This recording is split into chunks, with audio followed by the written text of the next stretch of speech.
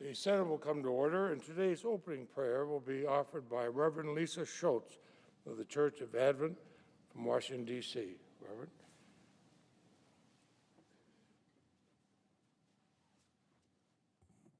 Let us pray. O God, our help in ages past, you are our hope for years to come. Give to the members of this body a special measure of wisdom and strength to accomplish your purposes on earth. Lord, help them to see what a practical resource they have in you, as you empower them to complete their business with civility, cooperation, and competence. Bless the leaders of both parties and their staff members. Bless those who chair committees and subcommittees, those who manage bills and labor for liberty. Enable our lawmakers to do what without you would be impossible. We pray in your strong name. Amen. Please join me in reciting the Pledge of Allegiance. Allegiance to the flag of the United States of America and to the republic for which it stands, one nation, under God, indivisible, with liberty and justice for all.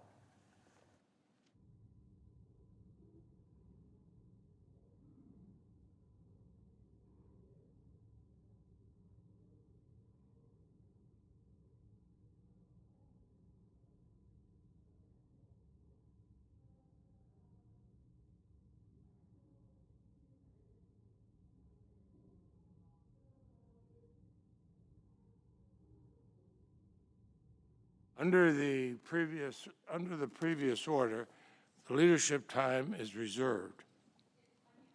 Morning business is closed, and under the previous order, the Senate will proceed to executive session to resume consideration of the following nomination, which the clerk will report. Nomination, United States Agency for International Development, Atul Atmaram Gawande of Massachusetts to be an assistant administrator.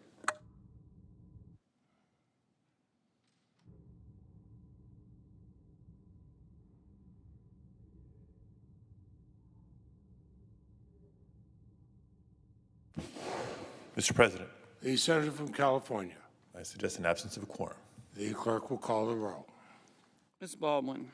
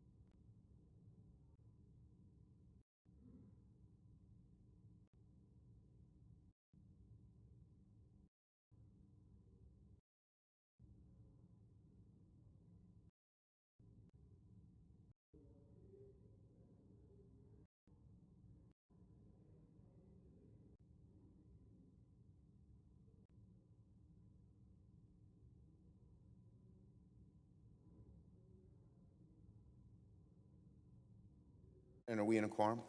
Yes, we are. I ask unanimous consent the quorum be dispensed with. Without objection, Majority Leader.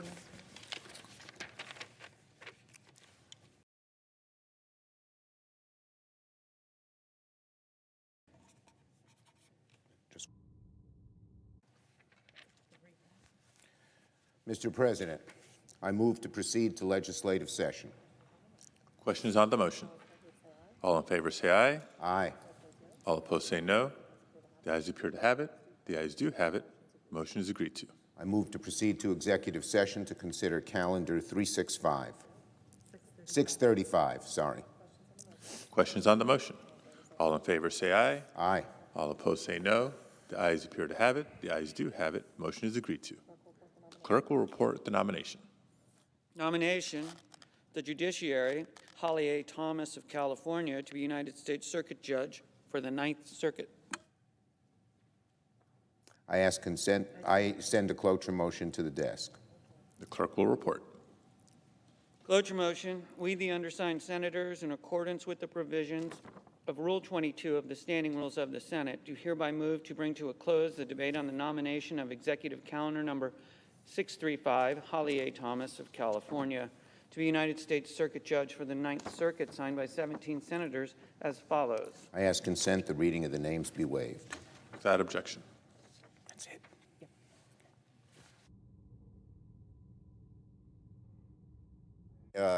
it. I note the absence of a quorum. Clerk will call the roll. Ms. Baldwin.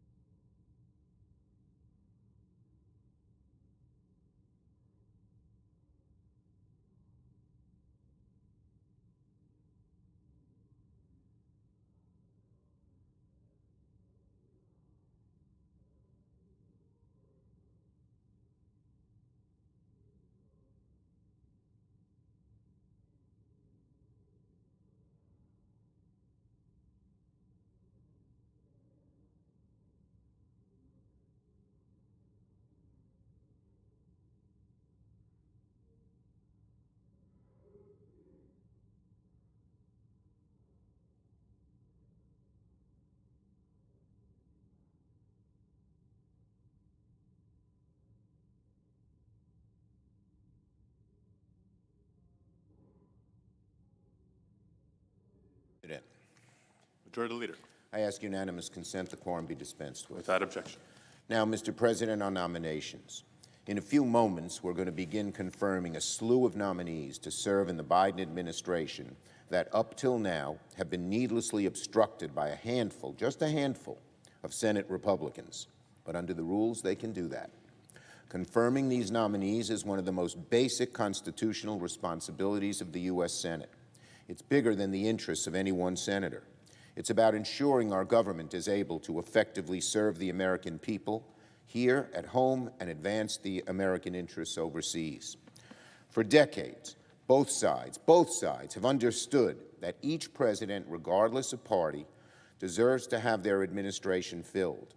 And we've worked together to make that happen, particularly for non-controversial and less senior nominees. But today's blockade is a beast of a different nature.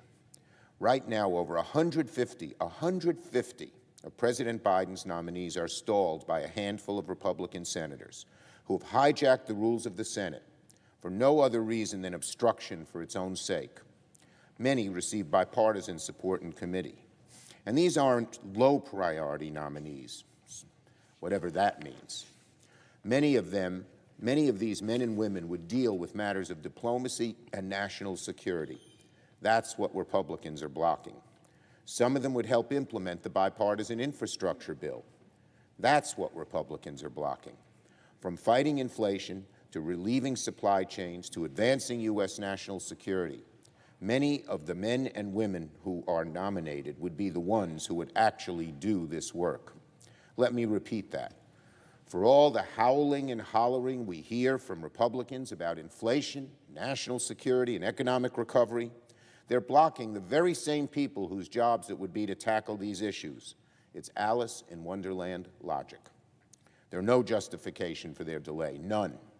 Listening to the other side twist themselves into pretzels, it's clear that their game is simple, cynical, self-interested obstruction. And I thank my colleagues on this side of the aisle for coming to the floor day after day to shine a spotlight on the real-world impact of Republican obstruction. This is the consequence of Republican obstruction. We're going to keep voting in this chamber as we work to get these nominees confirmed. Now on Build Back Better.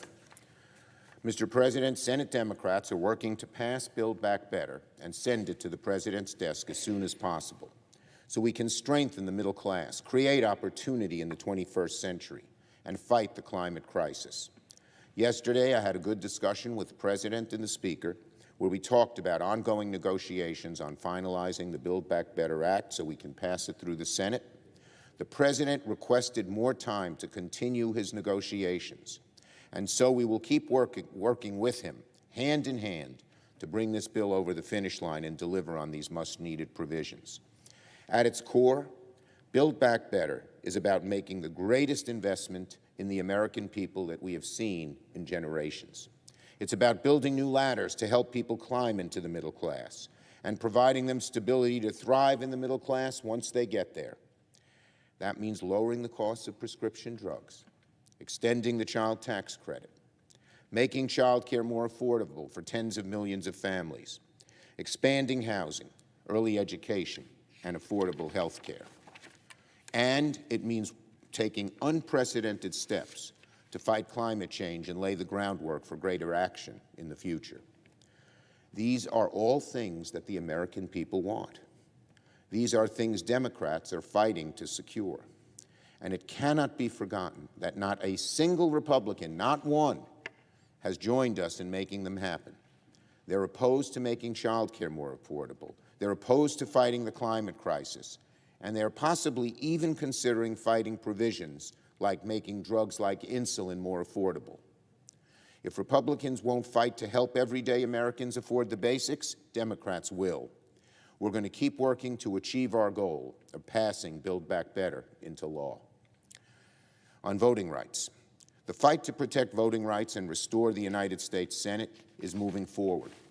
Yesterday, I continued to have detailed discussions with many of my colleagues about how we're going to reach our goal of passing voting rights to ensure it takes effect before Americans return to the polls in the next election, so it can affect those 2022 elections, which Republican legislators are so jaundicing.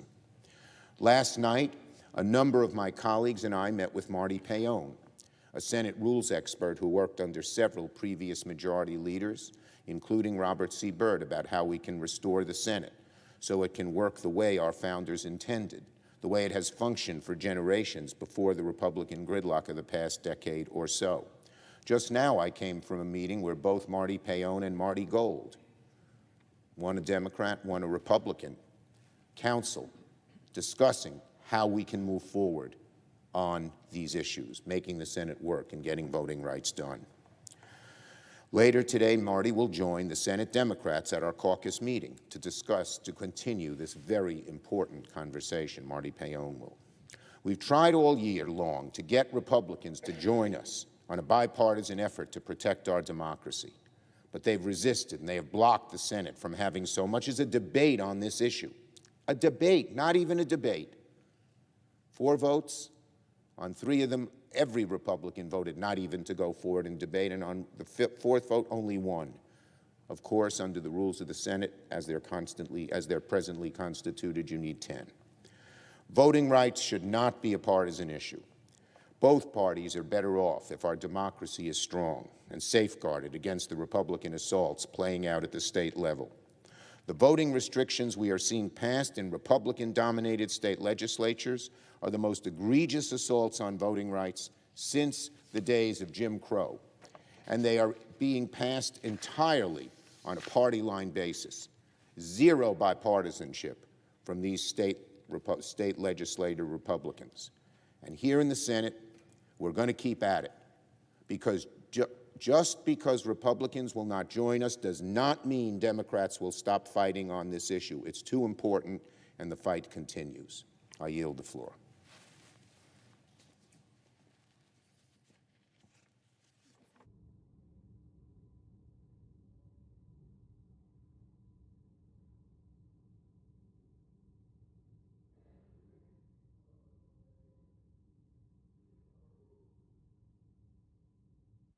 The clerk will report the motion to invoke cloture. Cloture motion. We, the undersigned senators, in accordance with the provisions of Rule 22 of the Standing Rules of the Senate, do hereby move to bring to a close debate on the nomination of Executive Calendar Number 528, Atul Atmaran Gawande of Massachusetts, to be an Assistant Administrator of the United States Agency for International Development, signed by 17 senators. By unanimous consent, the mandatory quorum call has been waived. The question is it the sense of the Senate that debate on the nomination of Atul Atmaram Gawande of Massachusetts to be an Assistant Administrator for the United States Agency for International Development shall be brought to a close? The yeas and nays are mandatory under the rule. The clerk will call the roll. Ms. Baldwin, Mr. Barrasso, Mr. Bennett, Mrs. Blackburn, Mr. Blumenthal, Mr. Blunt, Mr. Booker, Mr. Bozeman, Mr. Braun, Mr. Brown, Mr. Burr, Ms. Cantwell, Mr.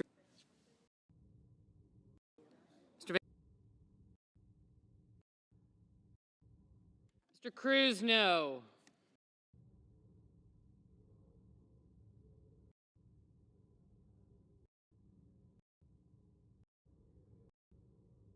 Mr. Manchin, aye. Mr. Warnock, aye. Mr. Bennett.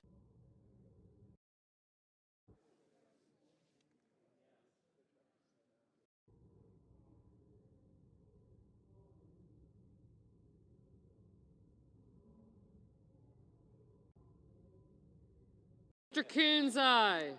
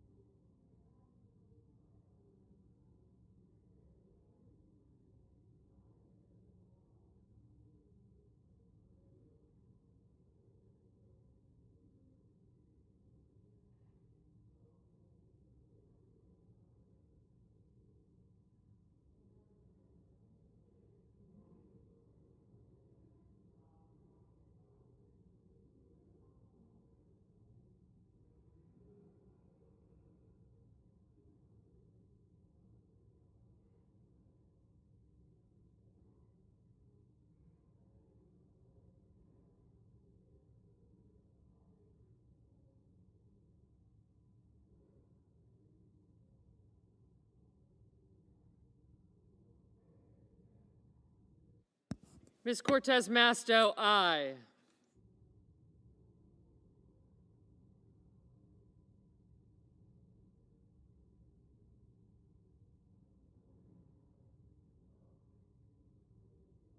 Mr. Scott of South Carolina, no.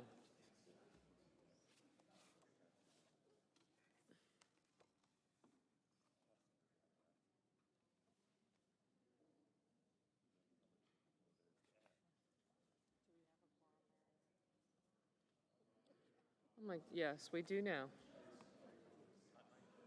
Pardon? Oh.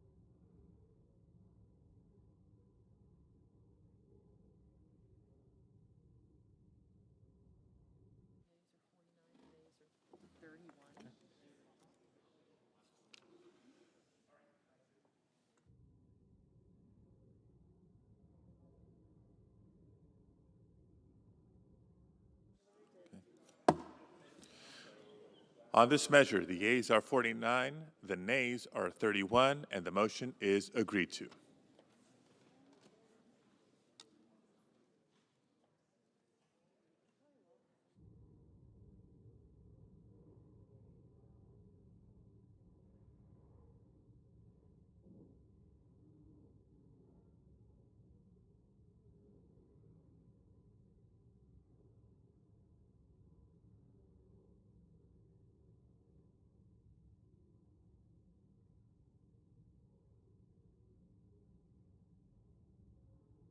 Mr. President, Senator from New Jersey.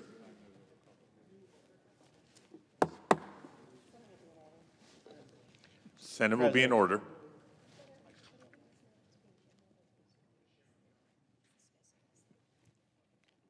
Mr. President, I rise to express my support for a number of foreign affairs nominations that should receive not just cloture votes today, but should receive votes on their nomination. It's a long list, including Dr. Atul Gawande to be the Assistant Administrator for the Bureau of Global Health at the United States Agency for International Development. Mark Gittenstein to be the U.S. Ambassador to the European Union. Julissa Reynoso Pantelon to be the Ambassador to Spain.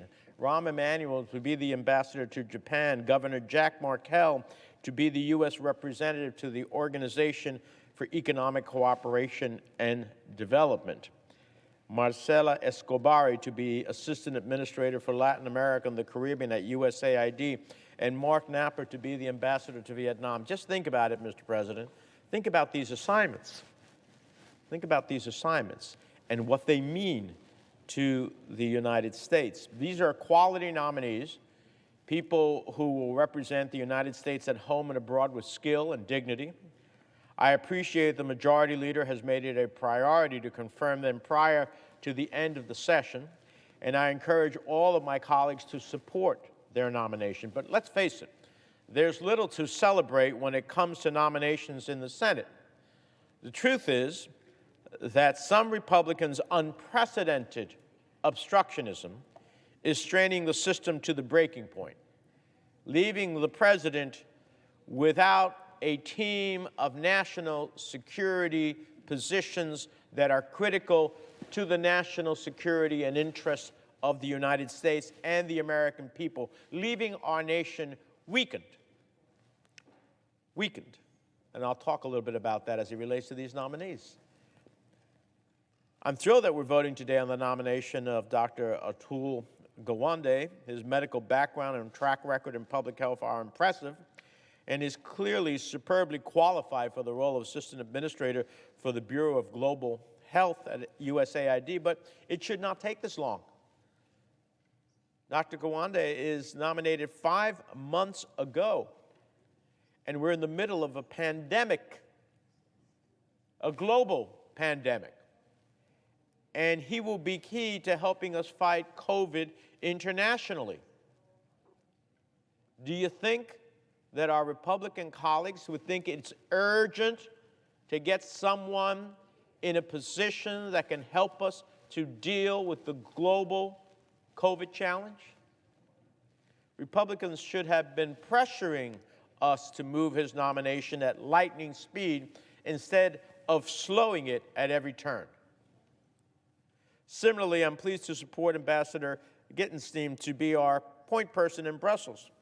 He has a long and distinguished career in both the public and private sectors, including previously as U.S. Ambassador to Romania, and is deeply committed to strengthening transatlantic ties.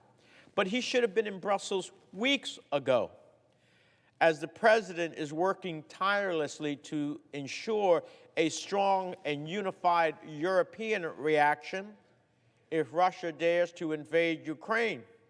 He has to do so without an ambassador to the European Union. We want the European Union to be on our side and join with us in multilateral efforts to give Russia the consequences of any action militarily against Ukraine. But you know, you need to have someone at the EU making the case. Making the case. Marciela Escobar, her experience and knowledge are deeply needed at USAID, where she would be leading our efforts in Latin America and the Caribbean, regions that are facing immense challenges, from Haiti to Venezuela to the Northern Triangle. She was confirmed by voice vote for this very same position in 2016, yet this time around, her nomination has languished due to Republican holds. By voice vote. Now, we are worried about immigration, right? Undocumented immigration coming to the country. Well, if you don't have somebody to help create stability in Haiti, guess what? You're going to see a lot more people at that southern border. If we don't deal with the Northern Triangle, we're going to continue to have a challenge. If we don't deal with the humanitarian challenges of the dictatorship in Venezuela, we're going to continue to see a challenge there.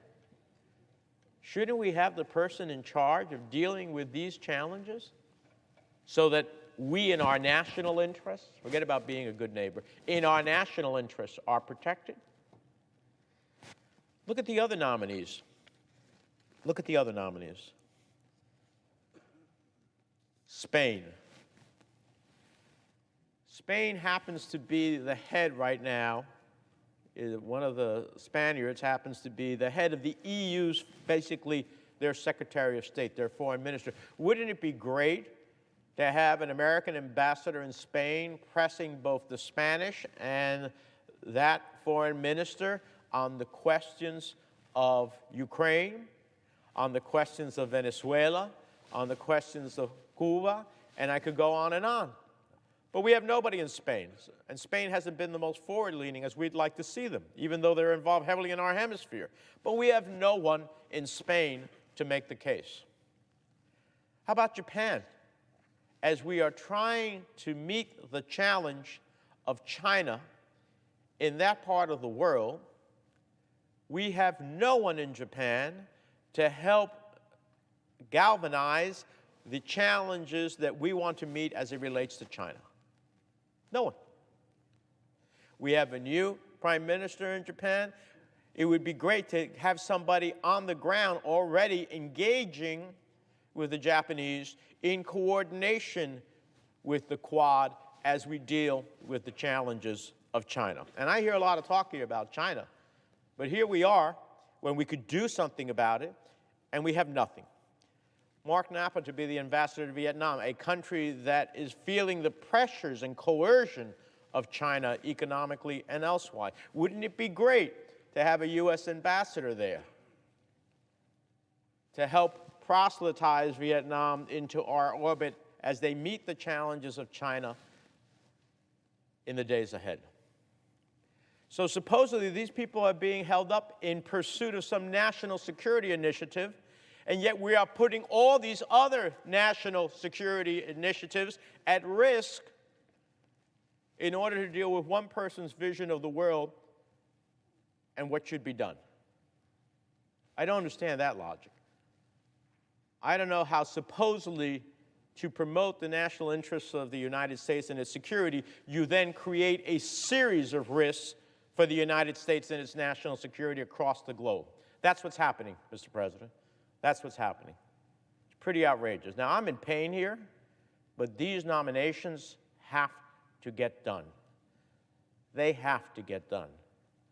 So if we're going to stay here, we're going to stay here, but these nominations have to get done. These people need to be in their positions so that we are not going to be in pain across the globe. Something's going to happen in one of these places, and we will not be there to ultimately have someone to promote our interests, to protect ourselves. Let me close by saying I didn't come to the Senate to fight about nominations. Certainly not what I did when I aspired to come to the Senate. I don't think most of our colleagues did as well. We came here to work for our constituents, to find solutions that move this country forward, to make a positive difference. We need to rededicate ourselves to making the Senate work, to fulfilling the constitutional duty of advice and consent. We are not fulfilling our constitutional duty of advice and consent in this manner. And to giving the president, I didn't agree with President Trump on a lot of his foreign policy decisions, but I voted for a lot of his nominees, and I didn't hold them up in any way, shape, or form as we are seeing in this unprecedented fashion. He needs qualified people to help the nation confront the challenges we face. I urge my colleagues, let's move forward. Let's expeditiously get these nominees out. You don't want to vote for them? Don't vote for them. That's fine. But don't stop the process of the advice and consent that ultimately is needed to put these people in the positions that is critical to the national security of the United States. With that, Mr. President, I yield the floor. Senator from Louisiana. Thank you, Mr. President. I would like to take a few minutes, Mr. President, to talk about two prominent Louisianians who are either transitioning or have transitioned into new ways to serve our state. And I'm not unbiased about these individuals, as you will shortly be able to tell. But I think most Louisianians who are fair-minded will agree with what I'm about to say. First person I want to talk about, and I've known both of these folks for a long time, is Rolf McCollister. Rolf did own, he sold a number of his companies. What did he do? Well, let me just say generally first, Rolf is a very astute and successful business person.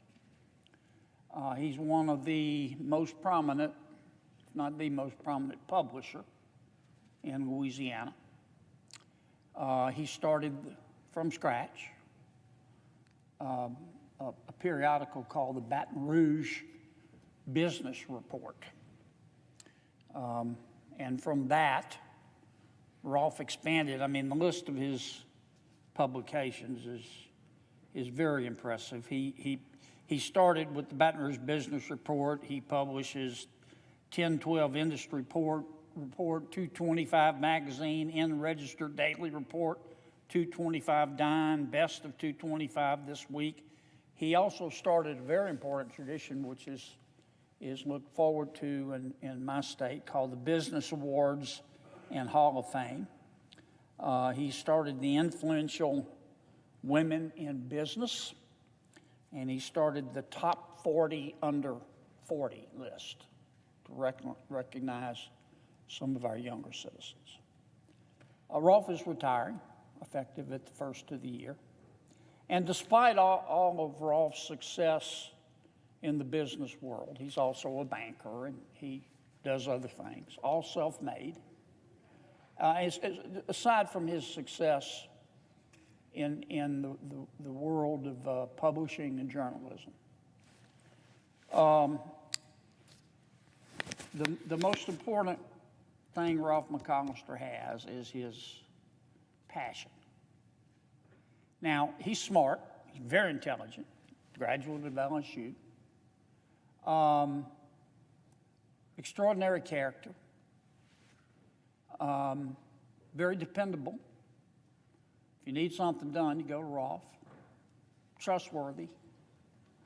But it's his passion that has most impressed me about Rolf McCollister.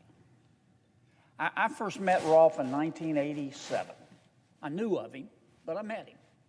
Louisiana had elected a brand new reform governor, a former congressman by the name of Governor Buddy Roemer. Like many of our reform governors, Buddy was to serve one term. And when Governor Romer took over, gosh, the state was a mess.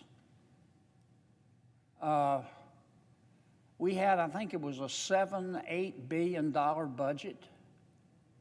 We had a $1.1 billion structural deficit. When Governor Romer became governor, we couldn't make payroll. Our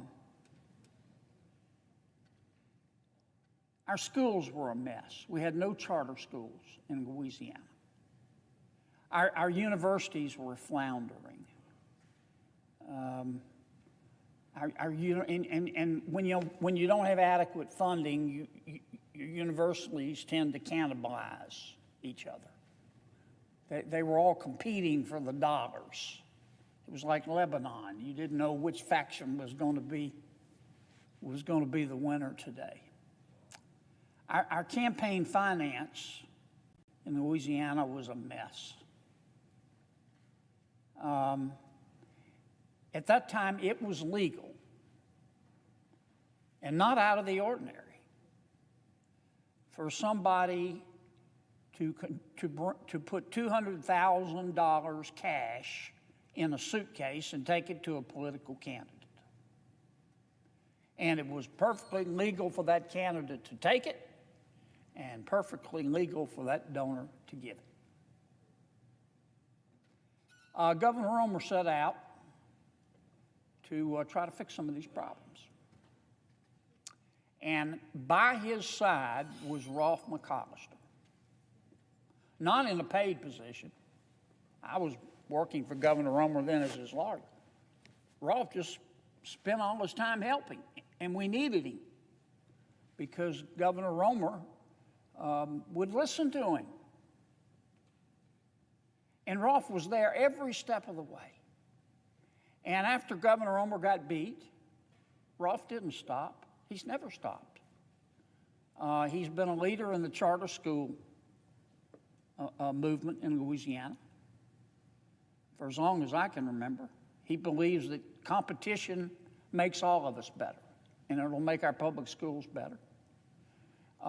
He did a stint on the LSU Board of Supervisors, which runs our flagship university, LSU. Rolfe didn't ever hold back. I mean, he said exactly what he thought about what was working at LSU and what wasn't working. And Rolfe made a lot of people mad. But Rolfe always believed, as did Governor Romer, and frankly, as do I learned a lot from both of them, that if you make the right people mad, you're doing your job.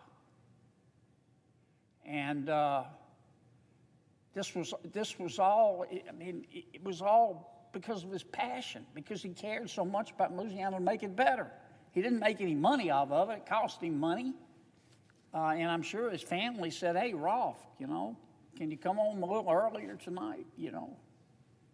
But Rolfe's he's just a fine person, and I'm very proud to have him in Louisiana. When I count my blessings, I count Rolfe twice, and he's transitioning to a new role. He sold his company to his partner, who's another great guy, Julio Molara, but Rolfe's going to still be involved in my state, and I just want to thank him. The second person I want to mention briefly, totally different in terms of the way she contributes to our state. Her name is Melinda Delight. Melinda is the new, I want to get her title right, Research Director, which is the #2 position at the Public Affairs Research Council. The Public Affairs Research Council is a big deal in Louisiana. I think it's our oldest think tank. It's one of the premier think tanks. They're not Republicans, they're not Democrats. I don't know what they are, except smart and straightforward. They periodically publish white papers, exhaustively researched about issues like the environment, fiscal policy, education. Every year when we amend our Constitution, and unfortunately we amend our state constitution just about every year, PAR puts out a publication explaining, not advocating for or against, but explaining the amendments. I read their white papers and their writings like clockwork. The number 2 position there is research director, so it's important. Melinda DeLotte is the new research director. I think Melinda's taken over the Public Affairs Research Council. And I'm kind of, I'm bittersweet about it. I'm very happy for PAR because they got one of our best and our brightest. But I'm really sad for journalism. Melinda ran the Associated Press in Baton Rouge for 22 years. 22 years.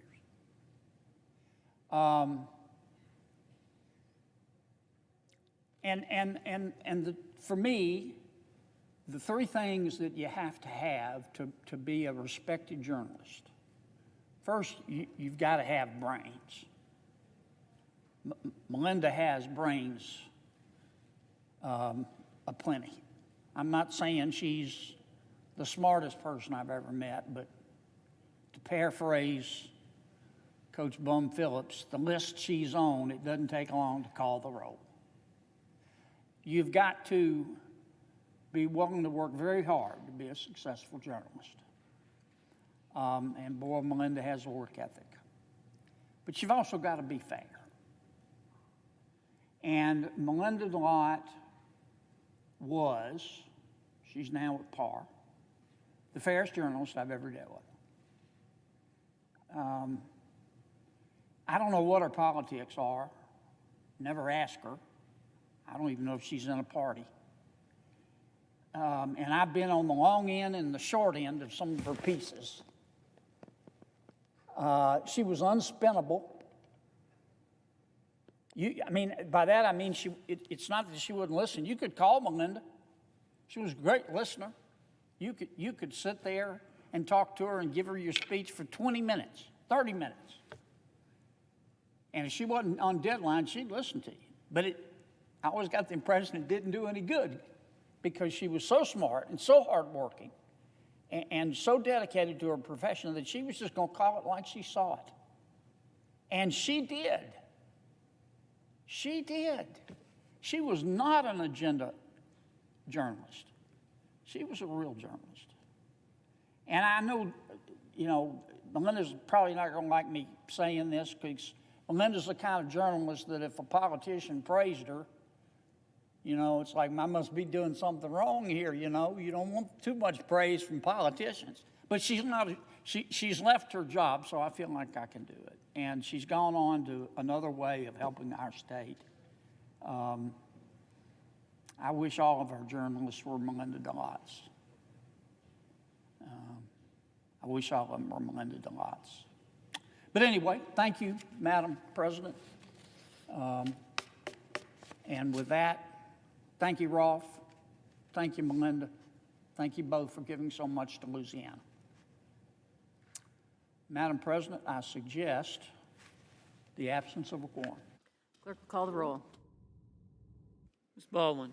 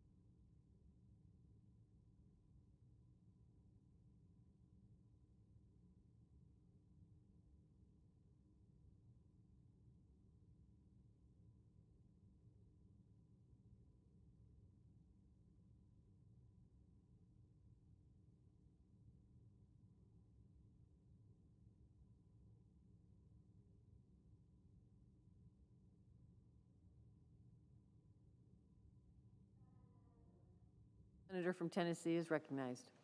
Thank you, Madam President. Are we in a quorum call? Yes, we are. I ask that we dispense with the quorum call. Without objection. Thank you, Madam President. I'm looking around this chamber and I'm talking to my colleagues, and it is so apparent we should not be here right now. Our business should be done. We have had all year. We should have wished one another well last week, and then we should have gotten ourselves home to our families, to our church families, to our neighbors and friends. And right now, I should be in Tennessee wishing Tennesseans well for this Christmas season. But with the way things are going, I'm beginning to believe that Joe Biden and the Democrats do not wish the American people well, because the fact is, everything they've done this year in some way, shape, or form has made life harder for Americans and for Tennesseans. And it's taken away just a little bit more of their freedom. And I was talking with a Tennessean last night, and they were making this point to me, that the gains that they had seen during Republican control of the House and the Senate and the Trump administration, and being able to keep more of their money in their pocket. This was a veteran. Talked about our standing in the world. Our allies knew they could trust us. Our enemies, indeed, feared us. All of that's gone. Life is harder. Life is more uncertain.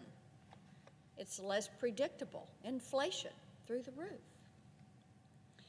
And as Tennesseans have turned on the news this week, they've heard an avalanche of news reports holding one or two members of this body responsible for, and I'm quoting, obstructing the democratic process.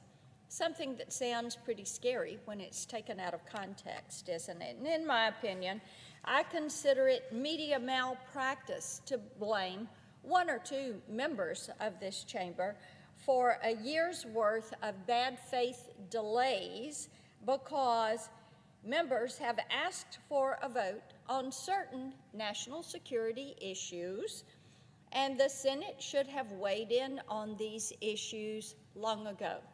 The Senate has had the time. The leadership has had the time. So, no, that narrative cannot stand.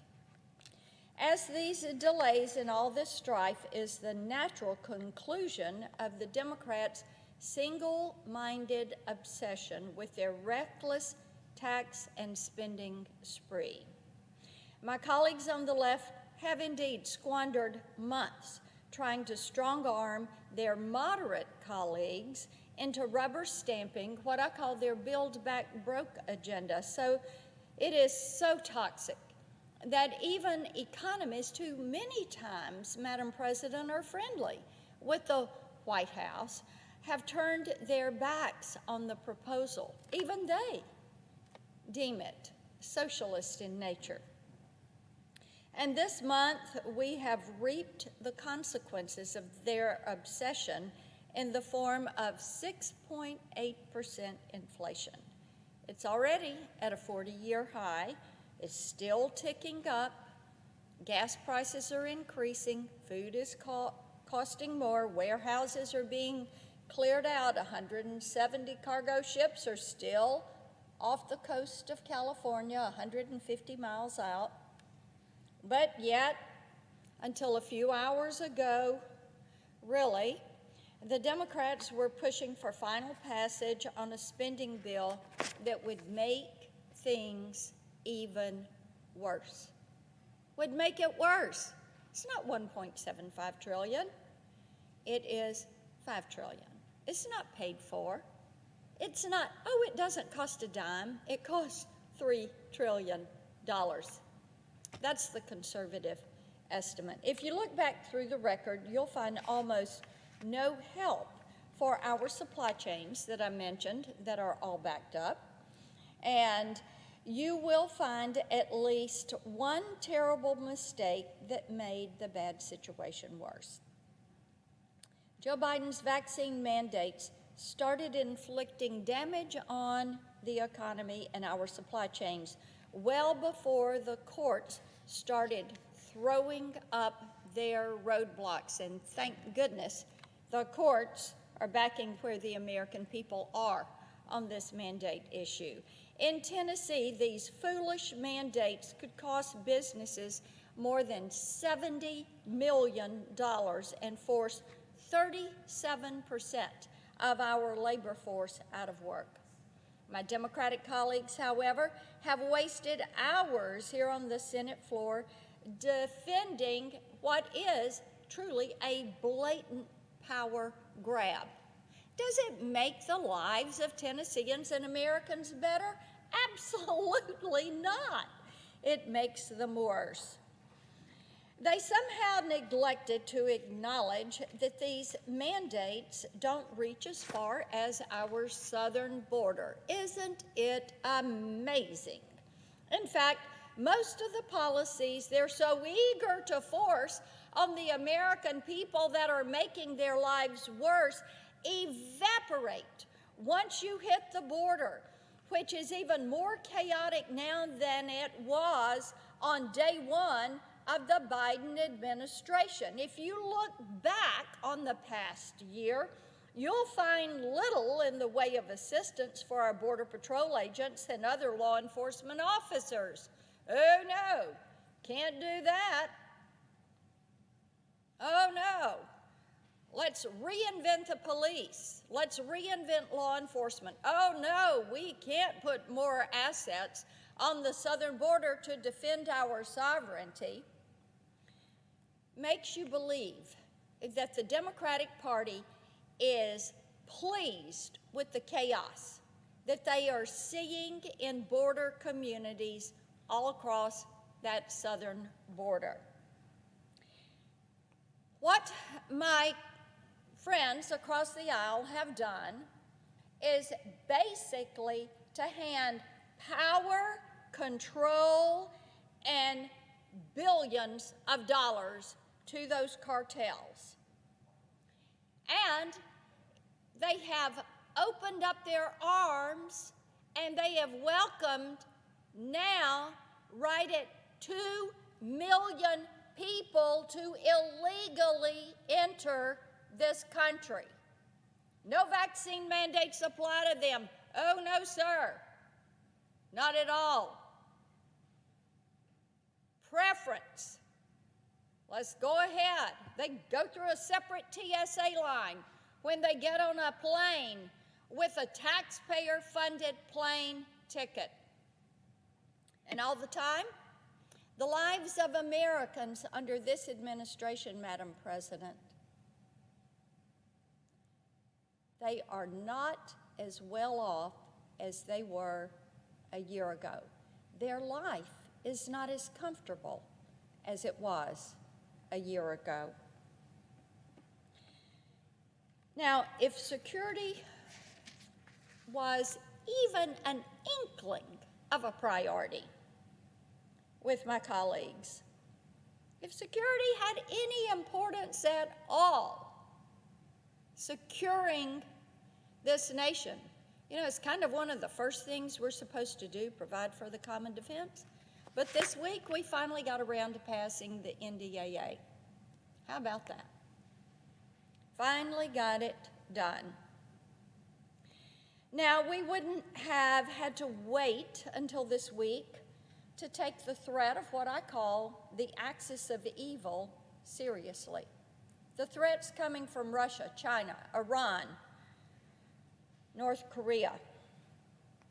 I can assure you, they are watching us very closely, and they are keeping up with what we are doing to protect this nation. Why are they so aggressive right now? They're looking at Joe Biden and they're saying, he's weak. He's not going to do anything to push back on us. You know, he talked about a few economic sanctions with Russia, but Putin's not worried about that. How about sanctioning, stopping trade, sanctioning so many other areas, stopping the Nord Stream 2? How about that, Madam President? To show that we are going to deal with them as they, an adversary of ours, deserve to be dealt with. We didn't do any of that. Oh no.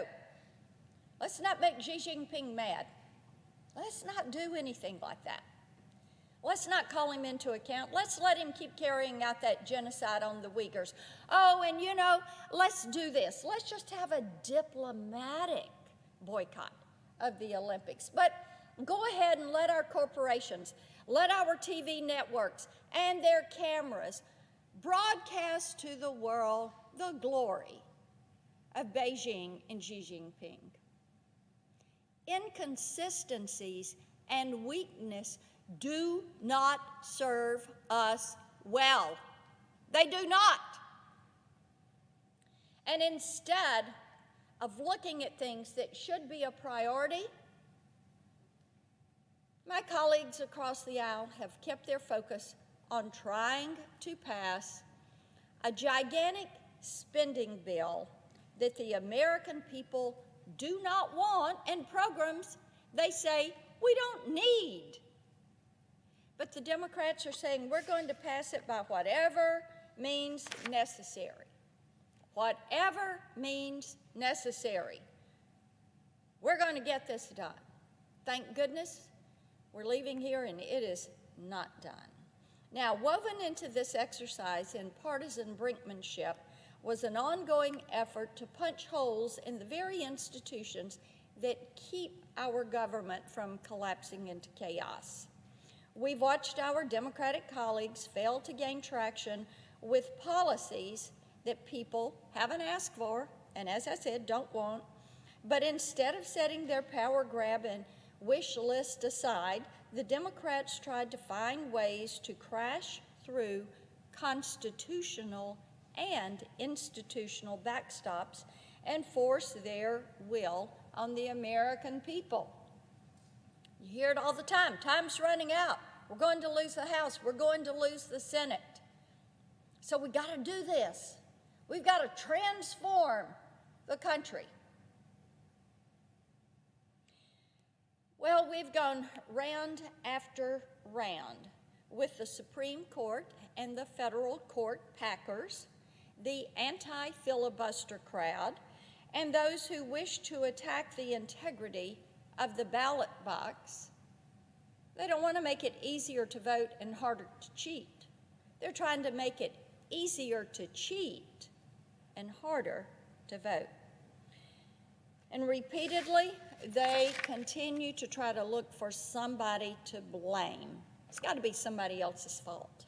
Just yesterday, we saw a wave of righteous indignation over the Senate parliamentarians' refusal to allow the Democrats to shove amnesty for illegal immigrants into a budget bill. That's right. They should not have been surprised by the ruling. They tried it once, twice, 3 times, and every time they should have known how this was going to end. You can't do that. It's almost as if all this has nothing to do with the policies printed on the thousands upon thousands of pages the Democrats are hoping nobody reads. Because they feel like they've got a deadline. They've got to do this. Time's running out. By whatever means necessary, let's just get it done. Well, Madam President, there is no serious person, none, that could look at this past year and conclude that Joe Biden and his allies in Congress have been acting in good faith, doing things the people want to see done. Because their agenda has been opposite of that. That's why so many elected representatives in the House and the Senate are saying, hey, I'm going home, I'm talking to people. We're getting calls in our office, we're getting emails, people are speaking up. They don't like this. The more they know about what we're doing, the less they like it.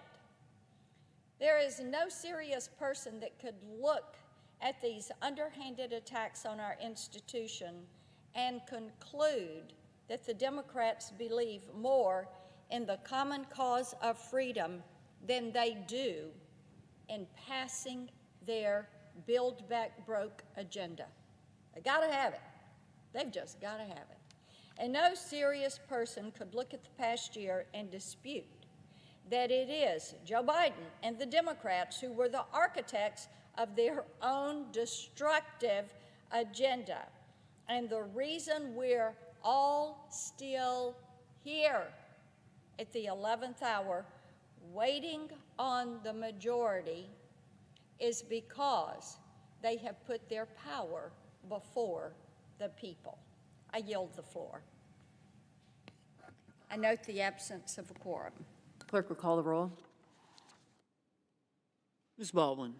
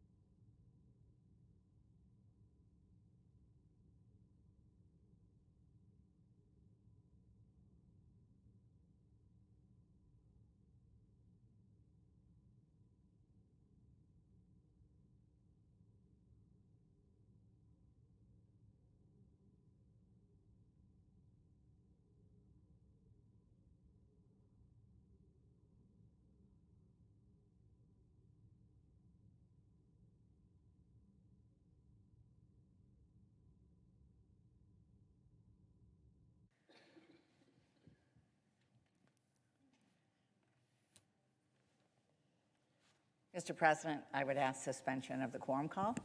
The senator from Michigan is recognized. Thank you very much. Without objection. Thank you. Mr. President, I am so pleased today to rise to speak about two incredibly competent women who are going to be coming before us for votes for the Michigan Federal District Bench a little bit later today. First of all, I rise in support of the nomination of Judge Shalina Kumar to be the U.S. District Court Judge for the Eastern District of Michigan. During her nomination hearing, Judge Kumar spoke about her father, Dr. Krishna Kumar, who moved to the United States from India. Dr. Kumar taught all of his children to believe in themselves and that they could be anything if they put their minds to it. And that's just what Shalina Kumar has done. She was born in Royal Oak, Michigan, received her undergraduate degree from the University of Michigan, and graduated from the University of Detroit Mercy School of Law. She spent a decade in private practice before being appointed by Governor Jennifer Granholm to the Oakland County Sixth Circuit Court in 2007. She's since been elected by Michigan voters, and since January 2018, Judge Kumar has served as the chief judge of the circuit court. During her time as a judge, Judge Kumar has presided over more than 10,500 cases. And she has served as presiding judge of the Adult Treatment Court, which allows people to avoid jail time by getting mental health treatment, help with employment, and education, which is so important. During her nomination hearing, Judge Kumar talked about the amazing transformation she sees in people and how grateful they are for the opportunity to contribute to society.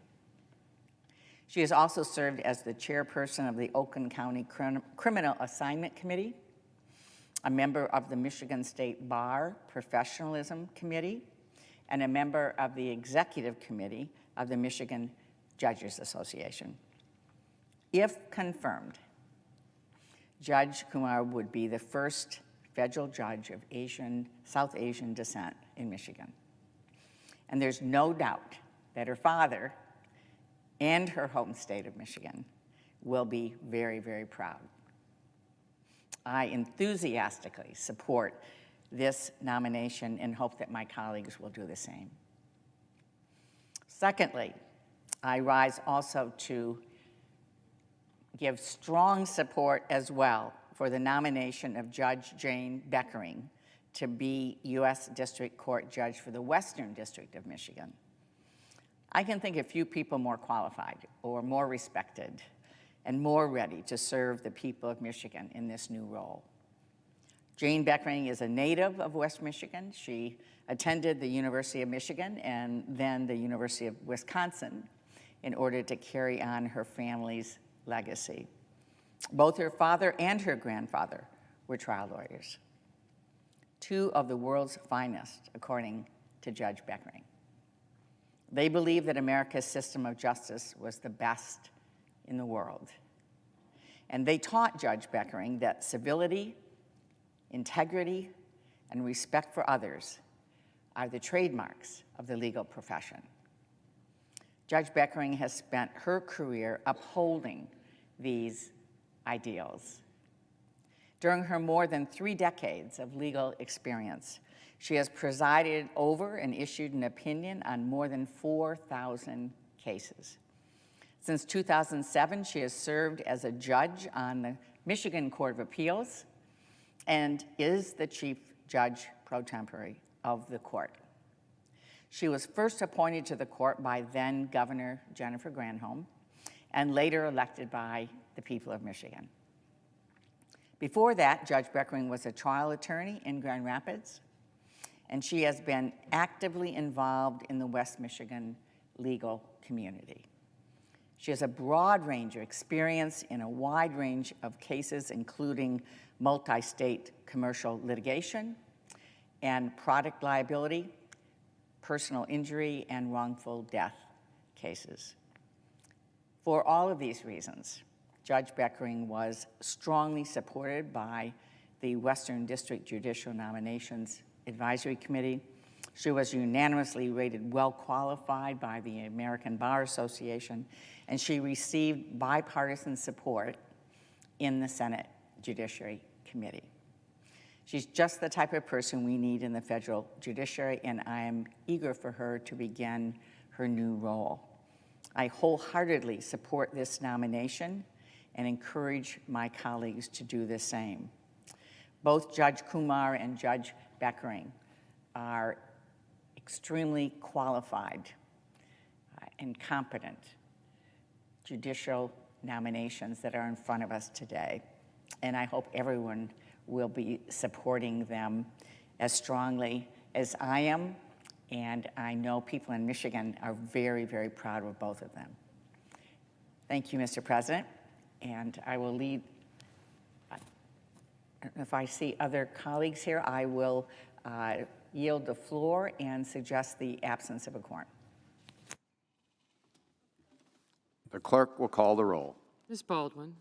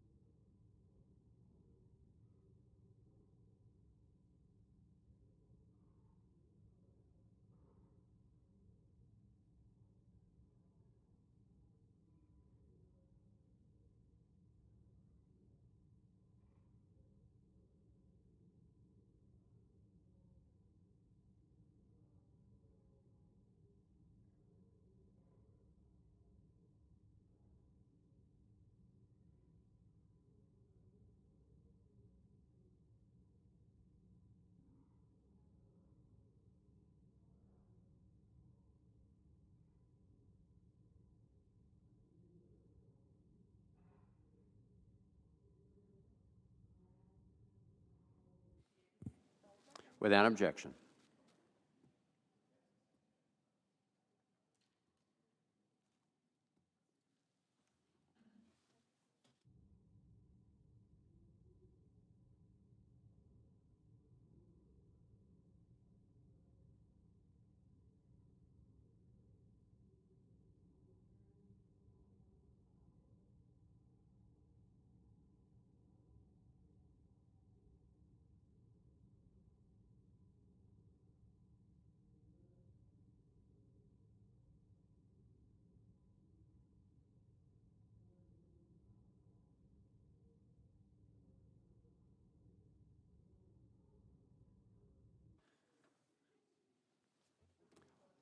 All post-cloture time has expired.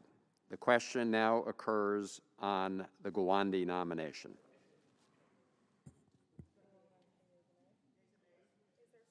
Is there a sufficient second? There appears to be. The clerk will call the roll. Ms. Baldwin, Mr. Barrasso, Mr. Bennett, Mrs. Blackburn, Mr. Blumenthal, Mr. Blunt, Mr. Booker, Mr. Bozeman, Mr. Braun, Mr. Brown, Mr. Burr, Ms. Cantwell, Mrs. Capito, Mr. Cardin, Mr. Carper, Mr. Casey, Mr. Cassidy, Ms. Collins, Mr. Coons, Mr. Cornyn, Ms. Cortez Masto. Where did she go? Mr. Cotton, Mr. Kramer, Mr. Crapo, Mr. Cruz, Mr. Daines.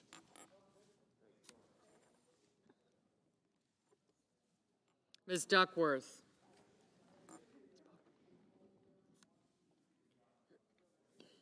Mr. Durbin. Ms. Ernst, Mrs. Feinstein, Mrs. Fisher, Mrs. Gillibrand, Mr. Graham, Mr. Grassley, Mr. Haggerty, Ms. Hassan, Mr. Hawley, Mr. Heinrich, Mr. Hickenlooper, Ms. Hirono, Mr. Hoven, Mrs. Hyde-Smith, Mr. Inhofe,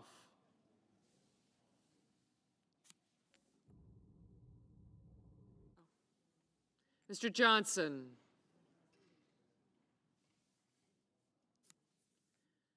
Mr. Kane, Mr. Kelly, Mr. Kennedy, Mr. King, Ms. Klobuchar, Mr. Lankford, Mr. Leahy, Mr. Lee, Mr. Lujan,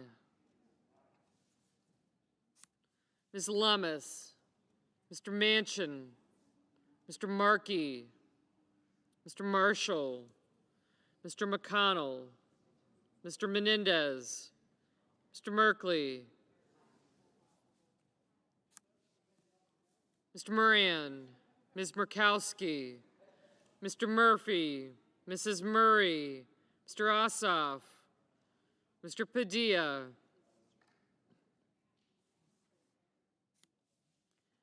Mr. Paul, Mr. Peters, Mr. Portman, Mr. Reed, Mr. Risch, Mr. Romney,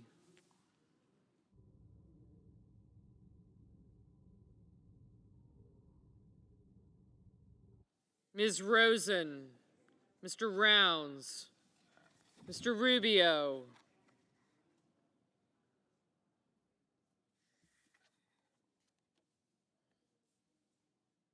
Mr. Sanders, Mr. Sass, Mr. Schatz, Mr. Schumer, Mr. Scott of Florida, Mr. Scott of South Carolina, Mrs. Shaheen, Mr. Shelby, Ms. Sinema, Ms. Smith, Ms. Stabenow, Mr. Sullivan, Mr. Tester, Mr. Thune, Mr. Tillis, Mr. Toomey, Mr. Tuberville, Mr. Van Hollen, Mr. Warner, Mr. Warnock, Ms. Warren, Mr. Whitehouse, Mr. Wicker, Mr. Wyden, Mr. Young,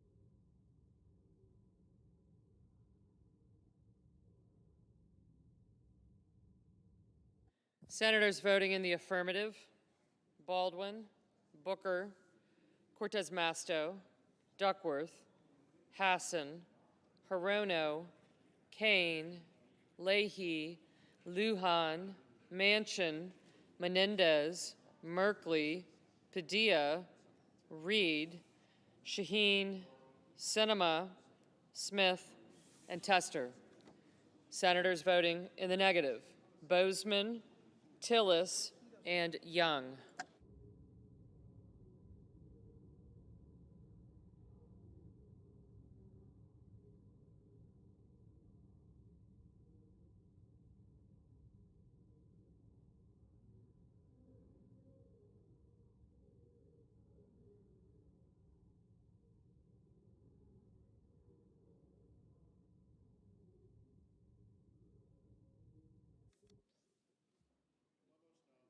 Mr. Blunt, no.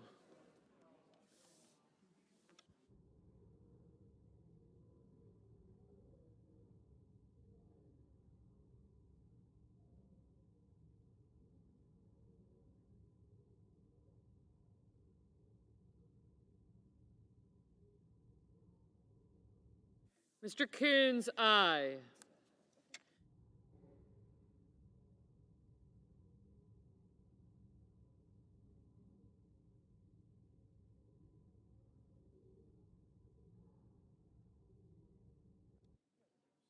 Mr. Casey, aye. Mr. Durbin, aye.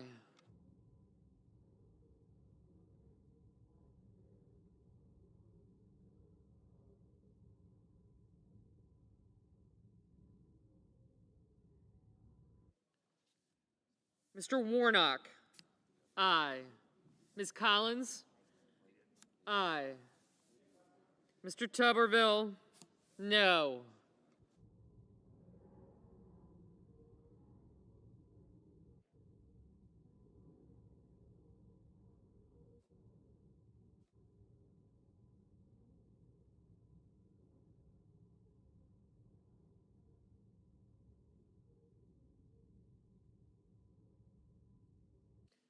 Ms. Klobuchar, aye.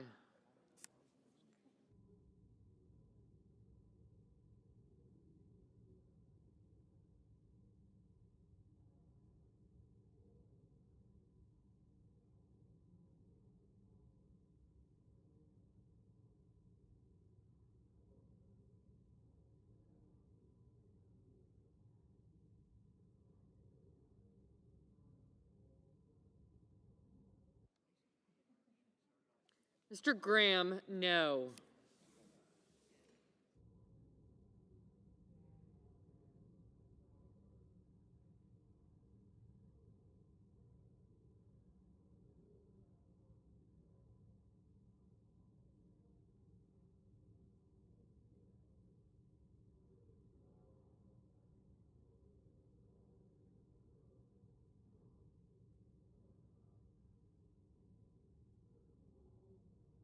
Ms. Stabenow, aye. Mr. King, aye. Mr. Markey, aye.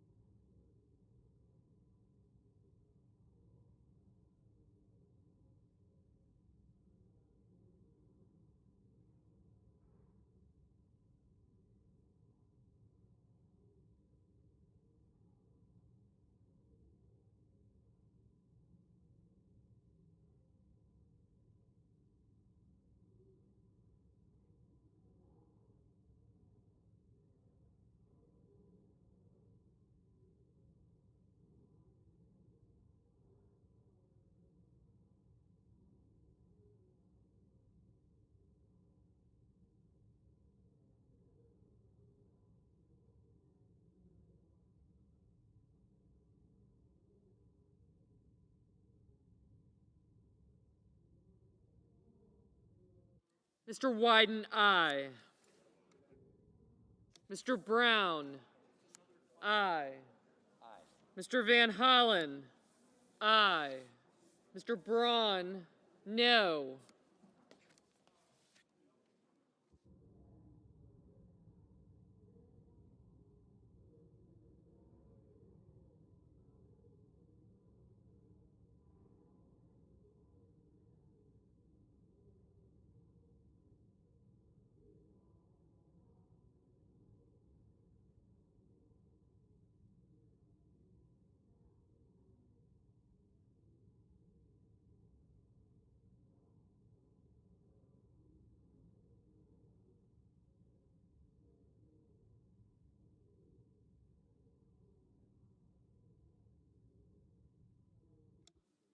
Mr. Thune, no.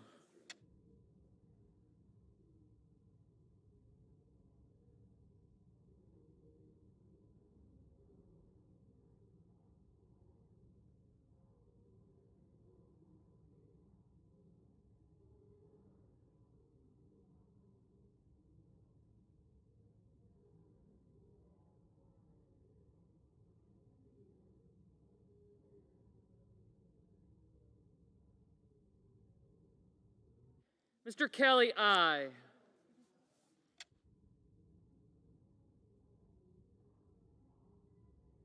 Mr. Cornyn, no.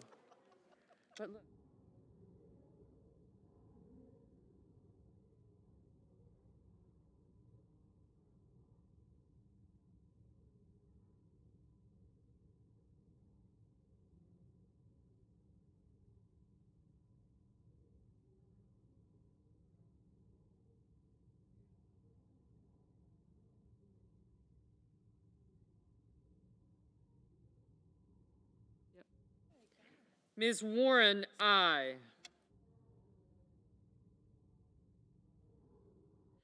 Mr. Hickenlooper, aye.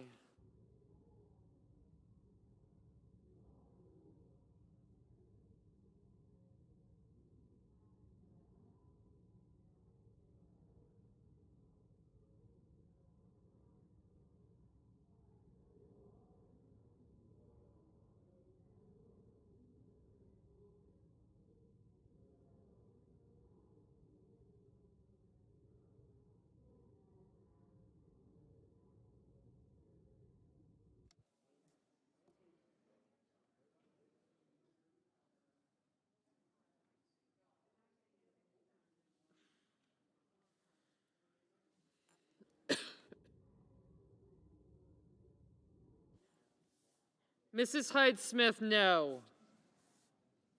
Mr. Schatz, aye. Mr. Schumer, aye.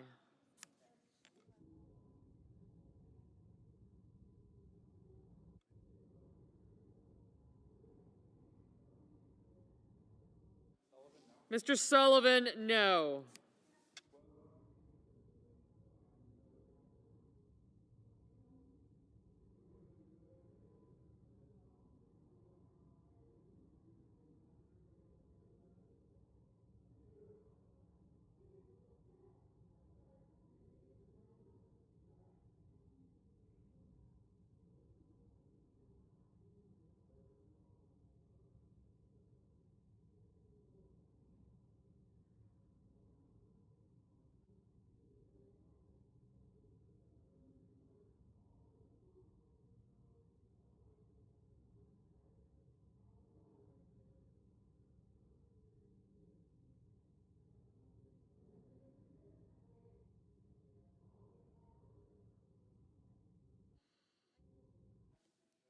Ms. Murkowski, aye.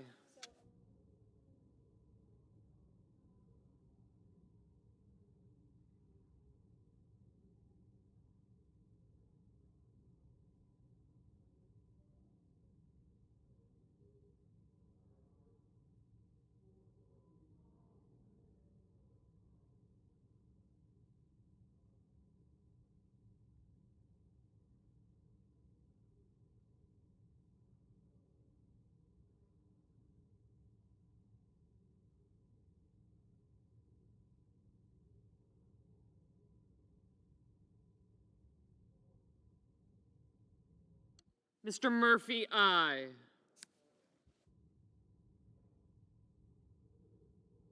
Mr. Bennett, aye.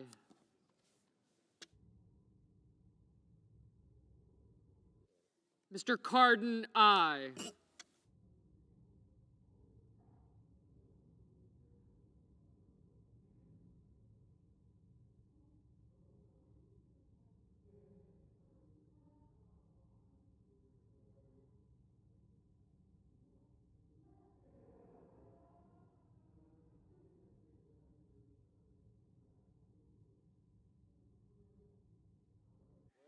Mr. Marshall, no.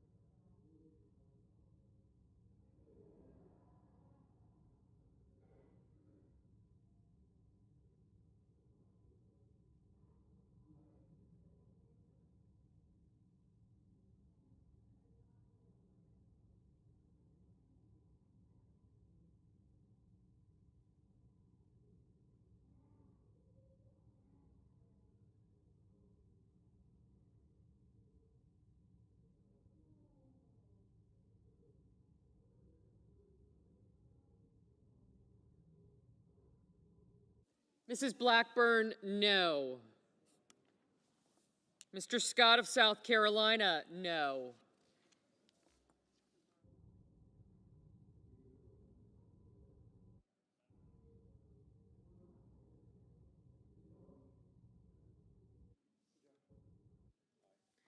Mr. Barrasso, aye. Mr. Cassidy, no. Ms. Rosen, aye.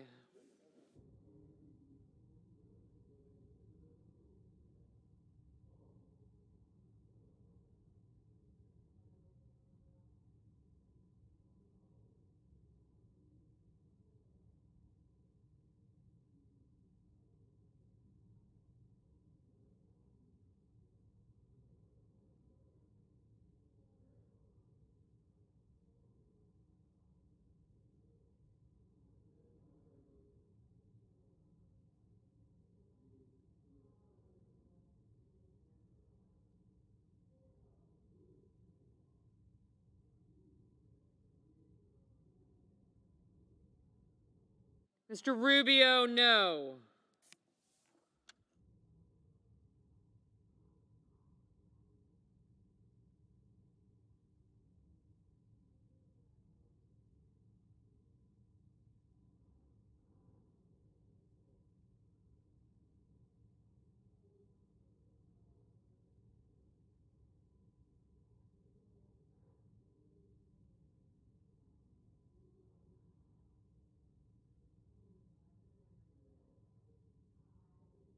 Mrs. Gillibrand, aye.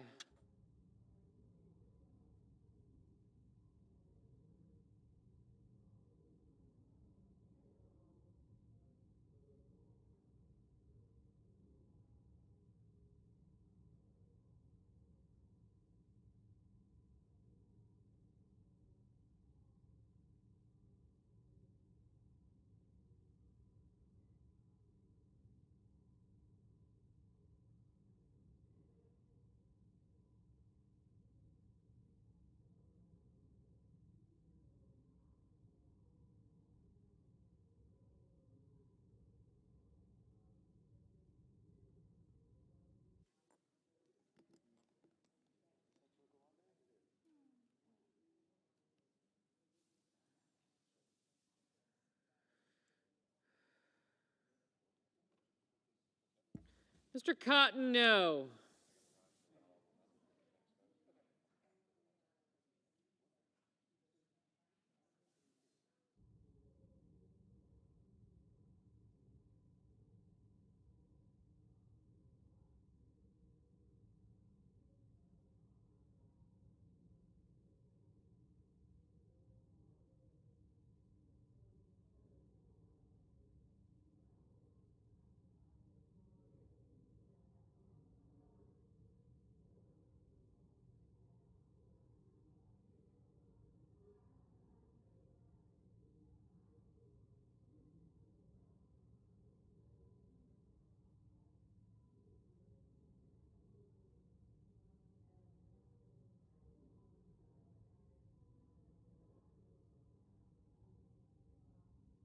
Mr. Toomey, no.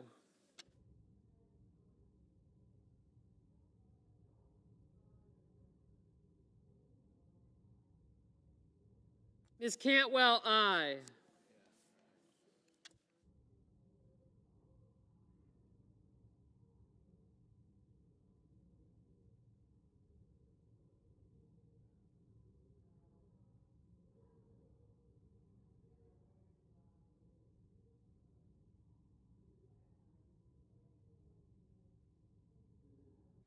Mr. Kennedy, no.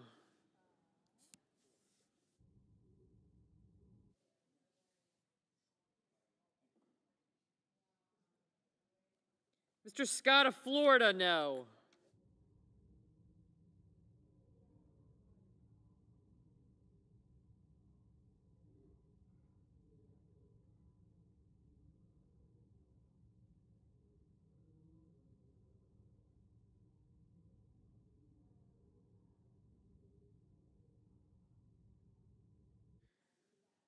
Mr. Romney, no.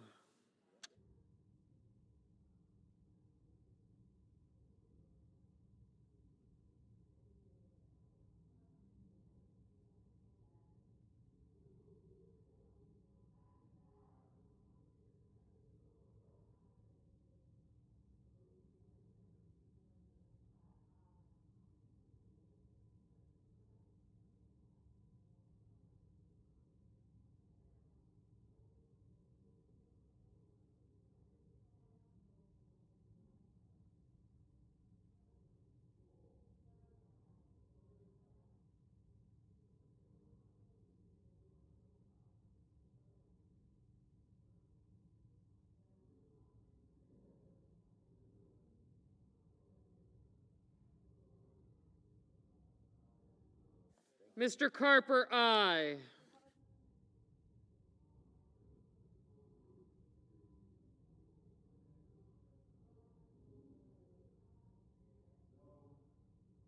Mr. Wicker, no. Mr. Whitehouse, aye.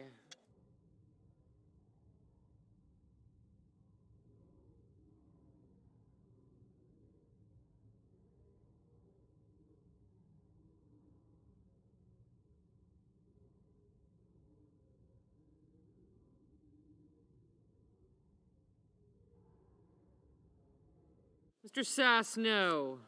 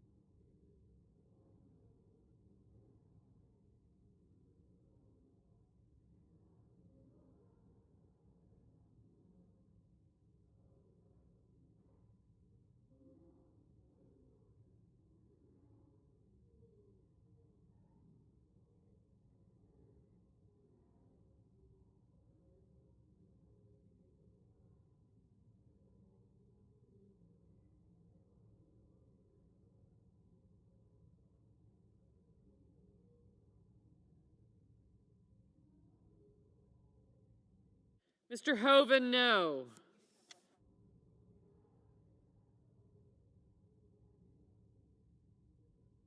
Mr. Grassley, no.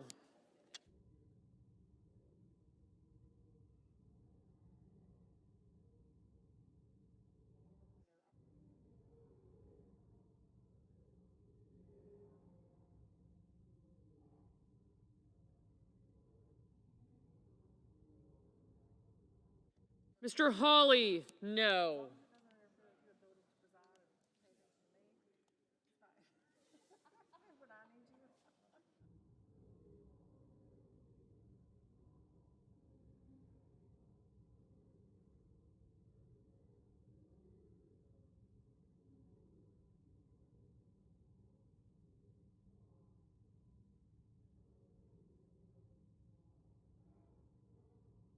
Mrs. Murray, aye.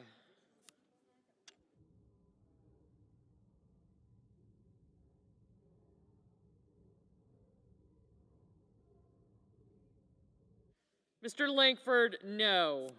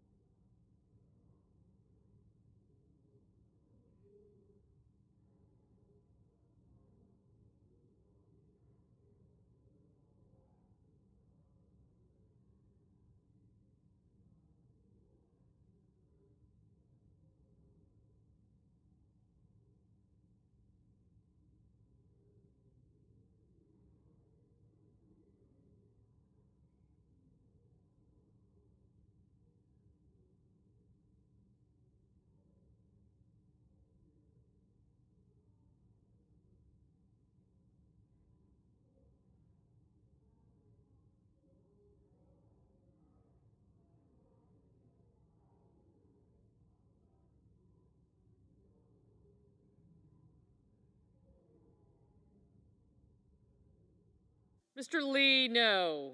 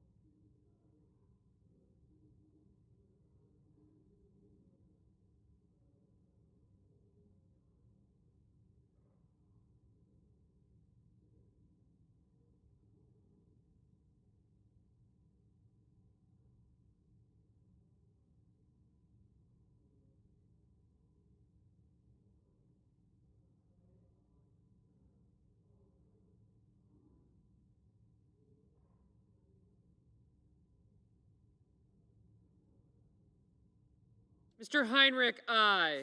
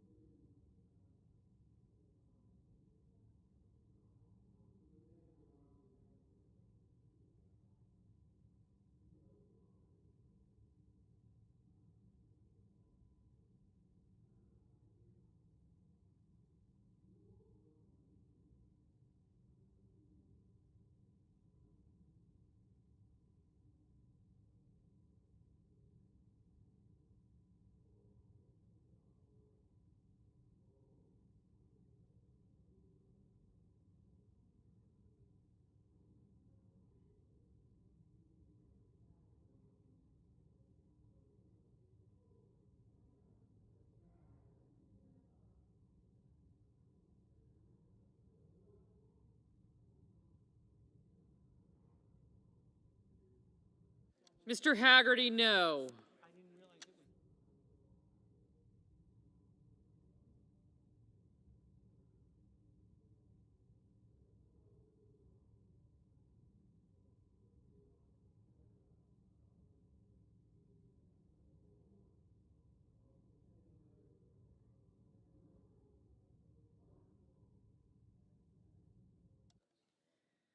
Mr. Crapo, no.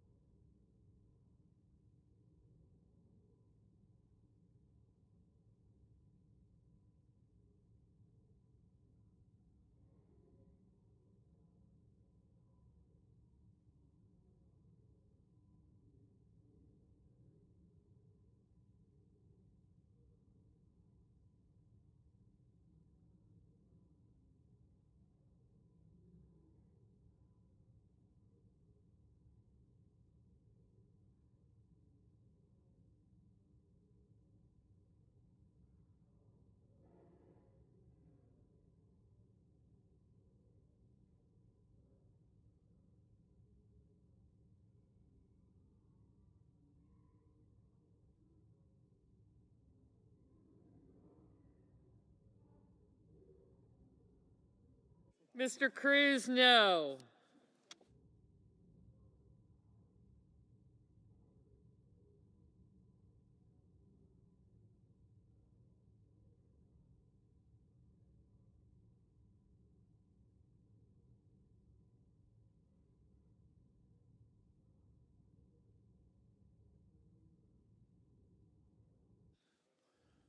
The yeas are 48, the nays are 31, and the nomination is confirmed.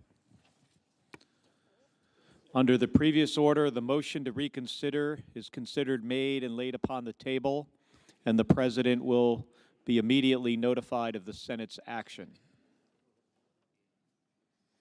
The clerk will report the motion to invoke cloture. Cloture motion. We, the undersigned senators, in accordance with the provisions of Rule 22 of the Standing Rules of the Senate, do hereby move to bring to a closed debate on the nomination of Executive Calendar Number 577, Linda Lopez of California, to be United States District Judge for the Southern District of California, signed by 19 senators. By unanimous consent, the mandatory quorum call has been waived. The question is it the sense of the Senate that debate on the nomination of Linda Lopez of California to be United States District Judge for the Southern District of California shall be brought to a close? The yeas and nays are mandatory under the rule. The clerk will call the roll. Ms. Baldwin, Mr. Barrasso, Mr. Bennett, Mrs. Blackburn, Mr. Blumenthal, Mr. Blunt, Mr. Booker, Mr. Bozeman, Mr. Braun, Mr. Brown, Mr. Burr, Ms. Cantwell, Mrs. Capito, Mr. Cardin, Mr. Carper, Mr. Casey, Mr. Cassidy, Ms. Collins, Mr. Coons, Mr. Cornyn, Ms. Cortez Masto, Mr. Cotton, Mr. Kramer, Mr. Crapo, Mr. Cruz.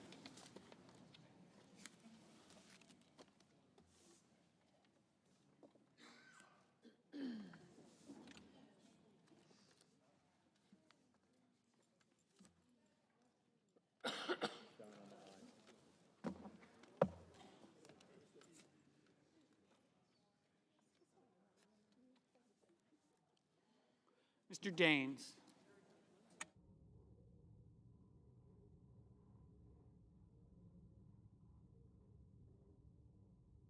Ms. Duckworth.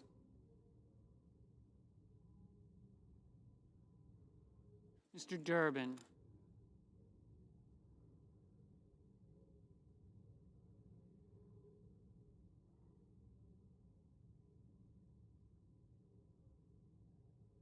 Ms. Ernst.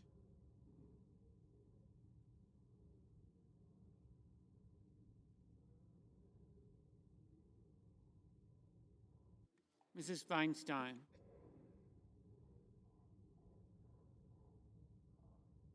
Mrs. Fisher.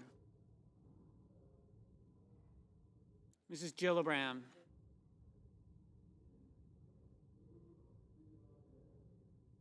Mr. Graham.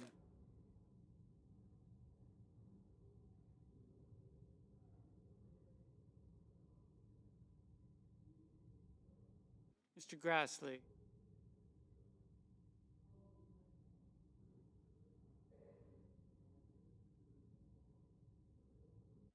Mr. Haggerty.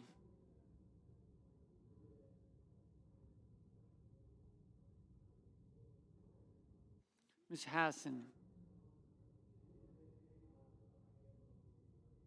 Mr. Hawley. Mr. Heinrich.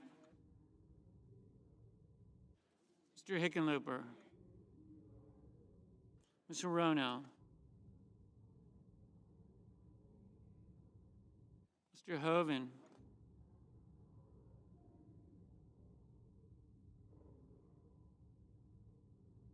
Mrs. Hyde-Smith. Mr. Inhofe.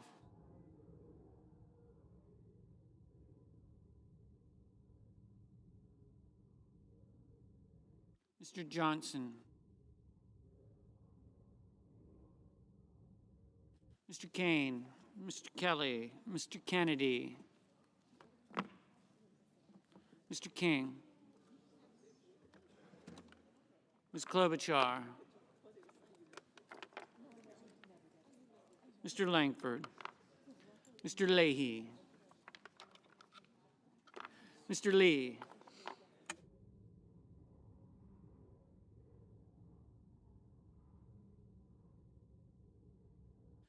Mr. Lujan, Ms. Lummis, Mr. Manchin,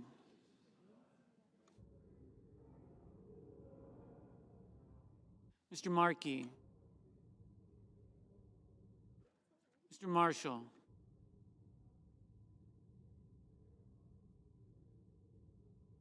Mr. McConnell,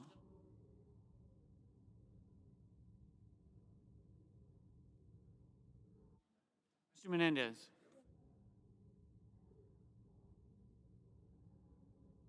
Mr. Merkley, Mr. Moran,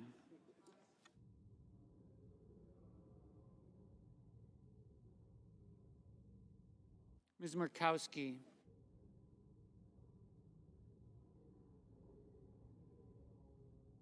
Mr. Murphy,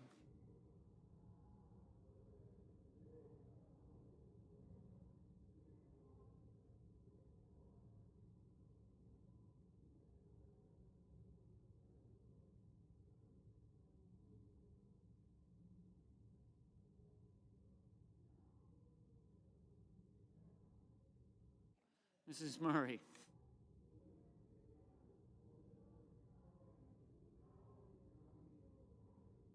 Mr. Ossoff,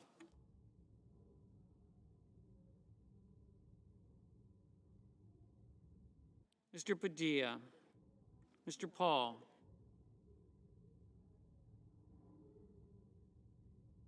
Mr. Peters,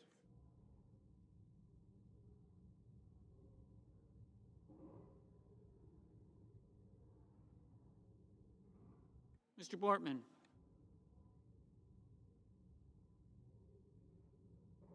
Mr. Reed, Mr. Resch, Mr. Romney,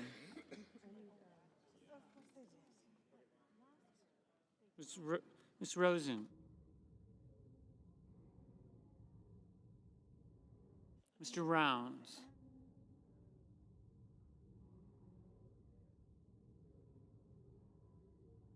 Mr. Rubio, Mr. Sanders, Mr. Sass, Mr. Schatz, Mr. Schumer,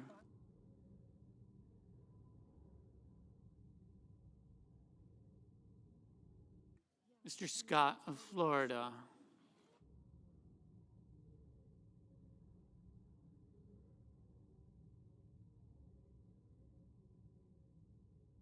Mr. Scott of South Carolina,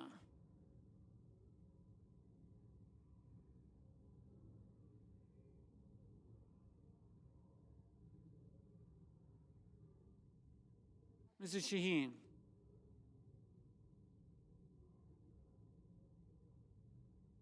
Mr. Shelby,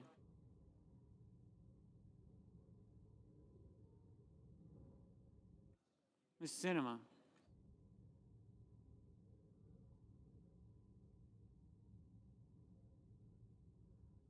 Ms. Smith,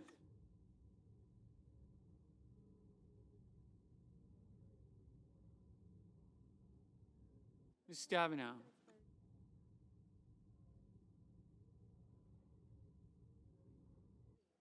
Mr. Sullivan,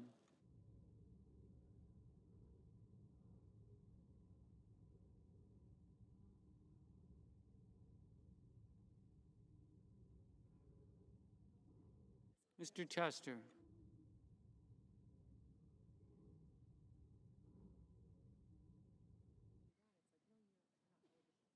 Mr. Thune,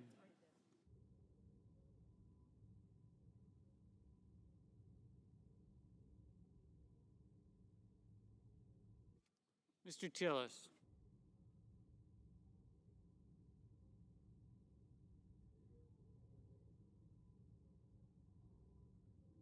Mr. Toomey,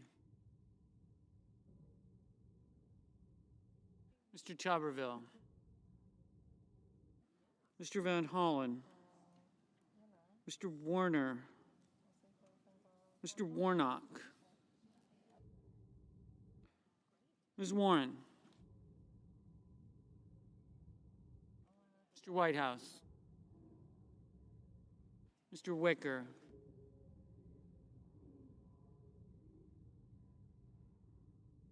Mr. Wyden. Mr. Young.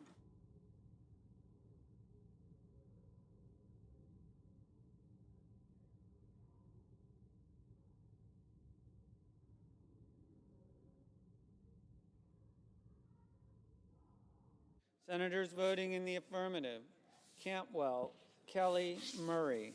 Senators voting in the negative: Barrasso, Blackburn, Crapo, Cruz, Grassley, Hyde-Smith, Lankford, Lee, Romney, Rubio, Sass, Scott of Florida, Thune, Tillis, Toomey.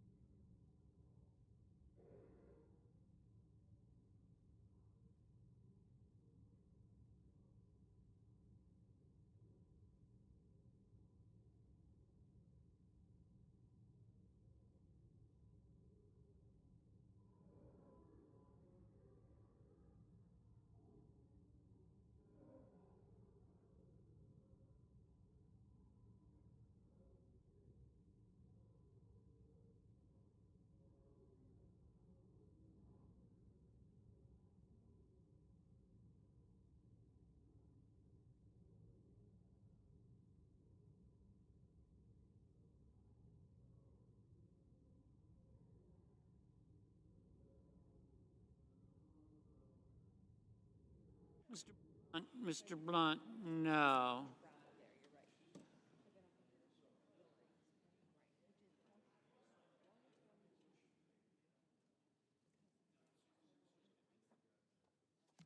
Mr. Cassidy, no. Ms. Collins. Ms. Collins, aye.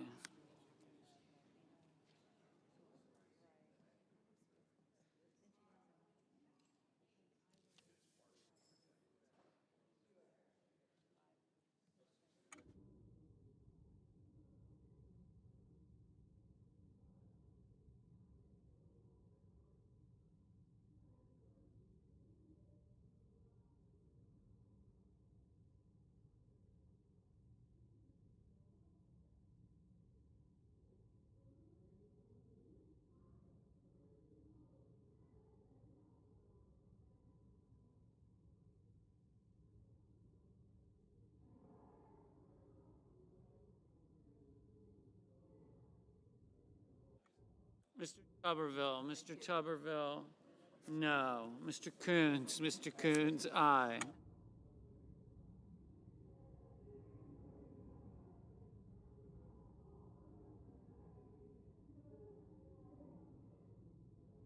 Mr. Kennedy, no.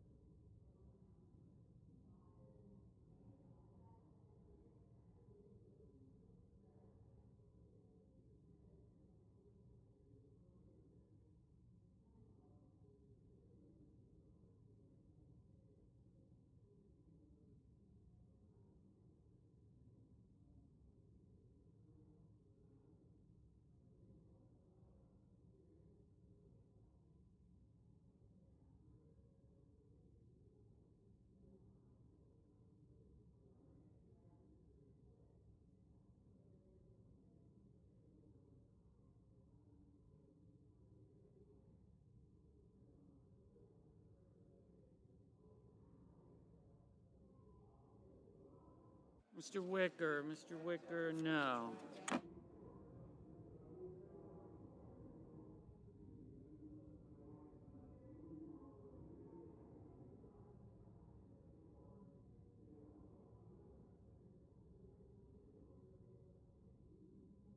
Mr. Cornyn. Mr. Cornyn, no.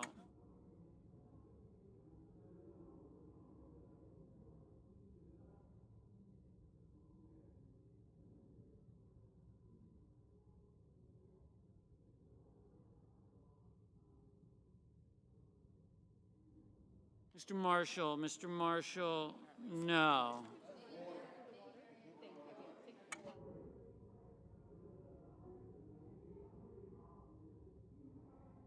Ms. Murkowski, aye.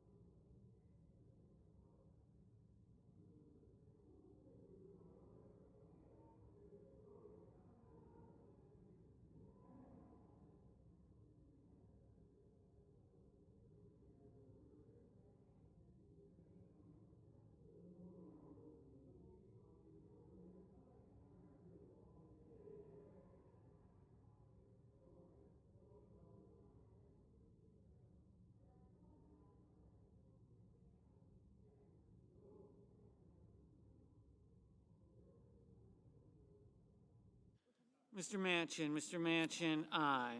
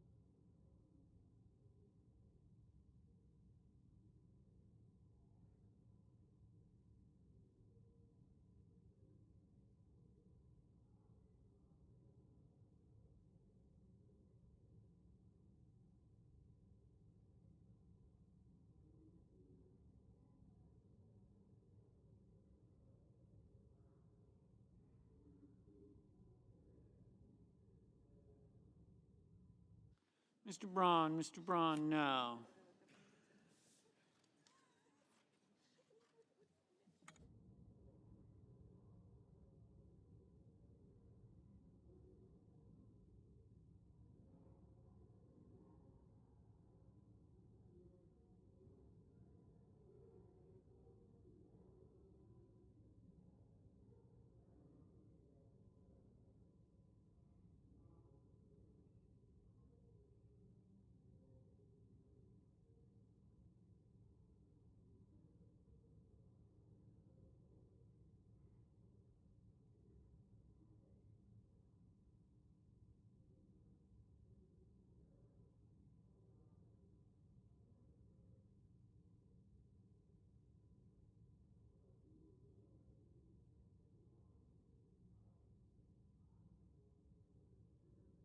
Mr. Carper, aye.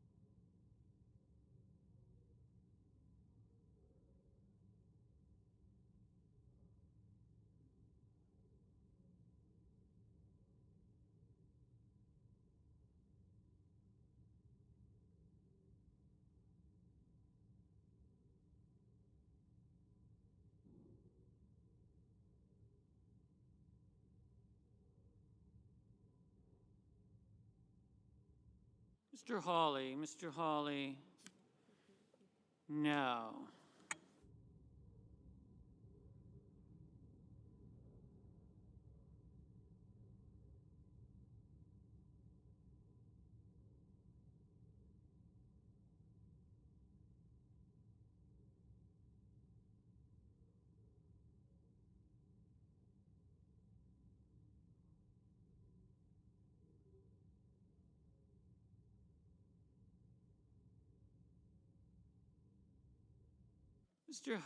Mr. Hoven, no.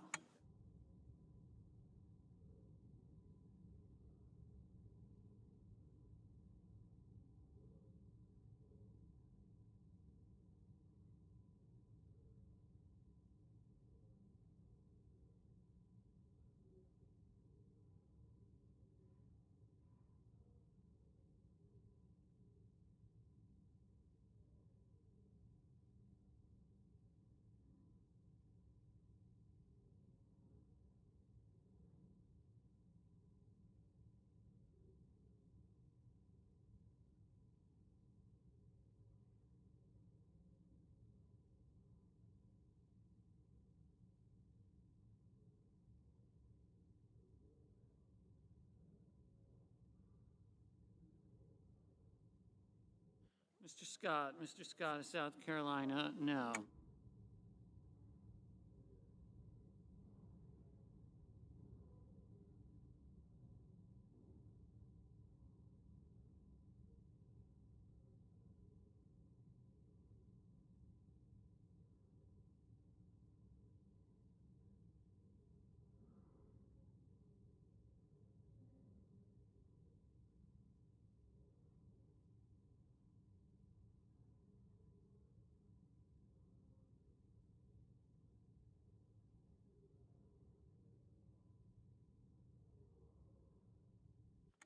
Mr. Bozeman, no.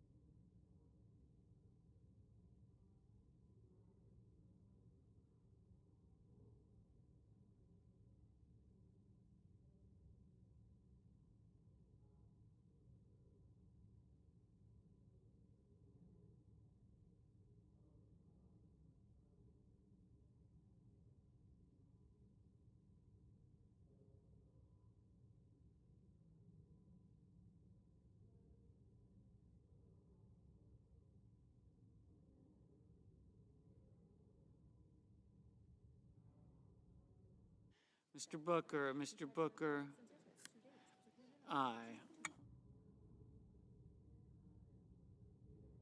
Mr. Haggerty, no.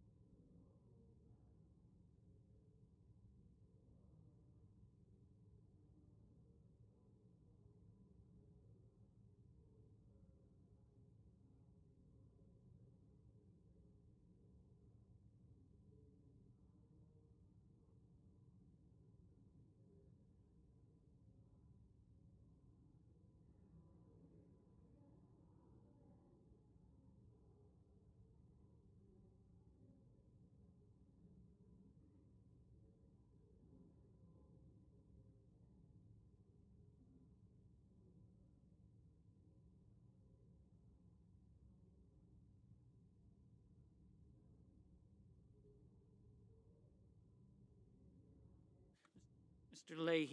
Leahy, aye.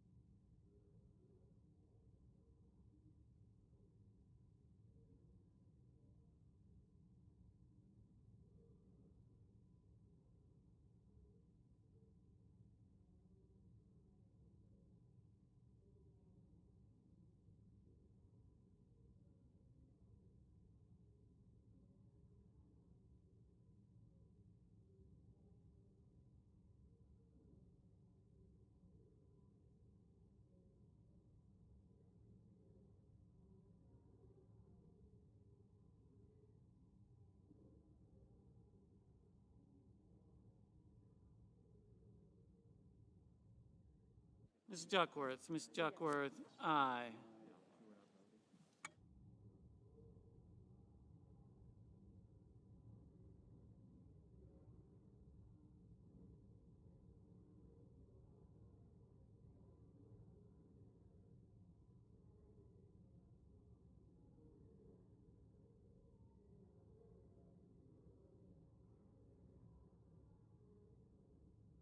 Ms. Rosen, aye.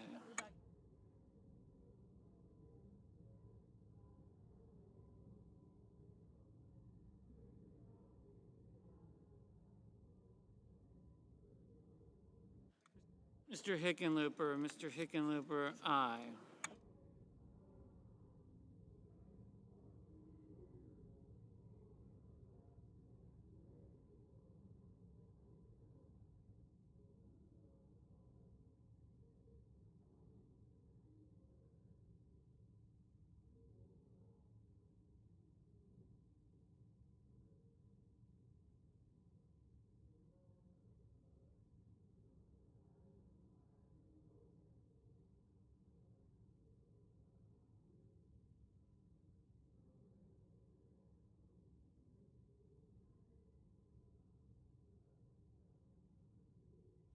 Mr. Kane, aye.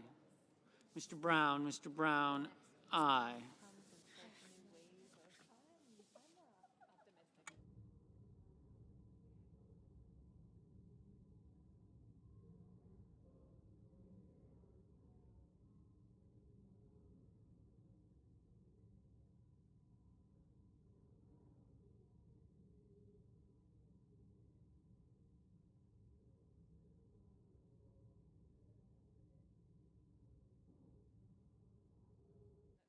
Mr. Reed, aye.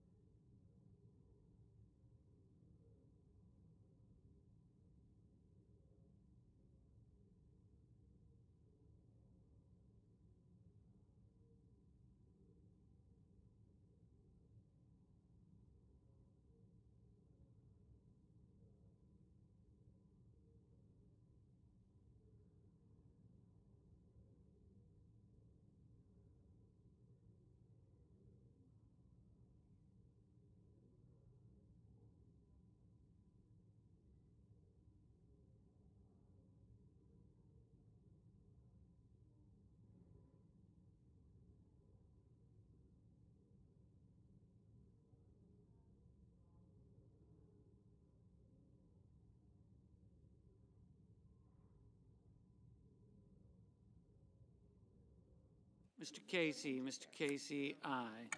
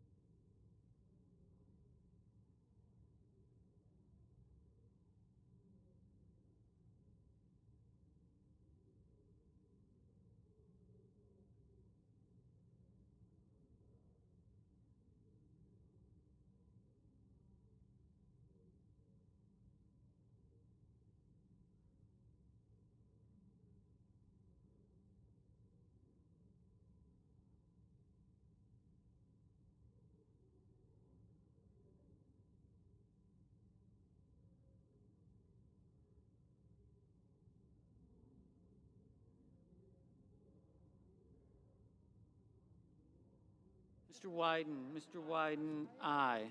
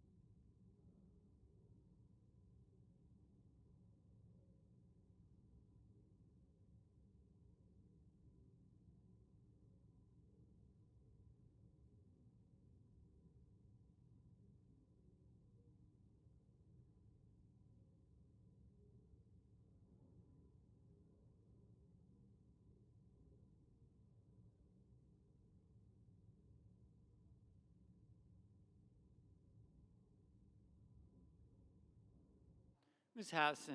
Hassan, aye. Mr. Durbin, aye. Ms. Sinema, aye. Ms. Cortez Masto, aye. Mr. Menendez, aye. Mr. Lujan, aye. Ms. Smith, aye. Mr. Tester, aye. Mr. Bennett, aye. Mr. Cardin, aye. Mr. Van Hollen, aye. Ms. Baldwin, aye.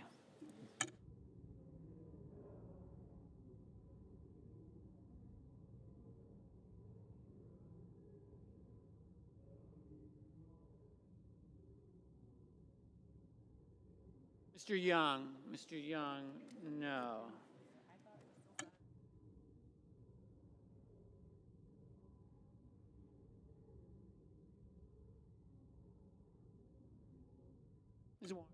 Ms. Warren, aye. Mrs. Shaheen, aye.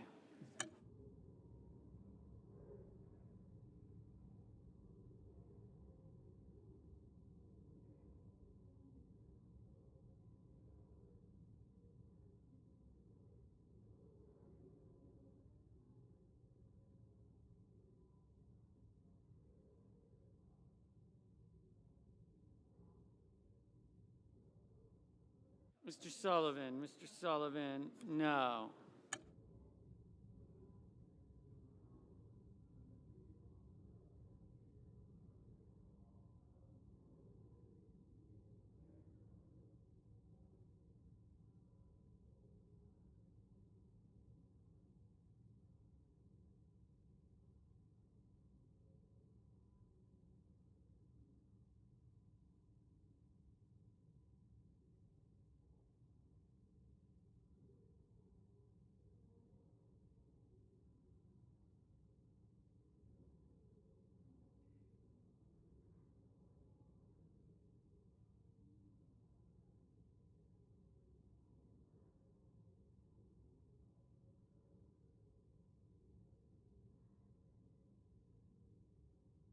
Ms.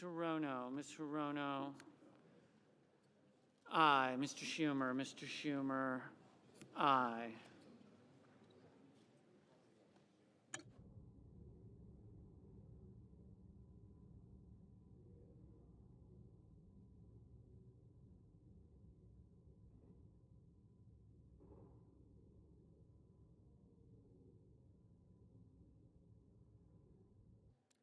Mr. King, aye.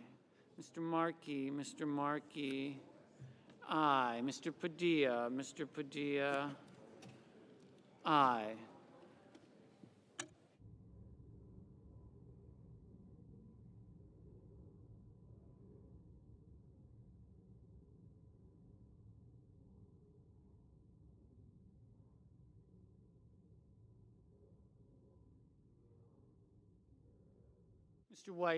Mr. Whitehouse, aye.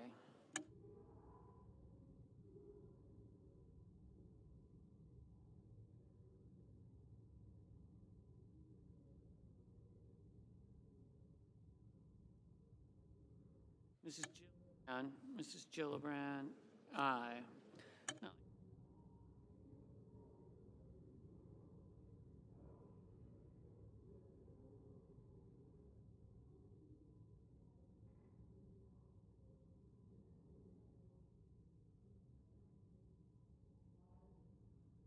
Mr. Schatz, aye.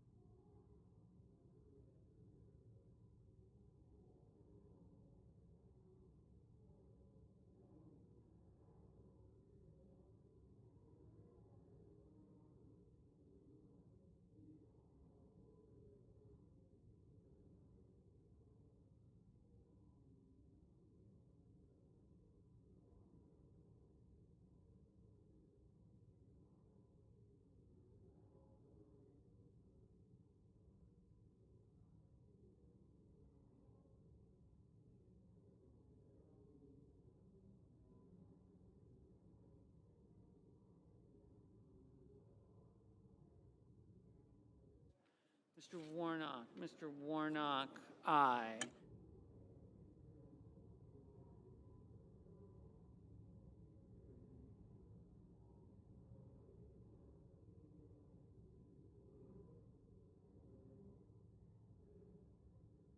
Ms. Stabenow. Ms. Stabenow, aye. Mr. Murphy. Mr. Murphy, aye.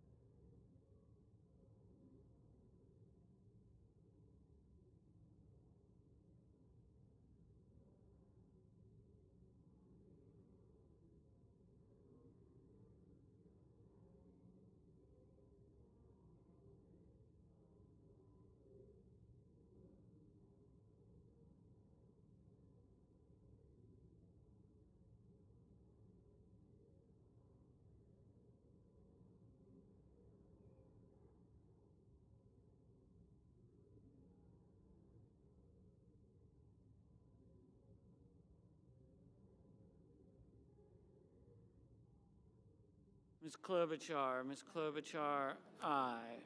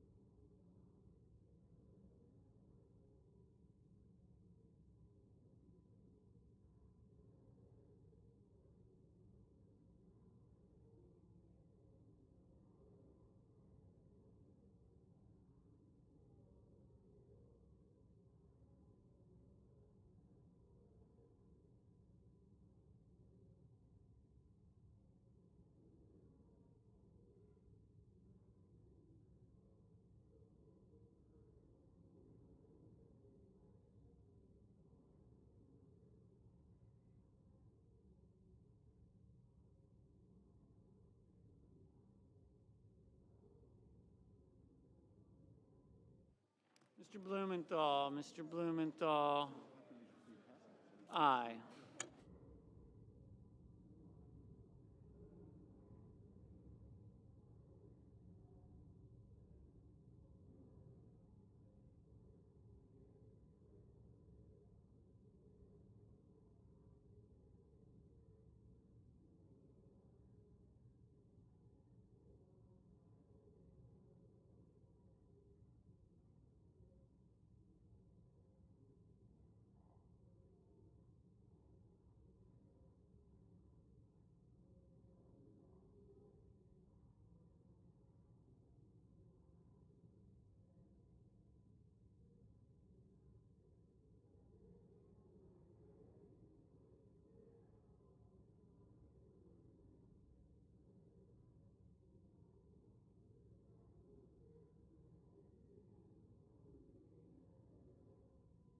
Mr. Merkley. Mr. Merkley, aye.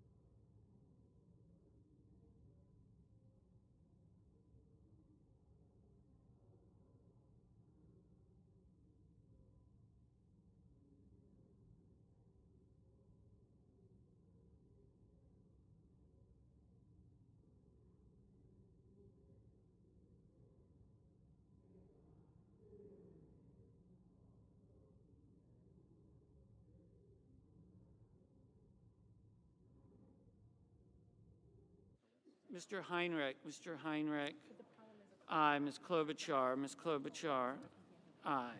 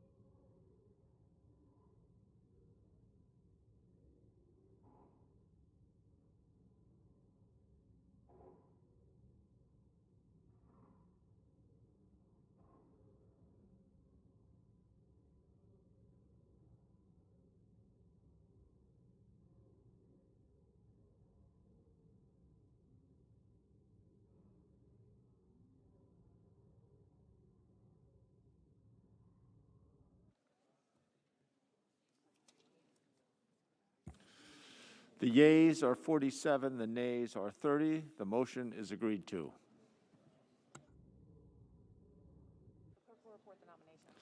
The clerk will report the nomination. Nomination, the Judiciary, Linda Lopez of California to be United States District Judge for the Southern District of California.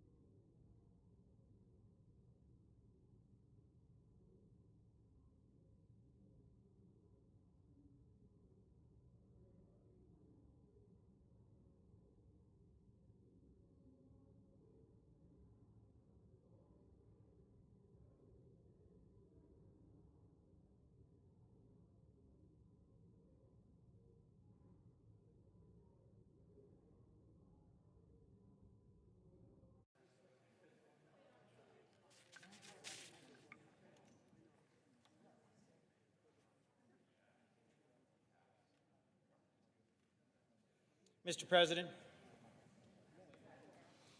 The senator from Delaware. Mr. President, are we in a quorum call? We are not. Mr. President, I rise today to join with my colleague, the senator from Alaska, in celebrating some good news. Every now and then, something really good happens here in the Congress of the United States.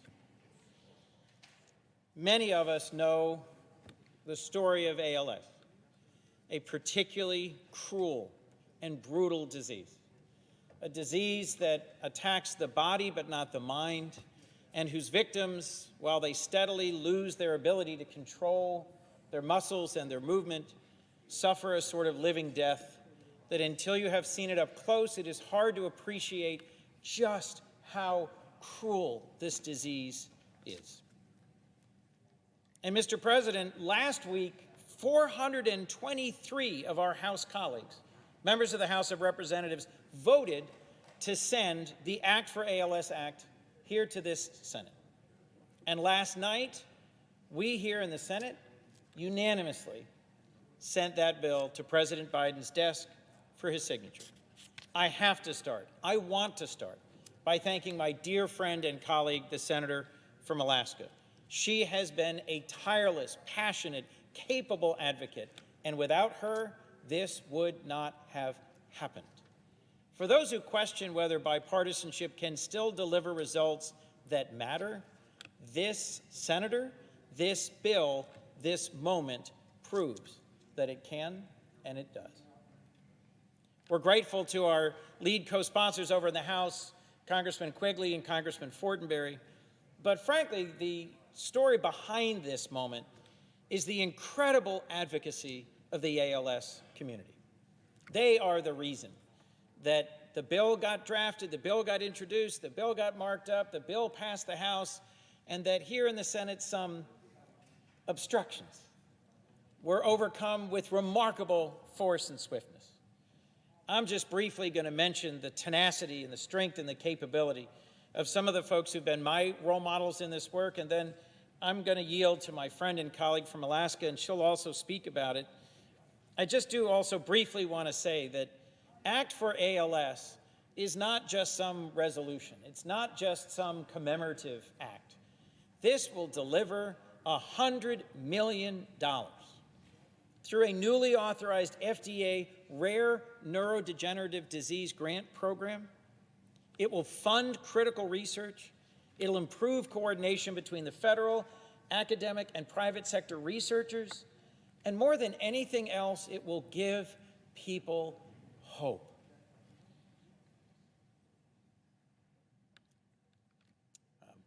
When I think of this work, Dan Tate is the man who first comes to mind. And Dan, like me, is a graduate of Amherst College and a spirited and capable and soulful person, one of Washington's most skilled lobbyists, someone who worked in the Clinton administration and worked for a member of the House. And his personal advocacy has meant a huge amount to me, as has the engagement by Brian Wallach and so many others. And I have a half dozen other folks of whom I want to speak, but first I think simple decency suggests I should yield the floor to my friend and colleague from Alaska. Senator? Mr. President. The senator from Alaska. Mr. President, as my friend from Connecticut has pointed out, there are... Oh my goodness, my soul.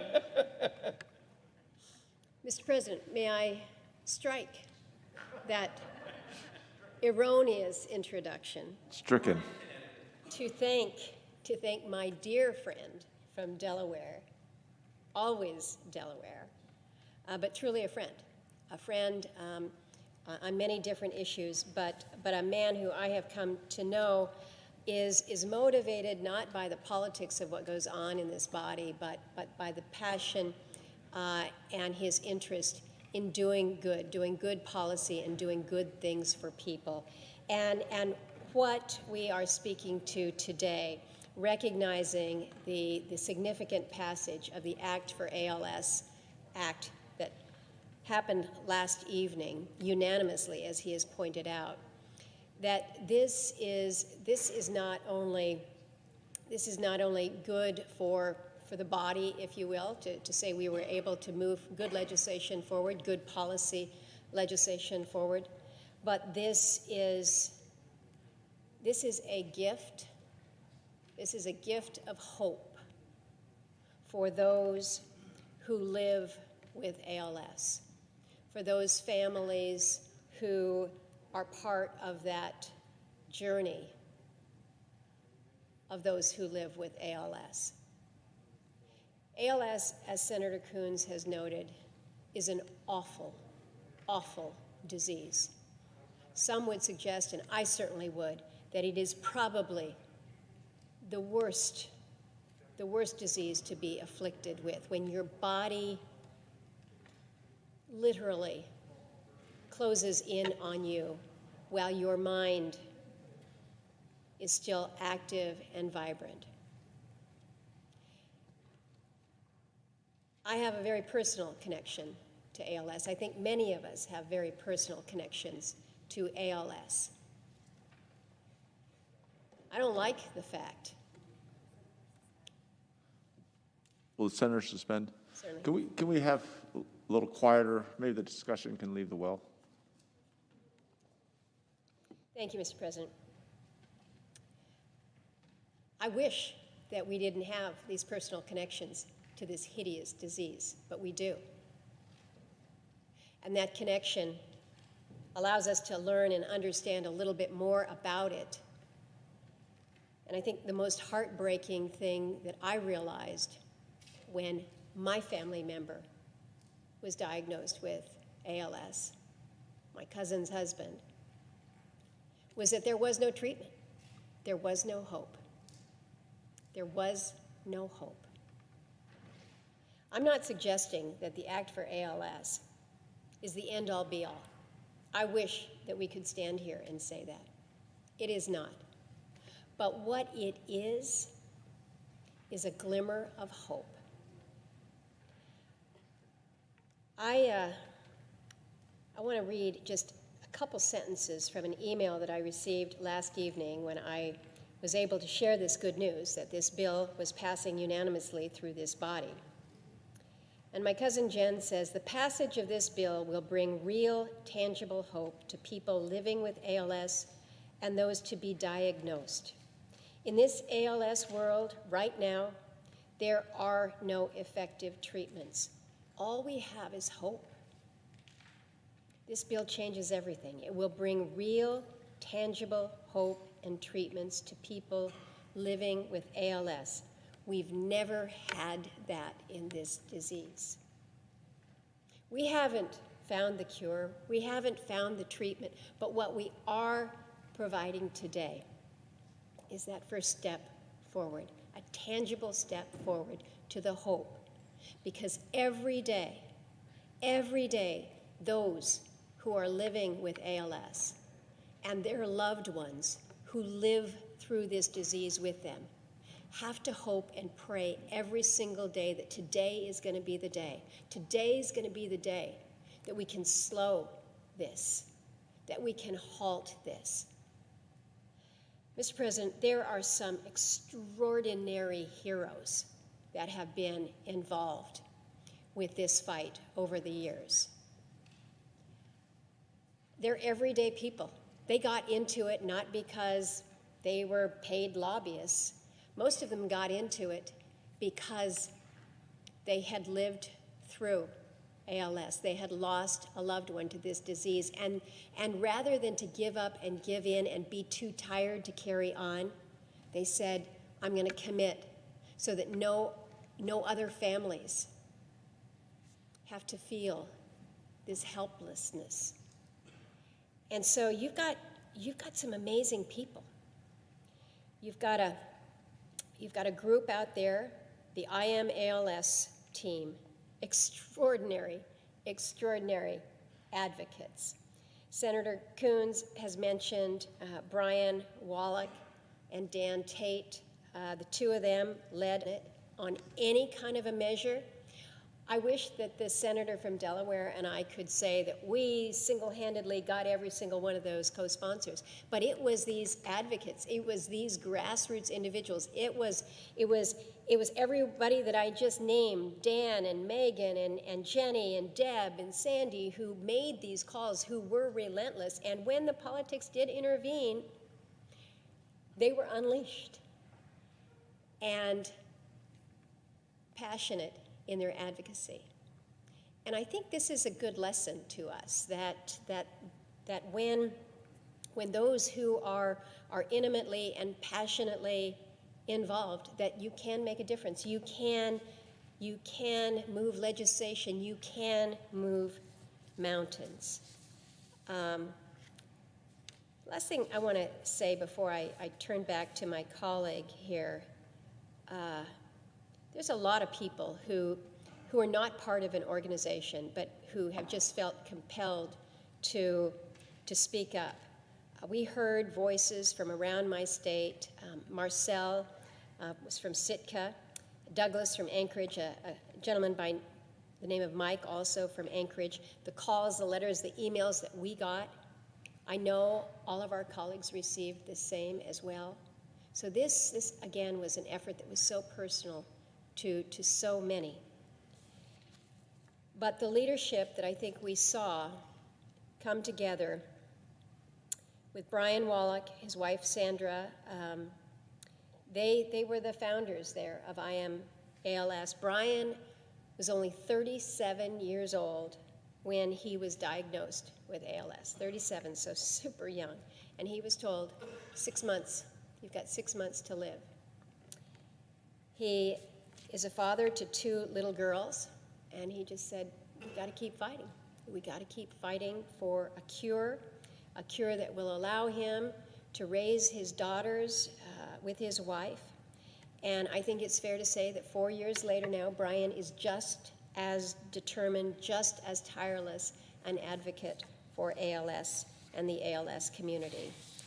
So again, I think about people like Brian and Dan, my cousin Jenny, who lost Pat to this awful disease in 2013.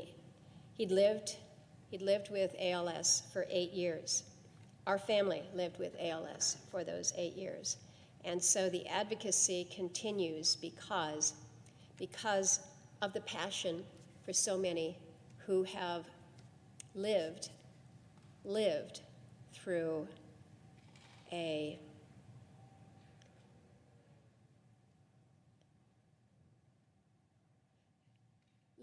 life that is almost difficult for us to imagine. And as they have come out of losing a loved one to a disease like this, to know that they are willing to carry that flag, that they are willing to commit their time, their resources, and everything that they have so that others don't go through this. We honor them. We honor that commitment. I'm just so pleased to be able to work with my partner on this, and to know that this was a good success, but we're going to need to be doing more, and I'll be doing it with him. That, Mr. President, I yield to my friend from Delaware. Thank you, Mr. President. I want to express my gratitude to my friend and colleague from Alaska. It is indeed a deep well of darkness into which a family is cast when they receive a diagnosis of ALS. And my own awareness of this disease and its dread consequences is rooted in a number of cases that came to me and my extended family now quite a few years ago. My brother is with us here in the chamber today, and his dear friend, Dan Loftus, passed through ALS. And I remember the pain that this caused him and the depth of that loss. A friend of mine from Delaware, Alex Snyder-Mackler, first shared with me his father, Scott's diagnosis with ALS now 20 years ago. And year after year, as many of us would gather in Newark and run a 5K and do a fundraiser for some sort of research, for some sort of hope, his father, Scott, slowly slipped away. I talked to Alex this morning and was reminded of how much this means to those families who've come through this. Max Walton, a dear friend of mine in the bar in Delaware, his father, just an unbelievable character, a great and funny and creative and capable man who built a family business and then slipped from us through ALS. ALS was first known to America when Lou Gehrig, an outstanding baseball player, got it, and he is still famous for his "I'm the luckiest man in the world" speech when he announced his retirement from baseball. But 80 years later, it is still a mystery to science and a death sentence to those who get this dread diagnosis, often told they have just a few short years to live. This bill, in their name and honor, confronts this stark reality and makes progress. I cannot close without thanking two other people. Megan Tyra, who is tireless here on the floor in helping move and prioritize things, working for Leader Schumer, who lost her own mother, Ellen Tyra, to ALS. And last, if I could, for someone who I'm not worthy of, I have a legislative director, Brian Winsick, who is a spectacular human being, whose skill and persistence and diligence and dedication for my side of this kept us at it every day. His father, Joseph, was a high school civics teacher, and the loss of his life through ALS is something of which Brian has made so much good for others through his role in helping shepherd this through my office. What Senator Murkowski and I are showing for a moment here today is an answer to a question so many families, so many people living with ALS, so many who have lost a loved one to ALS wonder in the dark moments. Does anyone care? Does anyone see this? Does anyone know what's happening? Is anyone going to do something about this? The families and those who are living today with ALS and those who have lost someone to ALS need to know that your advocacy is heard, that it moved a mountain here in the Congress, and it will begin moving resources and energy and dedication. We are at the beginning of the next step of this journey. But as my dear friend, under whom I served many, many years ago in a very dark time in the history of South Africa, said, hope is being able to see that despite all the darkness, there is still light. Bishop Desmond Tutu spoke that to the people of South Africa struggling in a very dark time and place. And to the families, the survivors, and those who are living with ALS, my dear friend from Alaska and I, and the folks in our families and in our staff and in the many countless teams of advocates around this country, hope that this holiday season, that this Christmas, that this year, we have brought you some glimmer of the light that you have brought to us. Thank you. And with that, I yield the floor and suggest the absence of a quorum. The clerk will call the roll. Ms. Baldwin.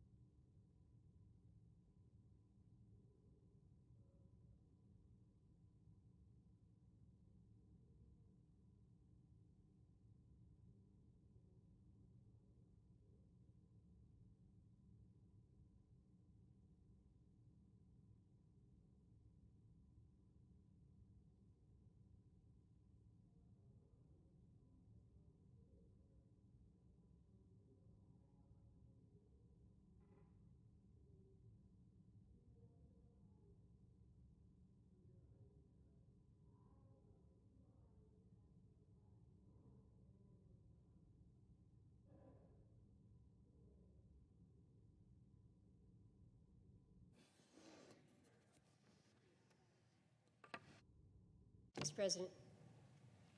The senator from Alaska. Mr. President, request that proceedings under the quorum call be dispensed with. Without objection. Thank you, Mr. President.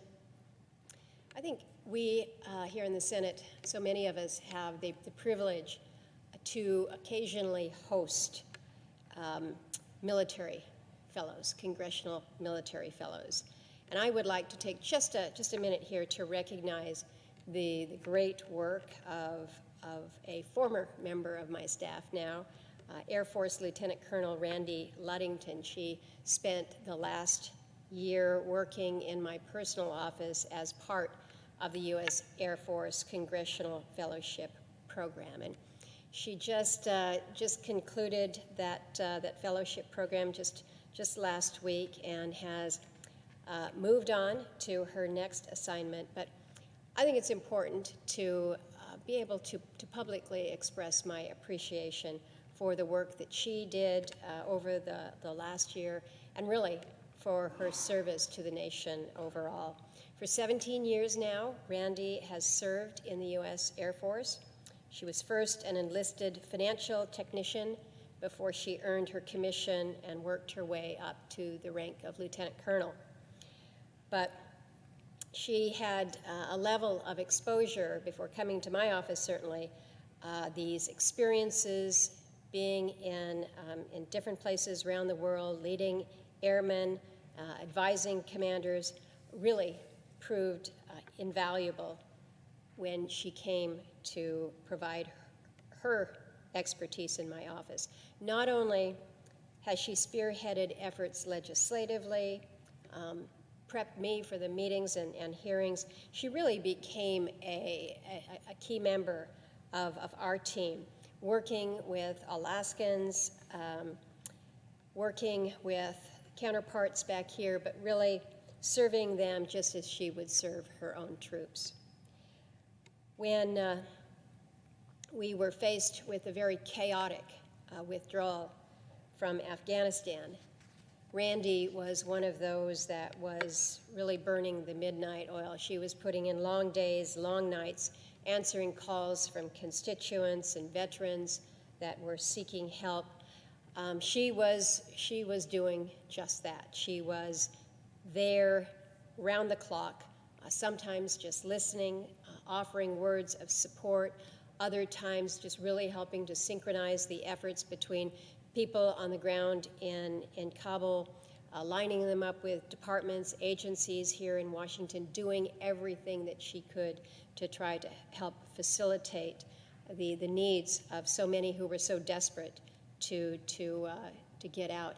In the end, Randy was honored by an Alaska Native corporation, the Gold Belt Corporation. They had been engaged in an airlift, a significant airlift, and she was recognized by Gold Belt for her dedicated efforts assisting them throughout that whole ordeal. So it was nice to know that she had received not only the recognition and thanks from those here, fellows back in Alaska, but also the broader international recognition.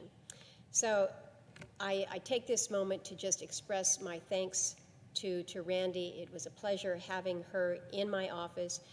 She has a fabulous family. It was a great pleasure to be able to get to meet her husband, Brad, an Air Force veteran himself.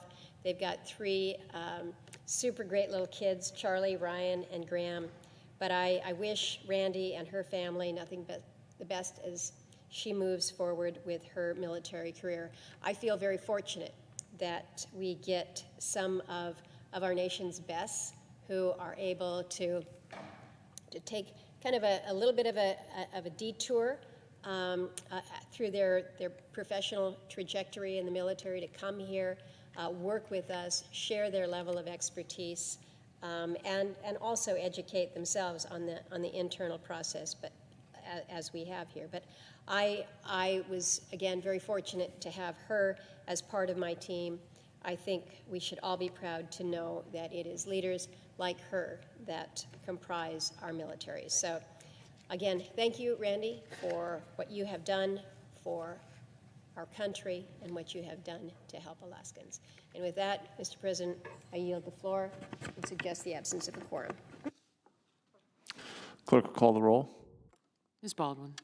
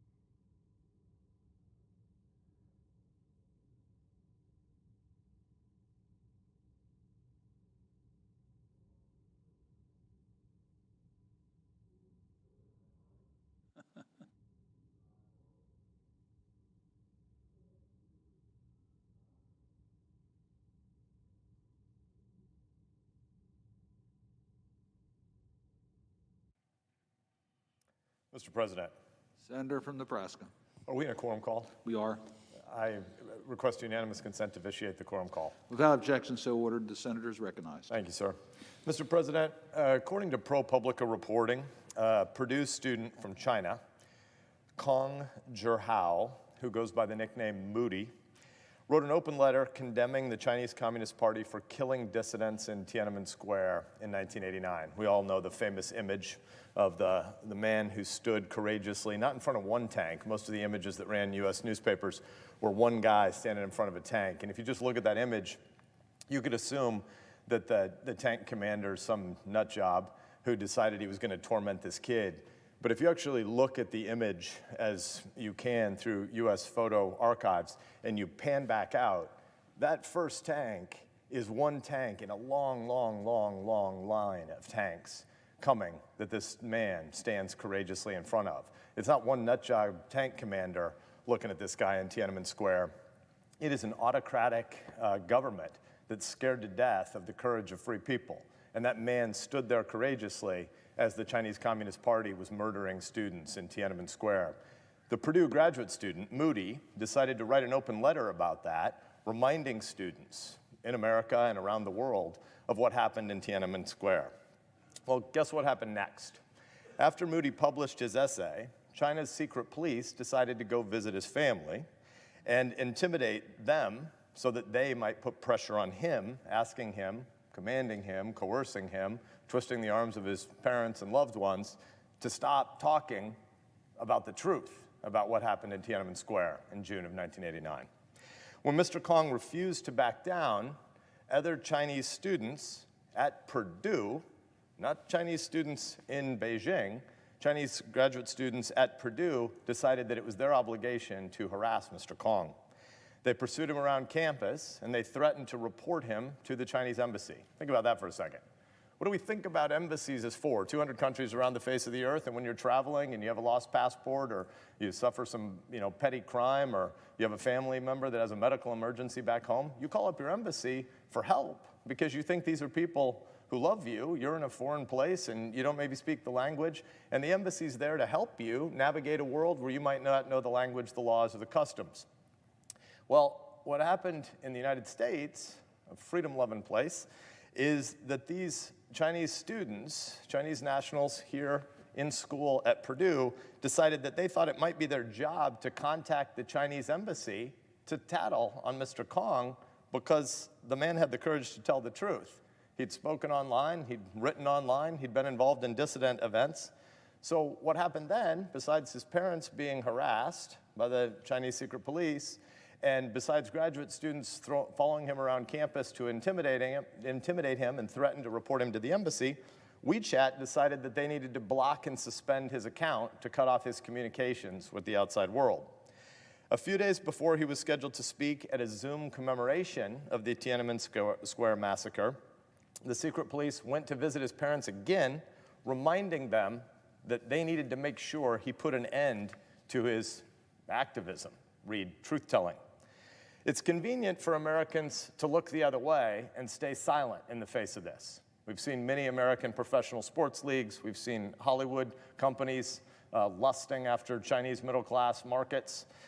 We've seen the Marriott hotel chain agreeing to intimidate their own employees so that their employees didn't acknowledge what's happened in Hong Kong and the threats currently against Taiwan. We've seen this censorship using economic statecraft from Beijing to intimidate Americans and American companies and American institutions to do their bidding to suppress people who might tell the truth. It's convenient to stay silent. And many of our institutions have pathetically agreed with Beijing that they would self-censor at Beijing and Chairman Xi's bidding. Well, guess who didn't do that?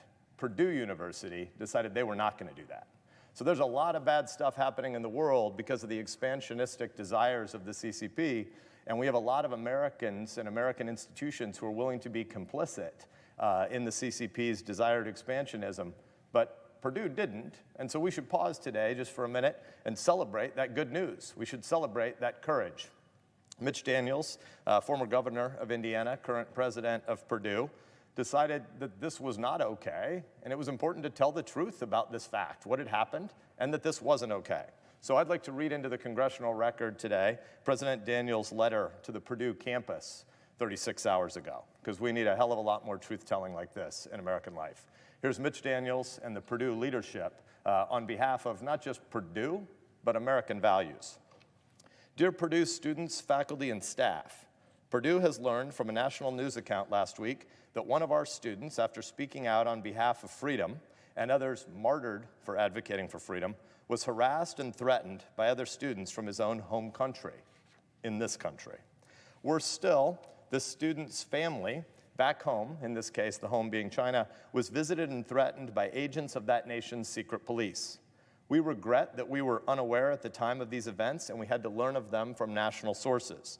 That reflects the atmosphere of intimidation that we have discovered surrounding this specific sort of speech. Any such intimidation is unacceptable and it is unwelcome on our campus. Purdue has punished less personal, direct, and threatening conduct. Anyone taking exception to the speech in question had their own right to express their disagreement, but not to engage in the actions of harassment, which occurred here. If those students who issued the threats can be identified, they will be subject to appropriate disciplinary action. Likewise, any student found to have reported another student to any foreign entity for exercising their freedom of speech or belief will be subject to significant action. International students are nothing new at Purdue University, which welcomed its first Asian admittees over a century ago. We are proud that several hundred international students, nearly 200 of them from China, enrolled at Purdue again this fall.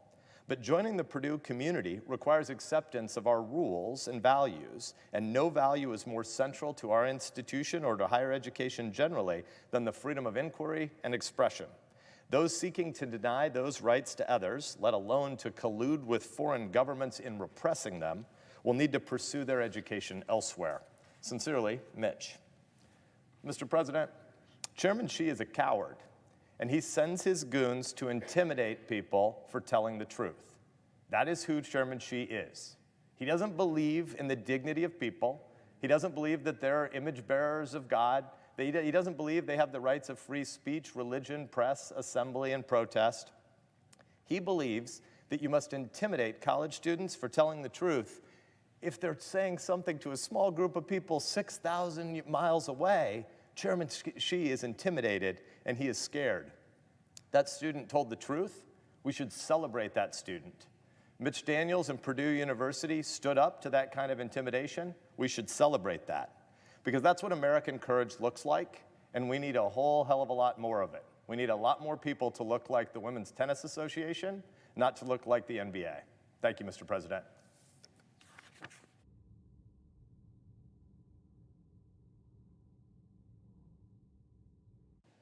Mr. President. Senator from Rhode Island is recognized.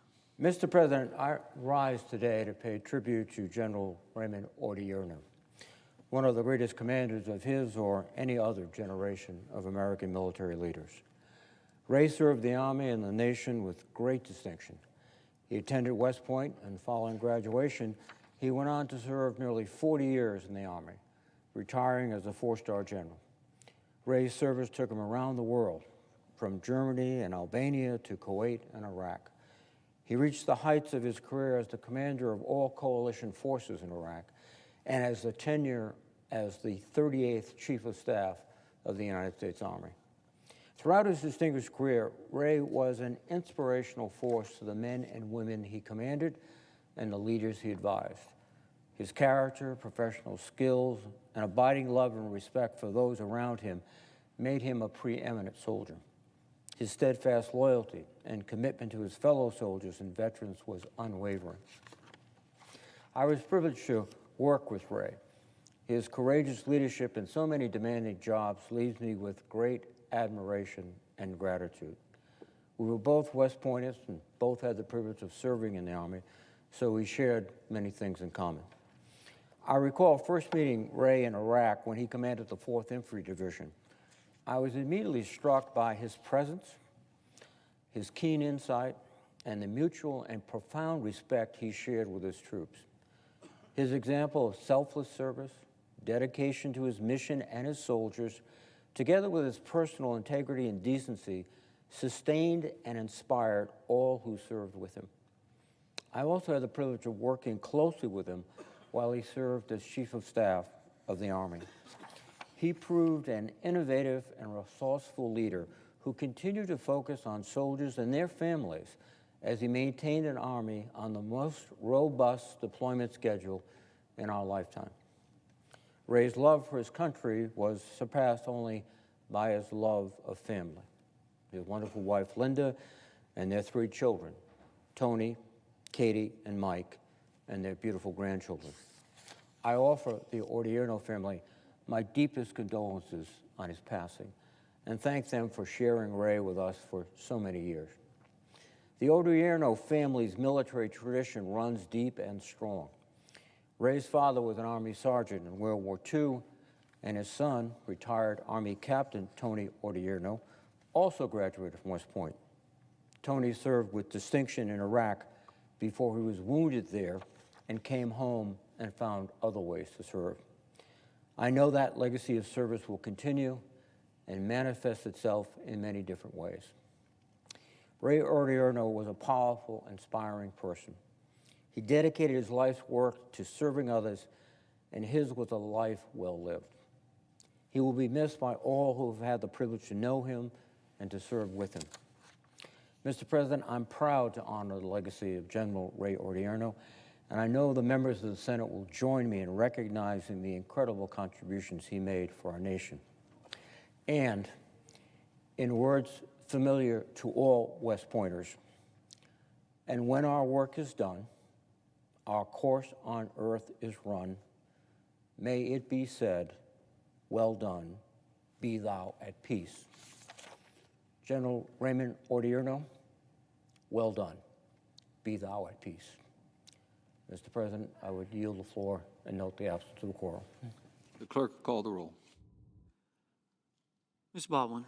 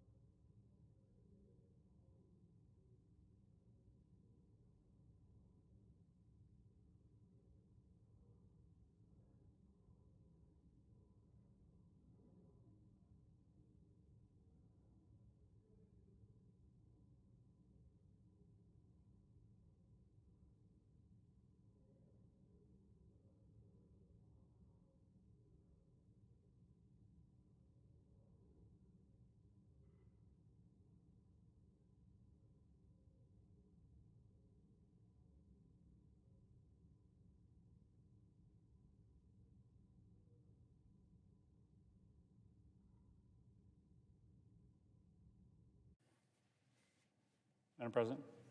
Senator from Connecticut. Madam President, are we in a quorum call? We are, I ask that we dispense with the quorum call. without objection. Thank you, Madam President. Madam President, news from this morning that 50 so-called battalion tactical groups have been sent to the Ukraine border by President Vladimir Putin. Reports in American newspapers suggest that over the last several days there has been an increased amount of movement in Russian military assets to the Ukraine border. This is a crisis that is deepening. There remains a diplomatic off-ramp, but that off-ramp only exists if Vladimir Putin sees the United States and its allies, especially those in Europe, united in our desire to support Ukraine in its time of need with the kind of assets they will need to defend themselves, but also with a commitment to levy unprecedented sanctions on Russia, long-lasting, deep sanctions, if they go forward with an incursion deeper into Ukraine than Russia already is. But right now, as we speak, on the Senate floor, a small handful of Senate Republicans are blocking the key diplomatic personnel that would be able to unite U.S. policy with Europe around Russia's threatened invasion of Ukraine.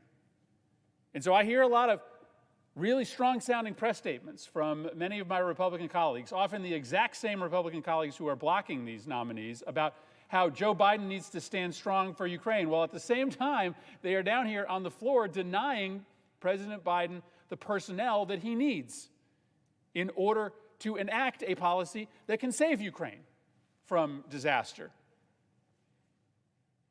The Assistant Secretary for International Organizations, the U.S. representative to the EU, the U.S. representative to OECD, numerous ambassadors to European countries, including our ambassador to France, France being one of the key nations that will help orchestrate a policy of cohesion amongst European nations with respect to the crisis in Ukraine.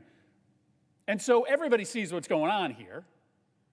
Not all of my Republican colleagues, but a small handful of my Republican colleagues are setting the president up, raising expectations about what he should be able to do to save Ukraine, but then denying him the personnel to get it done. And I understand that, the refrain from my Republican colleagues is, well, Senator Schumer should just file cloture.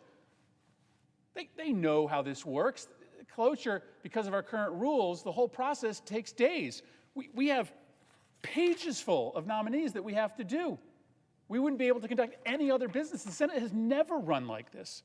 When the Senate has had qualified nominees like Jack Markell, Mark Gittenstein, Denise Bauer in front of it, it has never required days of debate, cloture motions in order to get key personnel,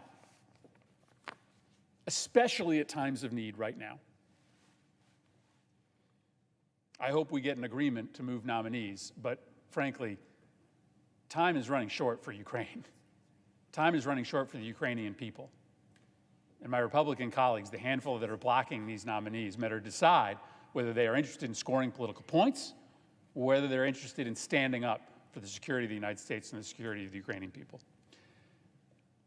Madam President, I'm going to make a separate set of remarks, and I'd ask unanimous consent that they be reflected in the record as being separate. Without objection. Thank you.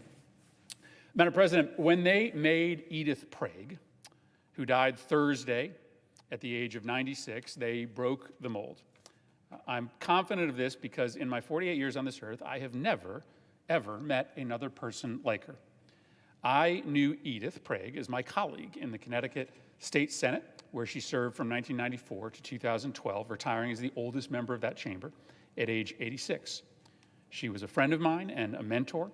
She modeled a form of public service for me that I will be eternally grateful for. There was no one in Connecticut public life as persistent, as dogged, as forceful as Edith Prague. She woke up every day thinking about the plight of workers, the poor, and the elderly.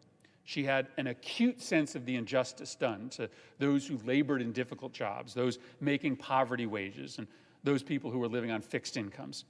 And when she believed that a cause was right, she would not back down. In 1991, Governor Loweyker hired her to be his Commissioner of Aging. And then a year later, he fired her because when he told her that she needed to fold her agency into a bigger department to save money, she refused. When she was elected to the state Senate, she was a tireless worker, a fighter for workplace safety laws, for raising the minimum wage, and for elderly nutrition programs. When she believed that a cause was just, nothing could stop her. She was relentless. I remember sitting in these closed-door Democratic caucus meetings with her, and she would introduce a bill at the beginning of the session, usually a bill way ahead of its time, expanding workers' rights or increasing supports for the elderly.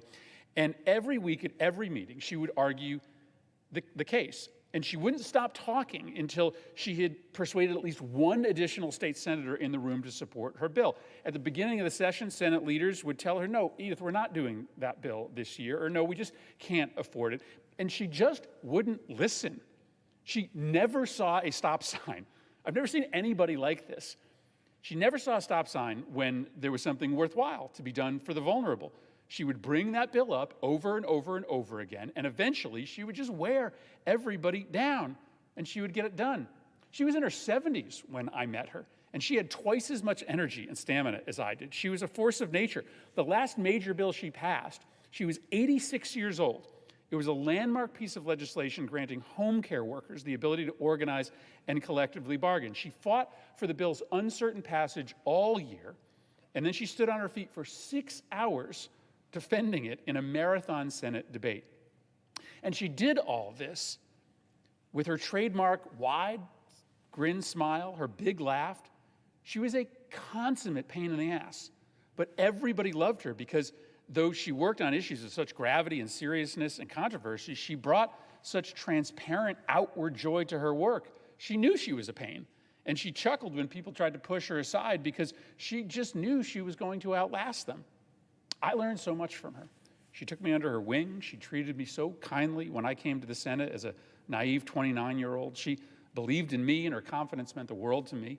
Her energy and enthusiasm for the causes she worked on gave me energy and enthusiasm for the things that mattered to me.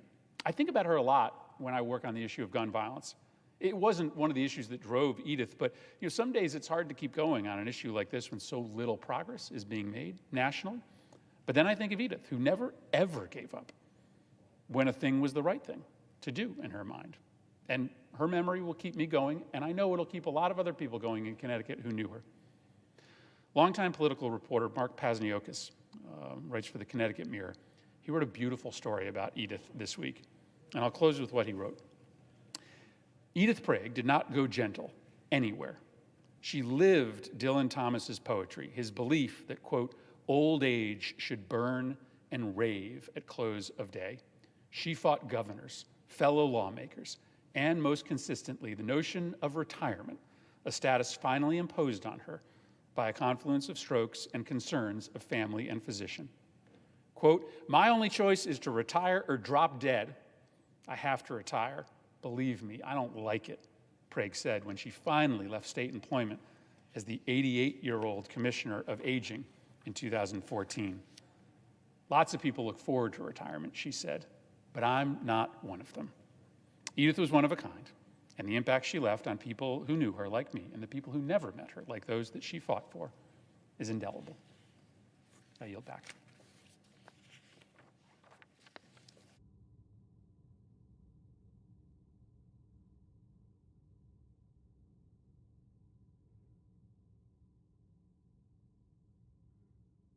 Madam President. Senator from California. Madam President, as we are now in December and the year is winding down, I'm reflecting on one of the first actions, one of the first decisions I made when I joined the Senate back in January, and that was a decision to establish a judicial evaluation commission with folks back in California, professionals who would help me find, vet, and recommend candidates to President Biden to serve on California's federal courts. Usually when the general public thinks about federal courts, they tend to only think about the Supreme Court.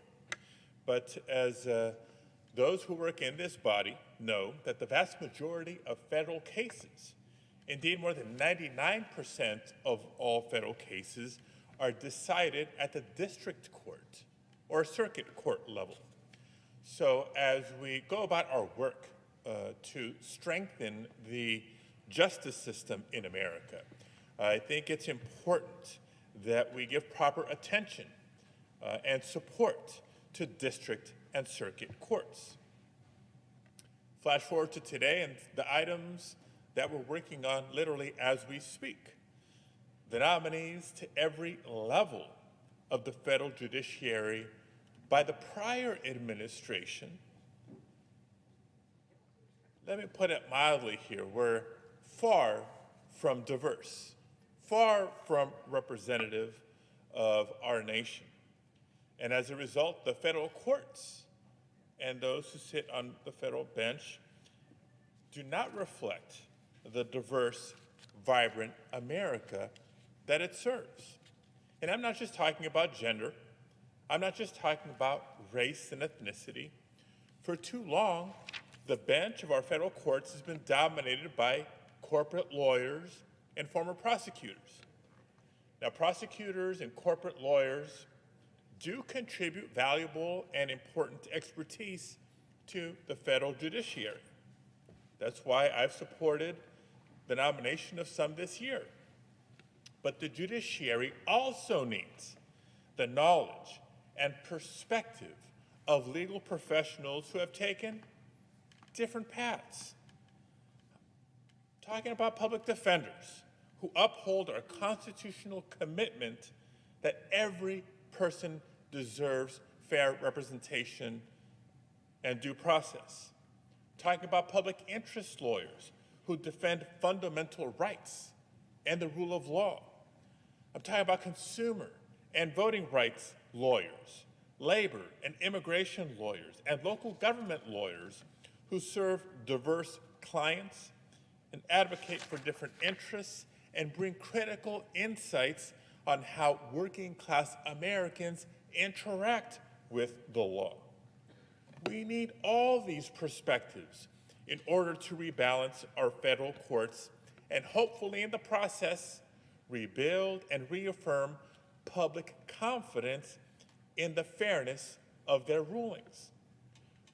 Our country is stronger and fair when every level of our government reflects the voices and the experiences of all Americans, not just the privileged, not just the powerful. And a federal bench that includes more voices can better provide justice for all. That's why, over the course of the past year, I've worked with my commission that I established back in January, which, by the way, is 70% attorneys of color and a majority women. I'm proud to share that, along with Senator Feinstein and President Biden, to find, to nominate, and to support a new generation of qualified, outstanding, and professionally diverse federal judges. A federal bench that is diverse in every sense of the word. And as a result of these efforts, and pending confirmation votes that I hope will soon occur, I'm so proud that California's district court bench will soon include Judge Mame Frimpong, a proud daughter and wife of immigrants from Ghana who used her law degree to fight for consumers and strengthen global democracy.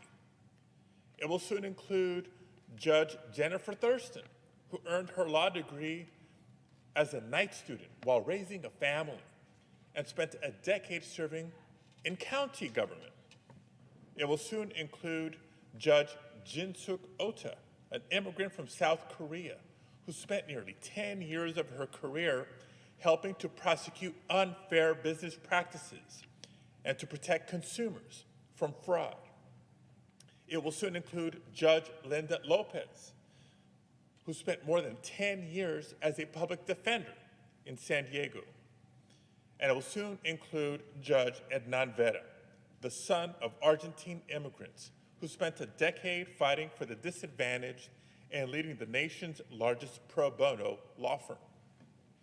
In addition, the Ninth Circuit Court of Appeals now includes Judge Lucy Koh, who we recently confirmed, an expert litigator of intellectual property cases and the first Korean American woman to serve on a federal circuit court. The Ninth Circuit will also soon include Justice Gabriel Sanchez, the proud son of a single mother from Mexico who has earned wide recognition as a public servant and an appellate judge on California's Court of Appeal. And it will soon include Judge Holly Thomas, the granddaughter of sharecroppers, who has made a career of fighting for the civil rights of all Americans. Madam President, I celebrate each of these outstanding nominees, and I thank them for their service to this country, and I urge their swift confirmation. Now, of course, we'll still have a long way to go and much more work to do, but these confirmations, colleagues, represent a big step in the right direction. I'm proud of the work that we've done so far to diversify the federal bench, and I'm committed to keeping up the momentum that we've started in that critical mission in 2022. Thank you, Madam President. I yield the floor.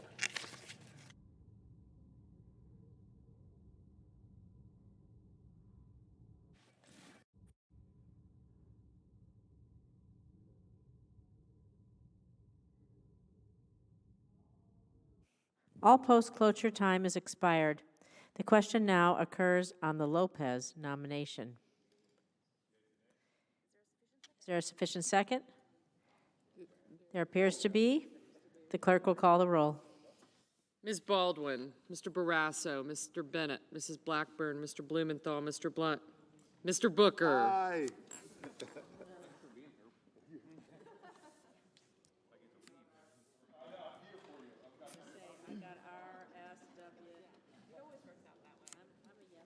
Okay.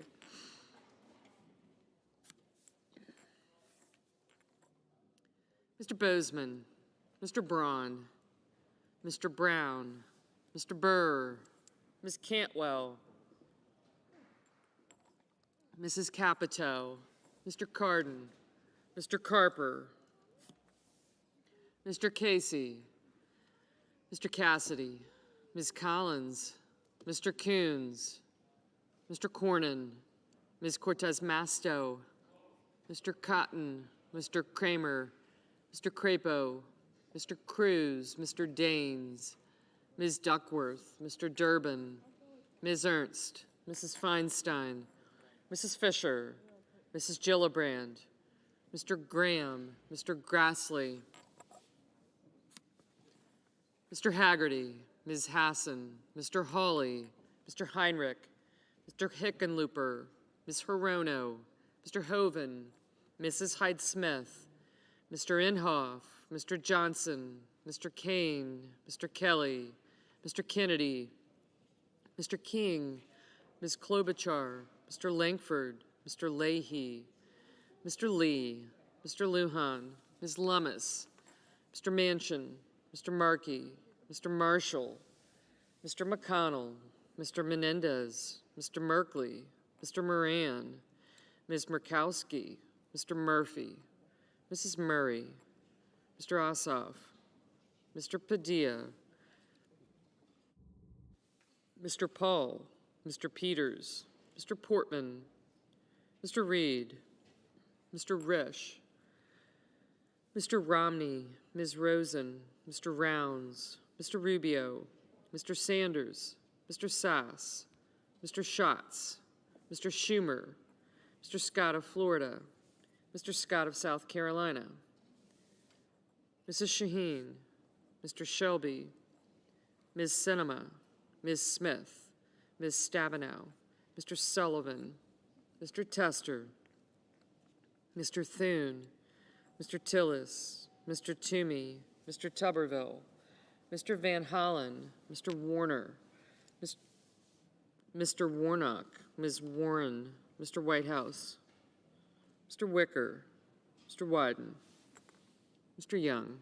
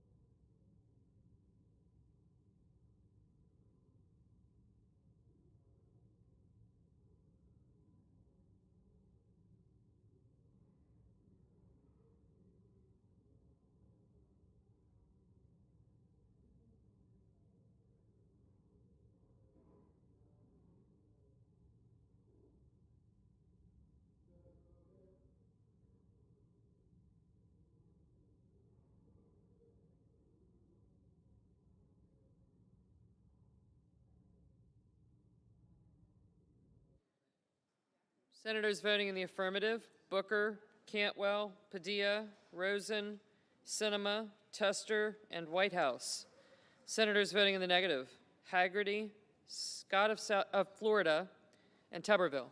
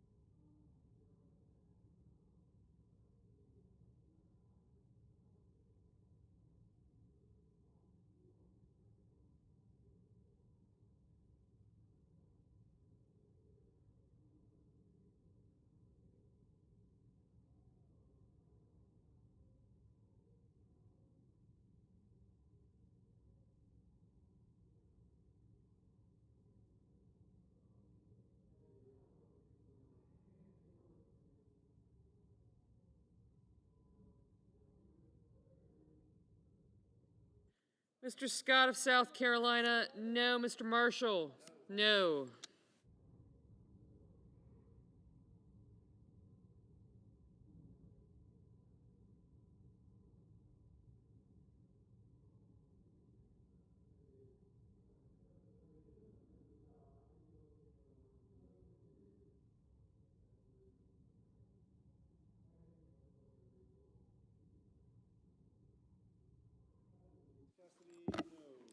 Mr. Cassidy, no.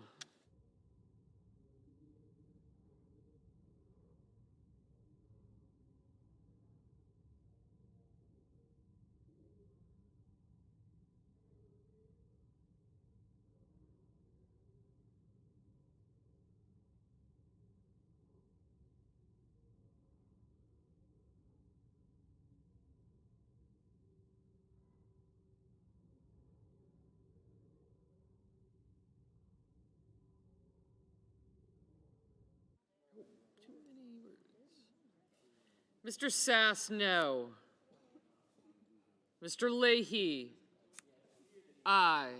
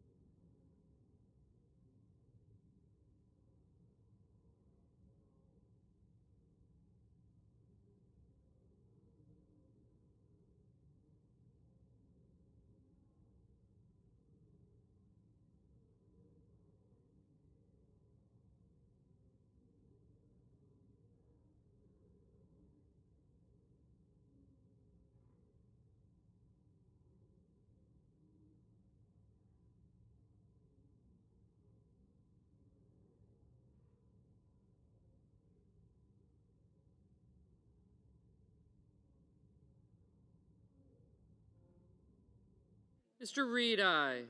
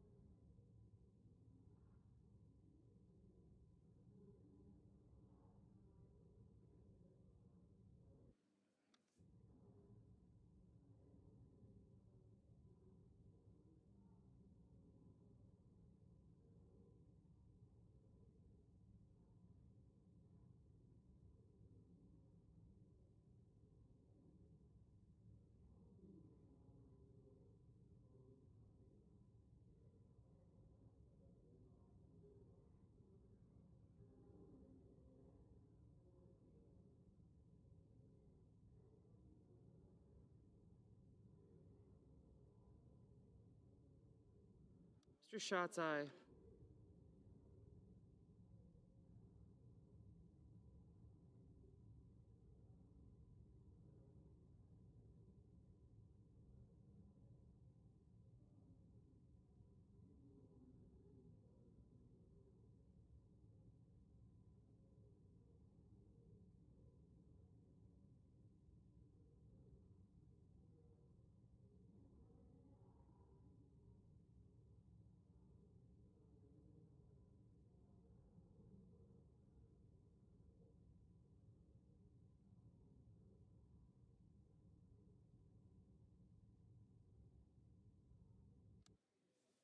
Mr. Young, no.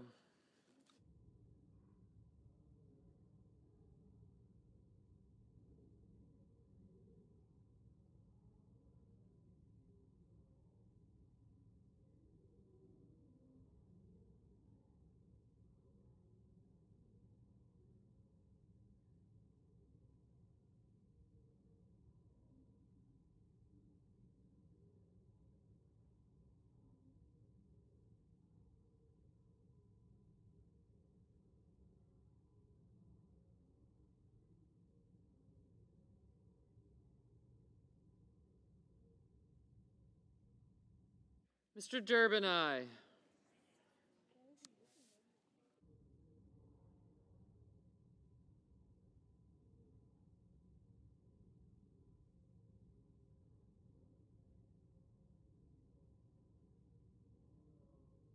Mr. Blunt, no.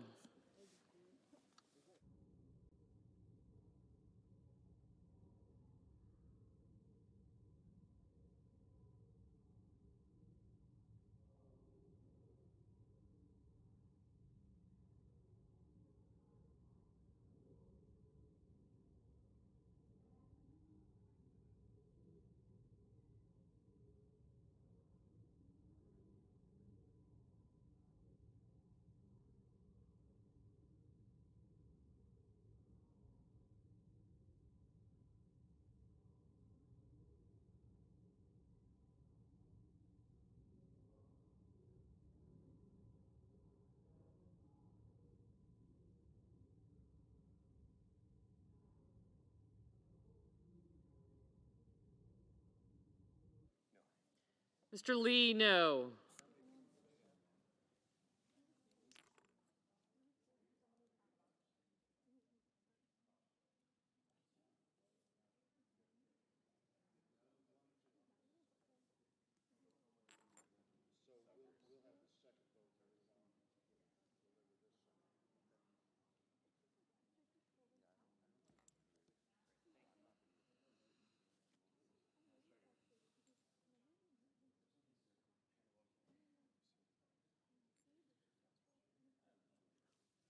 Mr. King, aye.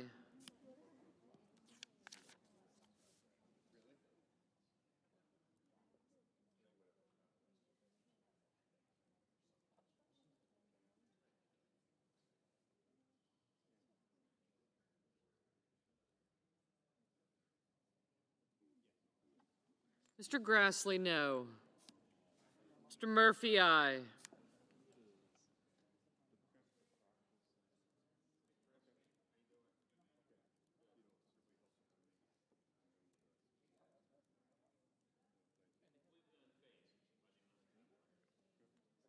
Ms. Klobuchar, aye.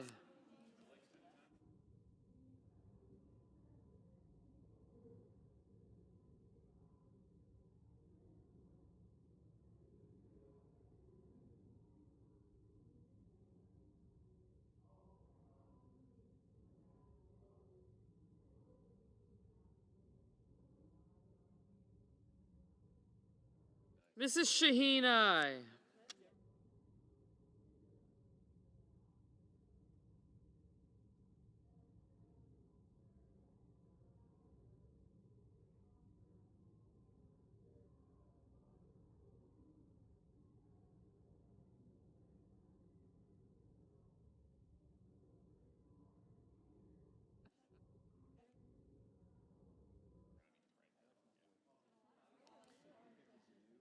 Ms. Hirono, aye.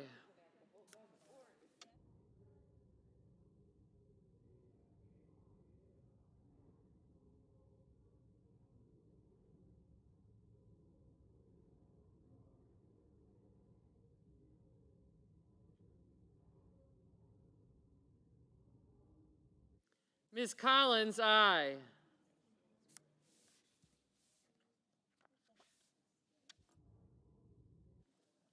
Mr. Wyden, aye.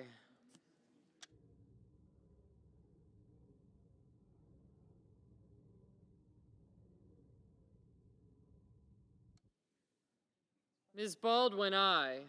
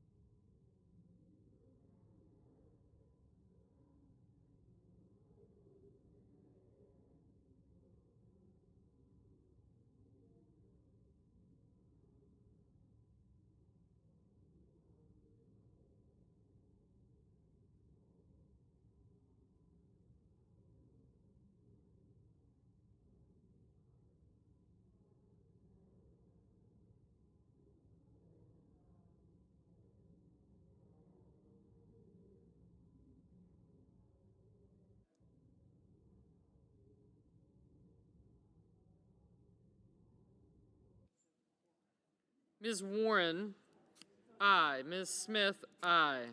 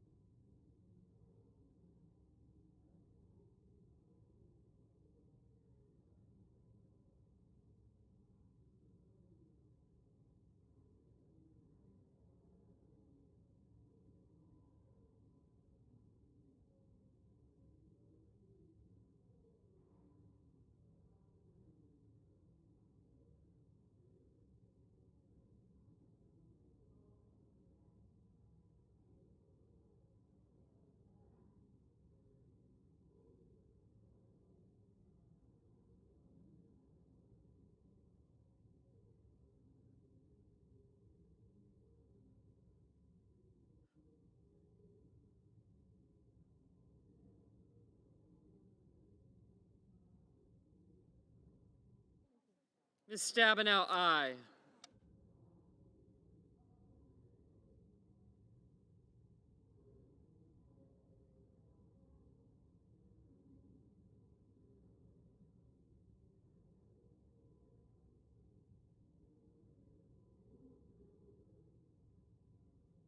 Mr. Peters, aye.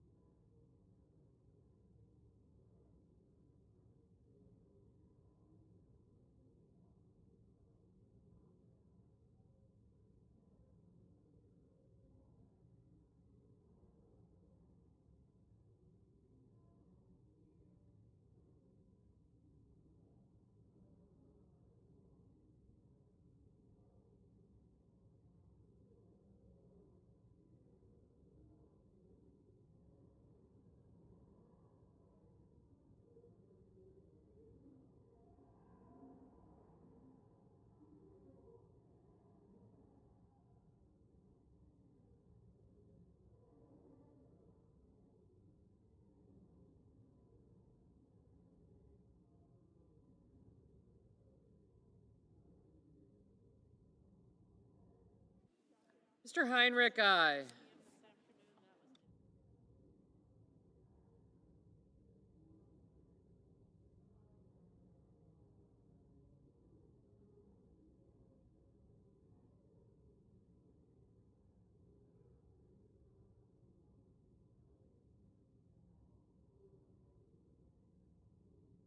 Mr. Casey, aye.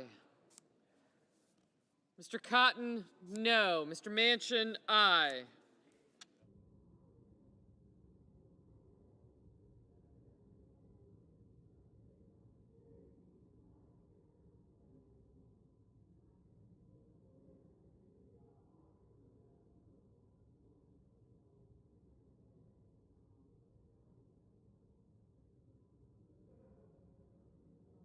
Mr. Brown, aye.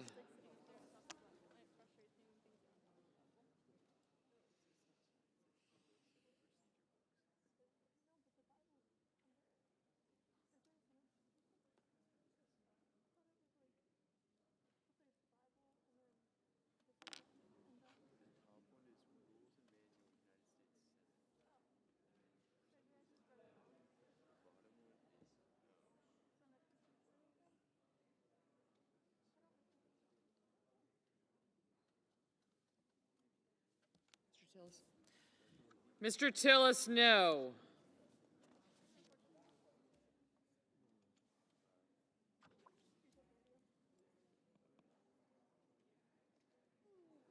Mr. Kennedy, no.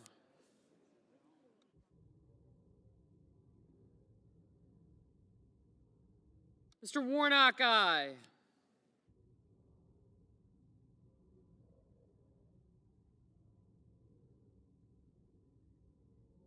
Mr. Lujan, aye.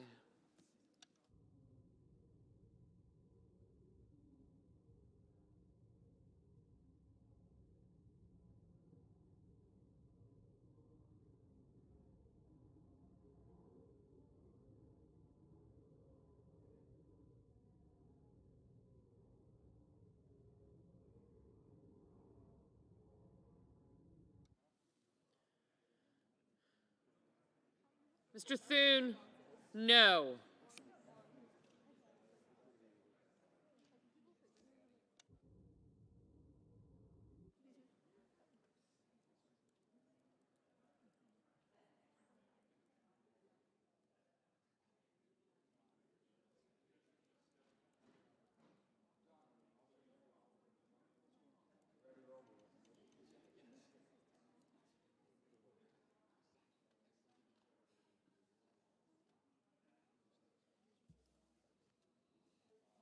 Mr. Crapo, no.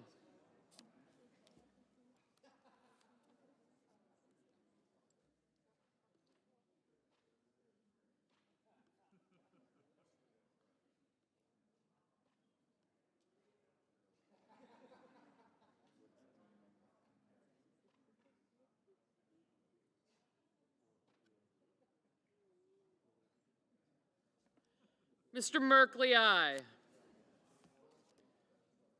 Mr. Langford, no.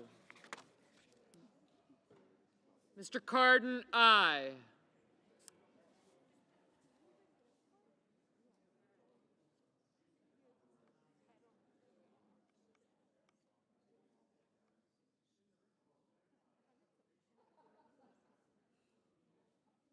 Mr. Blumenthal, aye.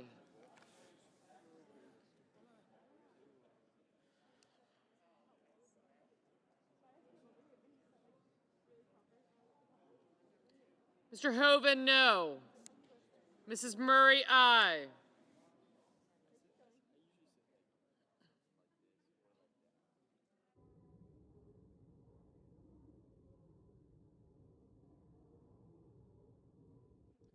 Mr. Coons, aye.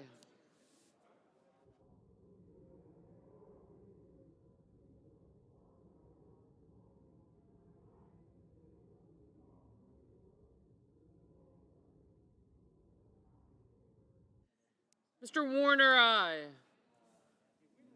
Mr. Bozeman, no.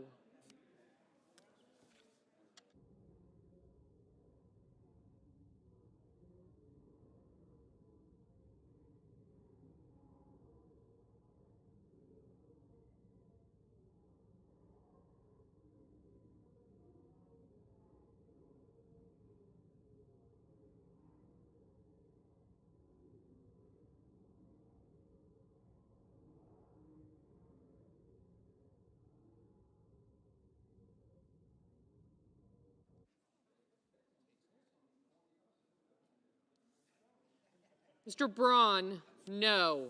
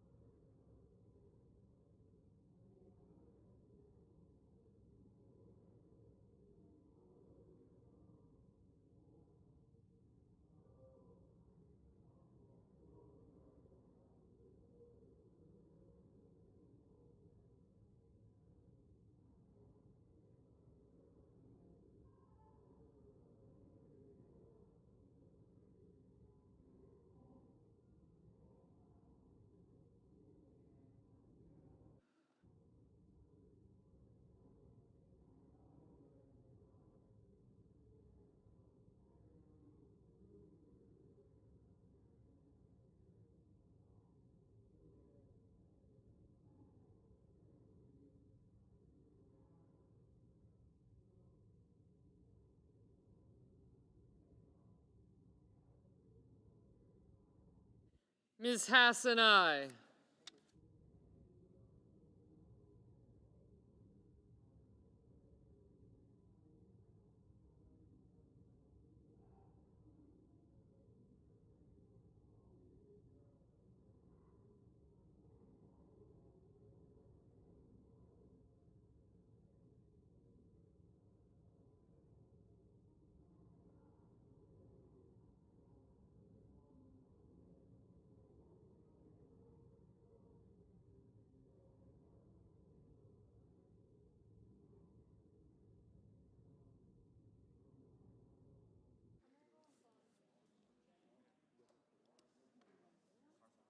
Mr. Carper, aye.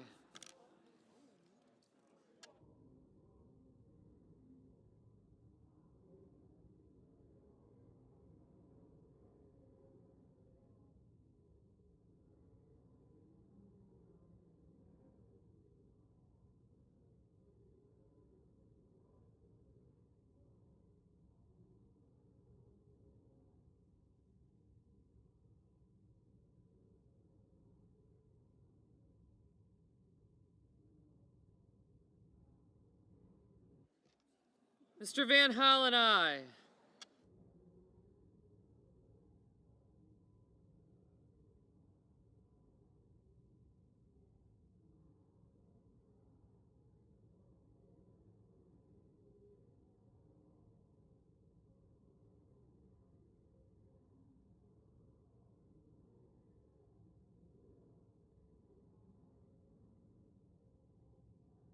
Mr. Menendez, aye. Mr. Sullivan, no.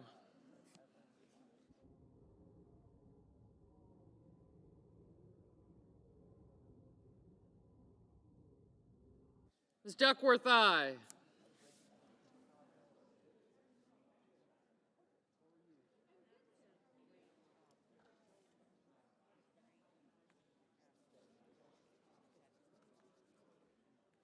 Mr. Wicker, no.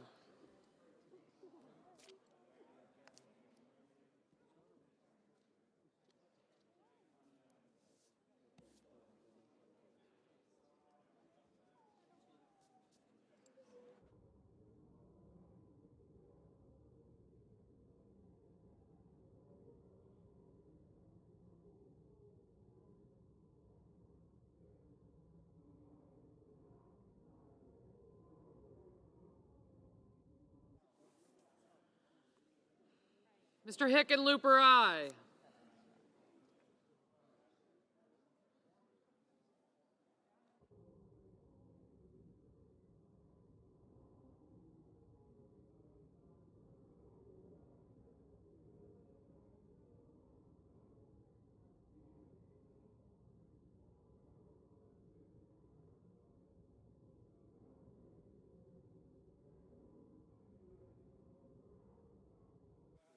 Mr. Bennett, aye. Mrs. Gillibrand, aye.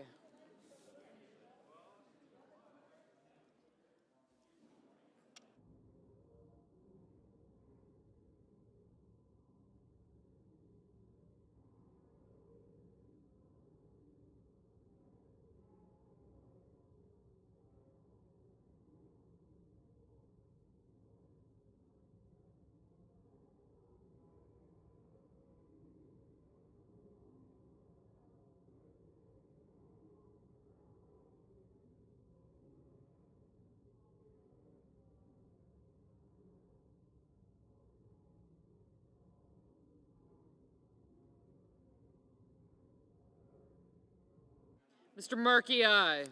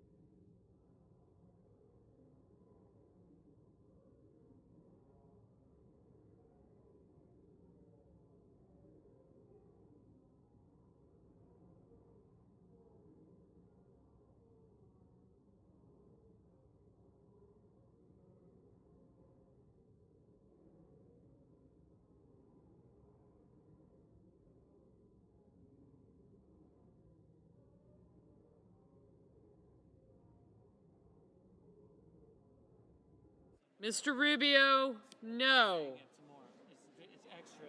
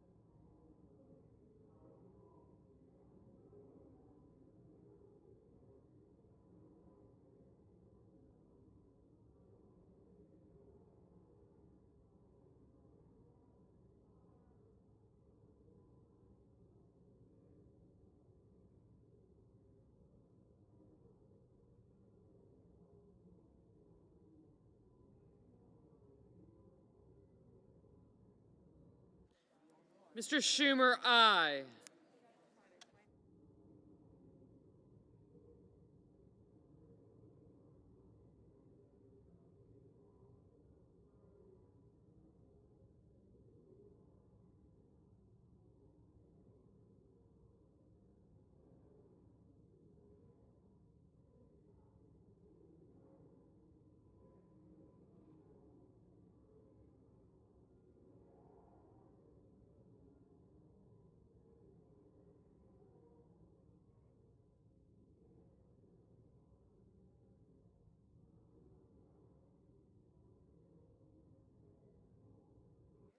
Mr. Kelly, aye. Ms. Murkowski, aye.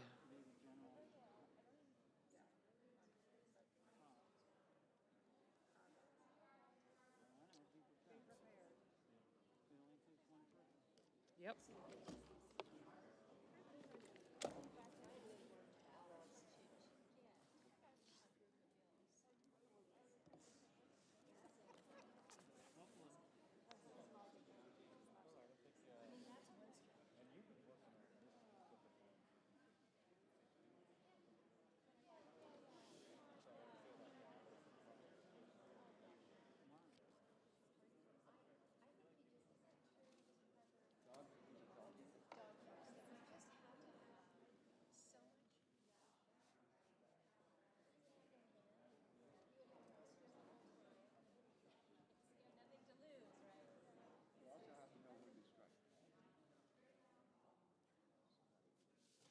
Mr. Hawley, no.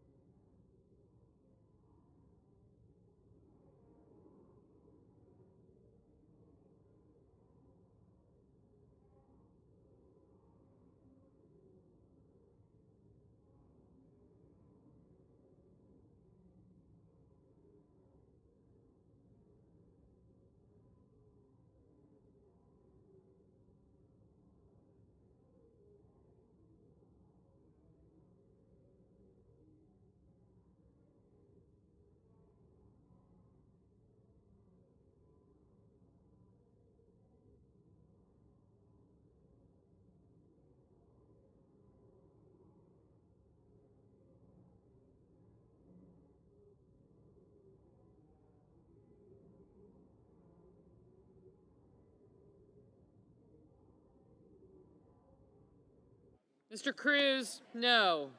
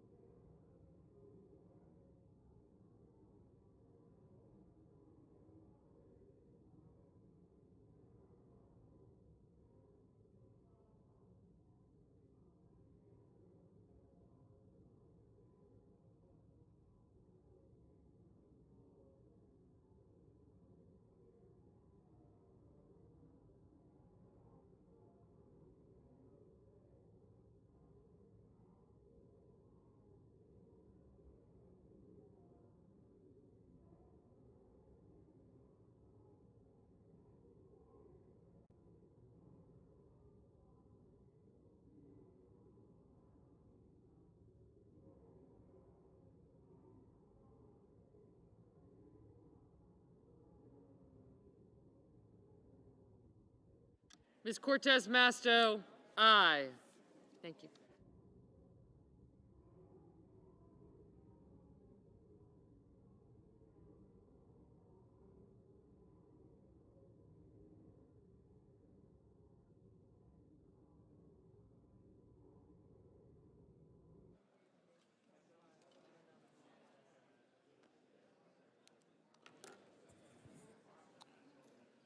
The yeas are 48, the nays are 25, and the nomination is confirmed.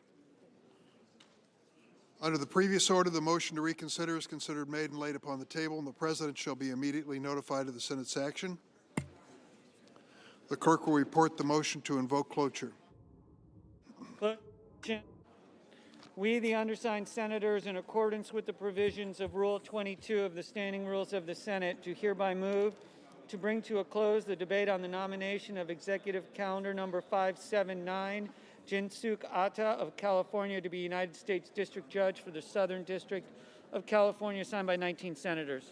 By unanimous consent, the mandatory quorum call has been waived. The question is it the sense of the Senate that debate on the nomination of Jinsuk Atta of California to be U.S. District Judge for the Southern District of California shall be brought to a close? The yeas and nays are mandatory under the rule. The clerk will call the roll. Ms. Baldwin.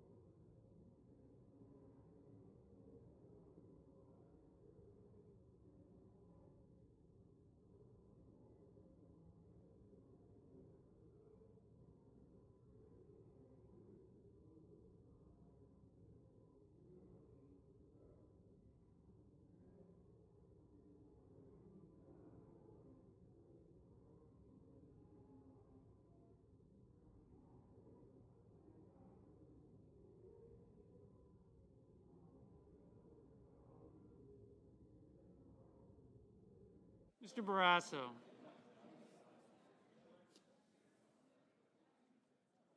Mr. Bennett.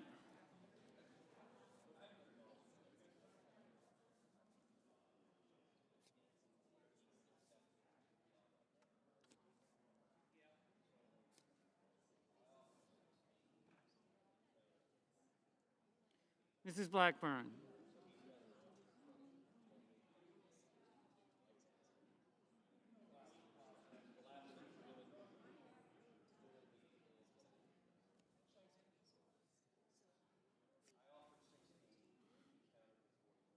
Mr. Blumenthal.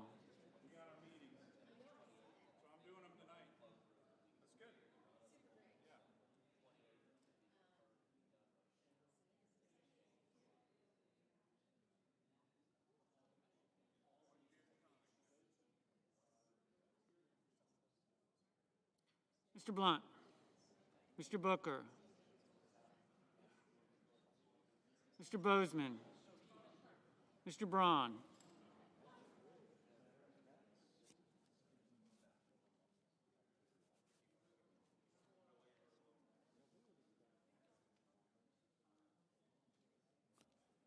Mr. Brown. Mr. Burr. Ms. Cantwell. Mrs. Capito. Mr. Cardin. Mr. Carper. Mr. Casey.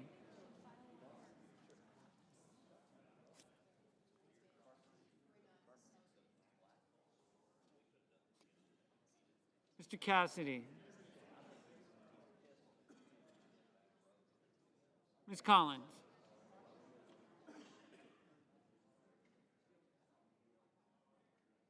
Mr. Coons. Mr. Cornyn. Ms. Cortez Masto. Mr. Cotton. Mr. Kramer. Mr. Crapo. Mr. Cruz.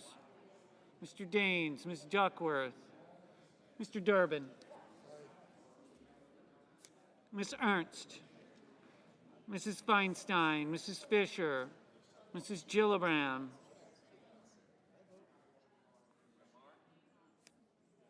Mr. Graham. Mr. Grassley.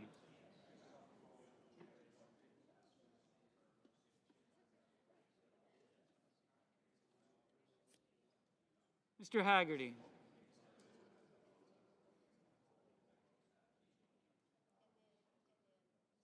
Ms. Hassan. Mr. Hawley. Mr. Heinrich. Mr. Hickenlooper. Ms. Hirono. Mr. Hoven. Mrs. Hyde-Smith. Mr. Inhofe. Mr. Johnson. Mr. Kane. Mr. Kelly. Mr. Kennedy.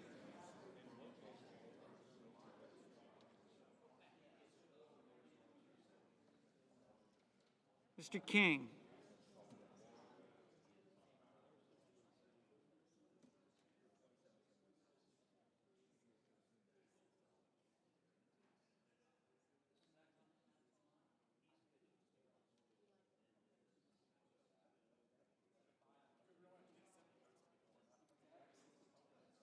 Ms. Klobuchar.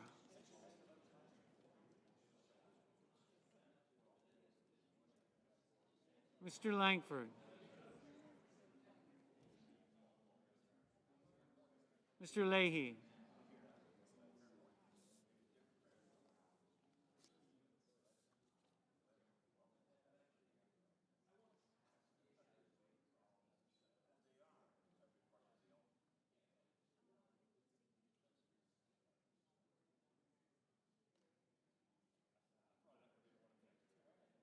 Mr. Leahy.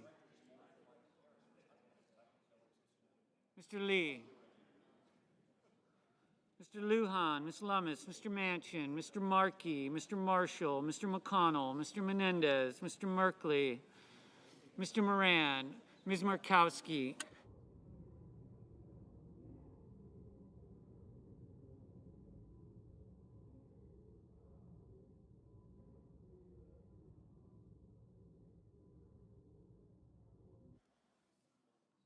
Mr. Murphy, Mrs. Murray, Mr. Ossoff, Mr. Padilla, Mr. Paul,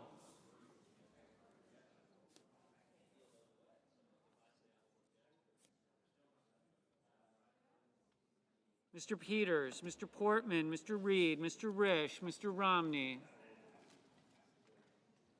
Ms. Rosen, Mr. Rounds, Mr. Rubio, Mr. Sanders, Mr. Sass, Mr. Schatz, Mr. Schumer,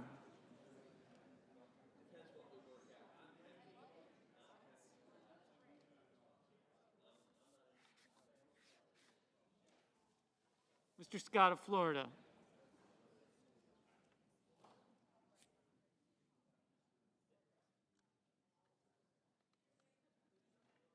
Mr. Scott of South Carolina,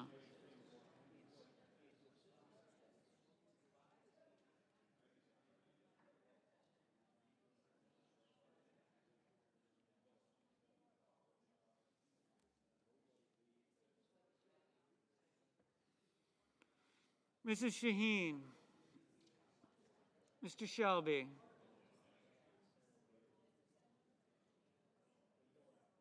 Ms. Sinema, Ms. Smith, Ms. Stabenow,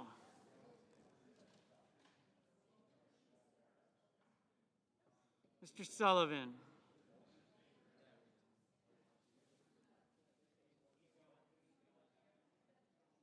Mr. Tester, Mr. Thune, Mr. Tillis, Mr. Toomey, Mr. Tuberville,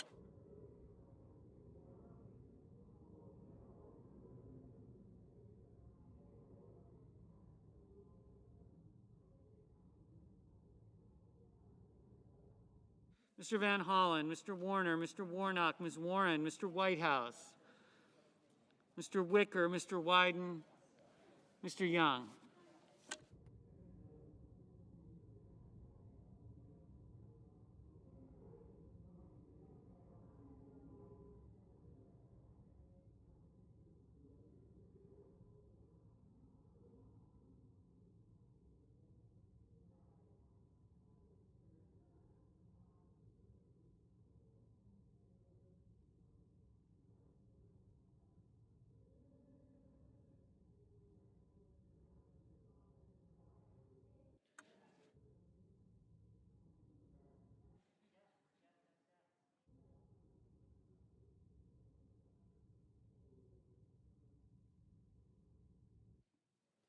Senators voting in the affirmative: Baldwin, Bennett, Cantwell, Carper, Cortez Masto, Durbin, Gillibrand, Hassan, Heinrich, Kelly, Klobuchar, Leahy, Lujan, Menendez, Merkley, Murkowski, Murphy, Murray, Peters, Reed, Rosen, Schatz, Shaheen, Smith, Stabenow, Warner, Warnock, Warren, Wyden. Senators voting in the negative: Blunt, Braun, Cassidy, Cotton, Grassley, Hawley, Kennedy, Langford, Marshall, Rubio, Scott of South Carolina, Sullivan, Thune, Tillis, Tuberville, Wicker.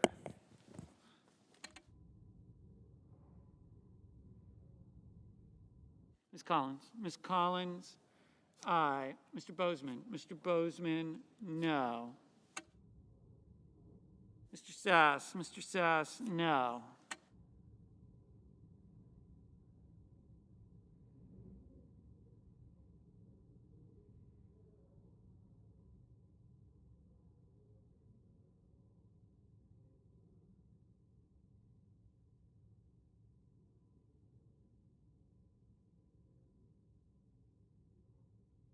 Mr. Lee. Mr. Lee, no.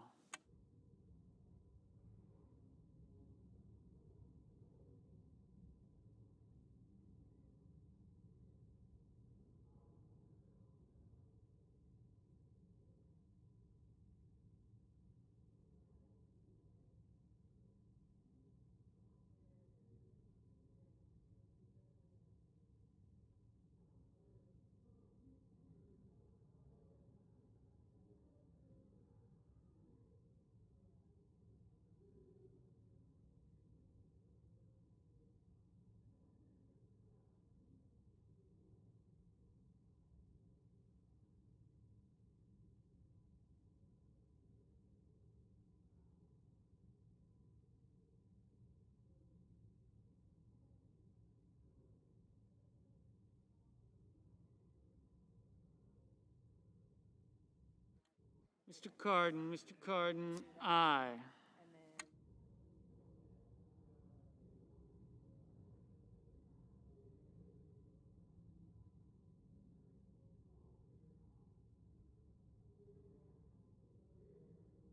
Mr. Manchin, aye.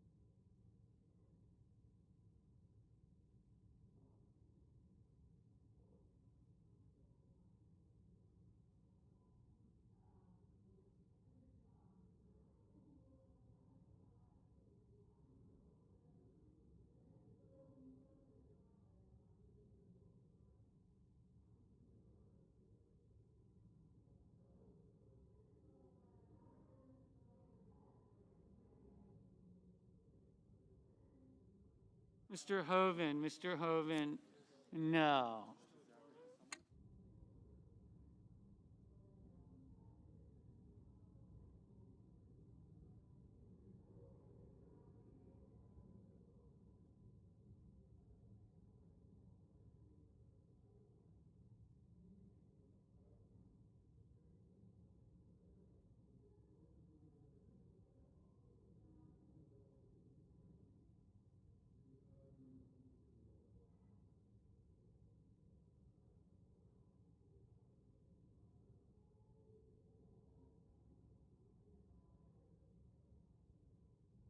Mr. Markey, aye. Ms. Duckworth, aye.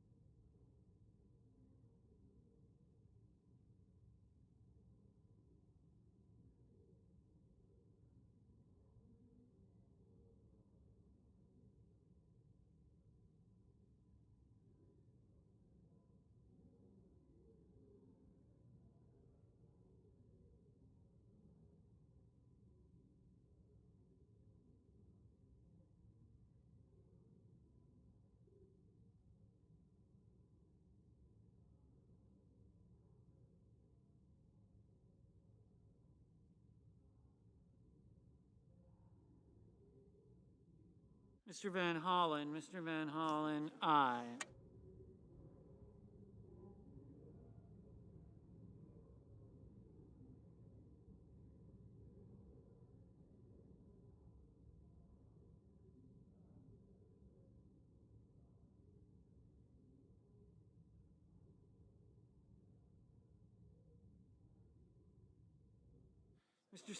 Mr. Scott of Florida, no. Mr. Schumer,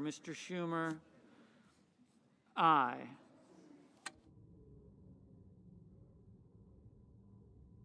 Mr. Tester, aye.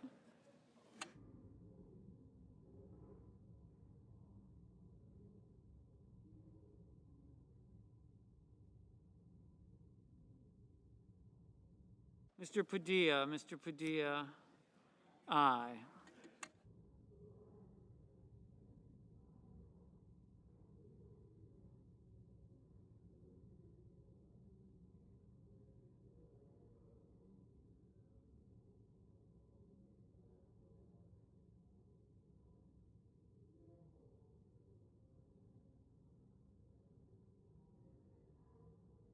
Mr. King, aye.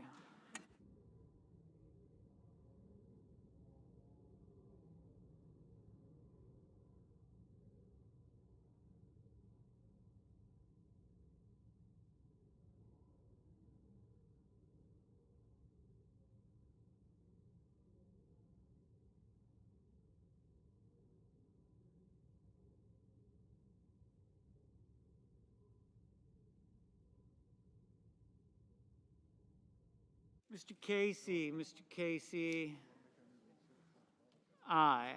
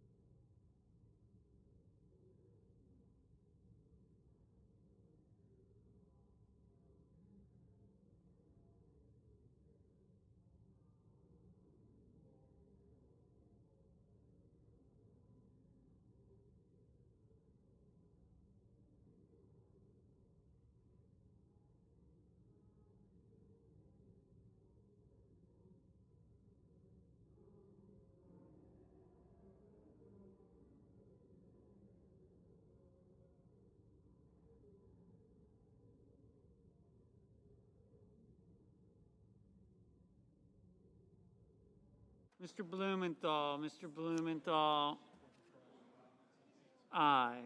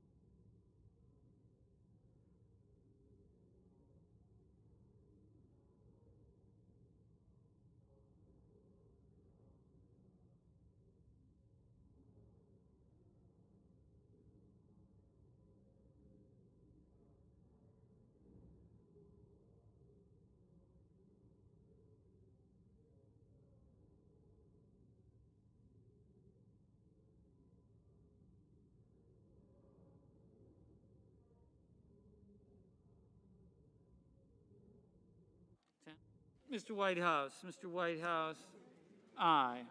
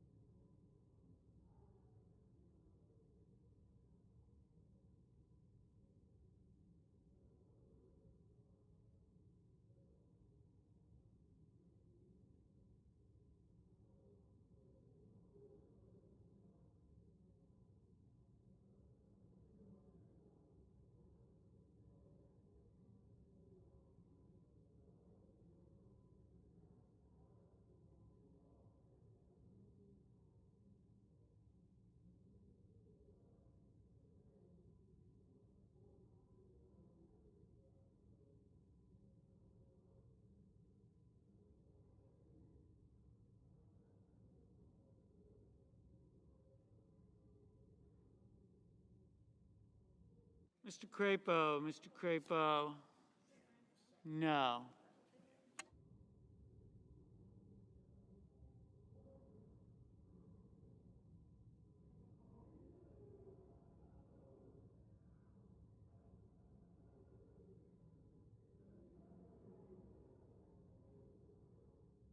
Mr. Brown, aye.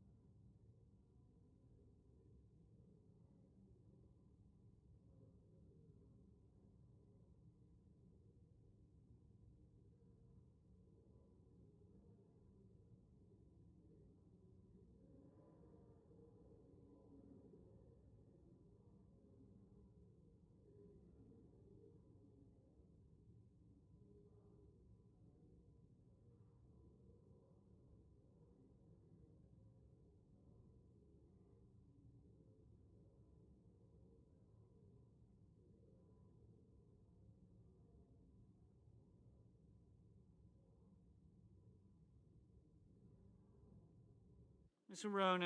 Hirono, aye.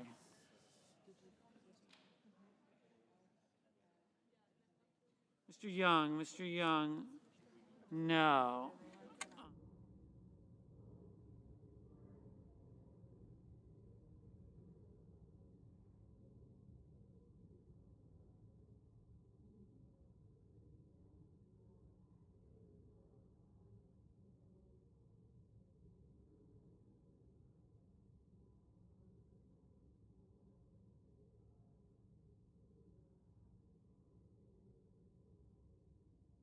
Mr. Haggerty, no.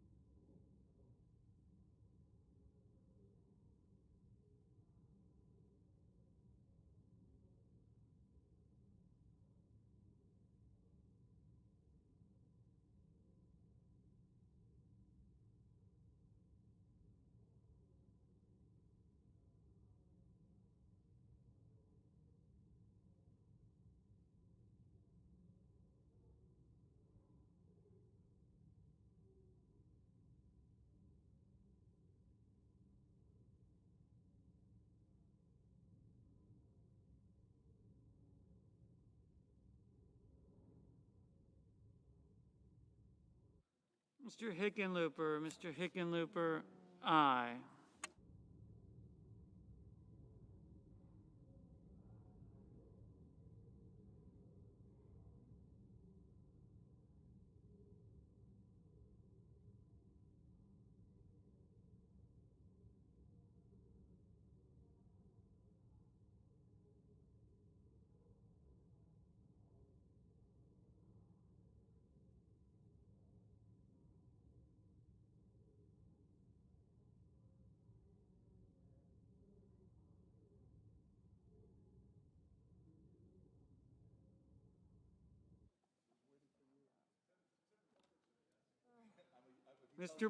Mr. Booker, aye.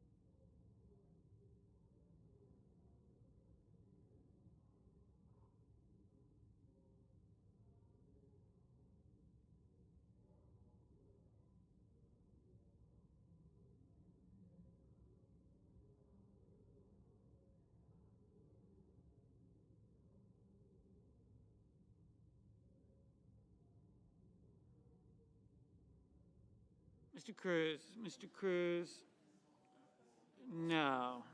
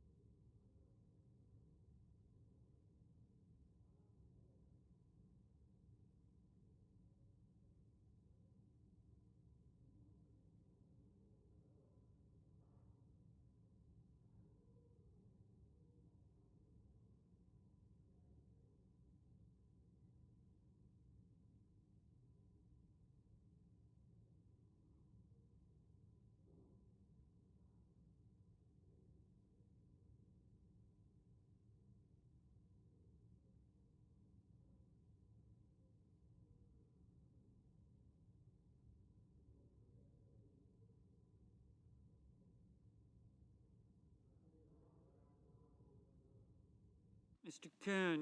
Coons, aye.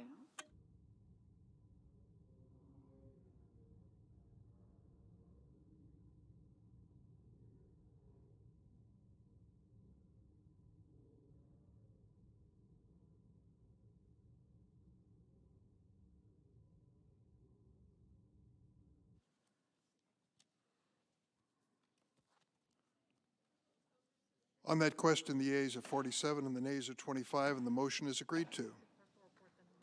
The clerk will report the nomination. Nomination, the judiciary, Jinsuk Ota of California to be United States District Judge for the Southern District of California.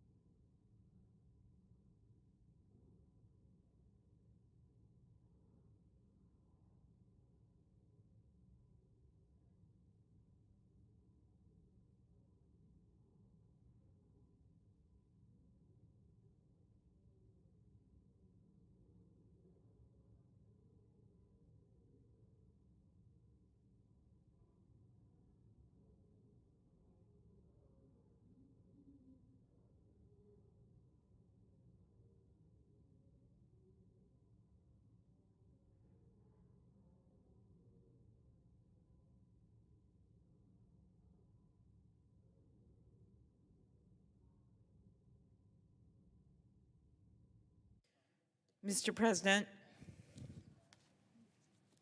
Senator from Minnesota. Mr. President, I rise today to talk about some nominees and how important this is to keep advancing nominees. A president should be able to have his ambassadors in place so we can deal with the rest of the world. And we have key people that are still missing from agencies, many of whom got through committees with strong bipartisan support. And let me start with one of them. Today, I rise to discuss the importance of the Senate swiftly confirming Alan Davidson, one of President Biden's very important nominees to the Department of Commerce. If confirmed, he will play a crucial role in the coming months and years in making sure every American has access to reliable, affordable internet. Mr. Davidson has been nominated to be the Assistant Secretary for Communications and Information at the Department of Commerce's National Telecommunications and Information Administration, NTIA. Okay, that sounds like a lot of words, but what does it really mean? As head of the NTIA, Mr. Davidson will oversee the distribution of the $40 billion for broadband infrastructure funding coming out of our bipartisan infrastructure bill. So his job couldn't be more important as we look at providing high-speed internet to every corner of this country. He will also play an important role in expanding wireless internet networks, promoting fair competition in the digital sector, and ensuring every American has access to affordable and fast internet. As you know, after months of negotiations between Democrats and Republicans, this Senate came together to pass the President's bipartisan infrastructure law, making a once-in-a-generation investment to improve roads, rail system, and public transit, address climate change by updating our power grid, and yes, invest in high-speed internet. It's the largest investment our country has ever made in high-speed internet, and I was proud to lead in the Senate the base bill. Representative Clyburn led it in the House to make this happen when it comes to broadband.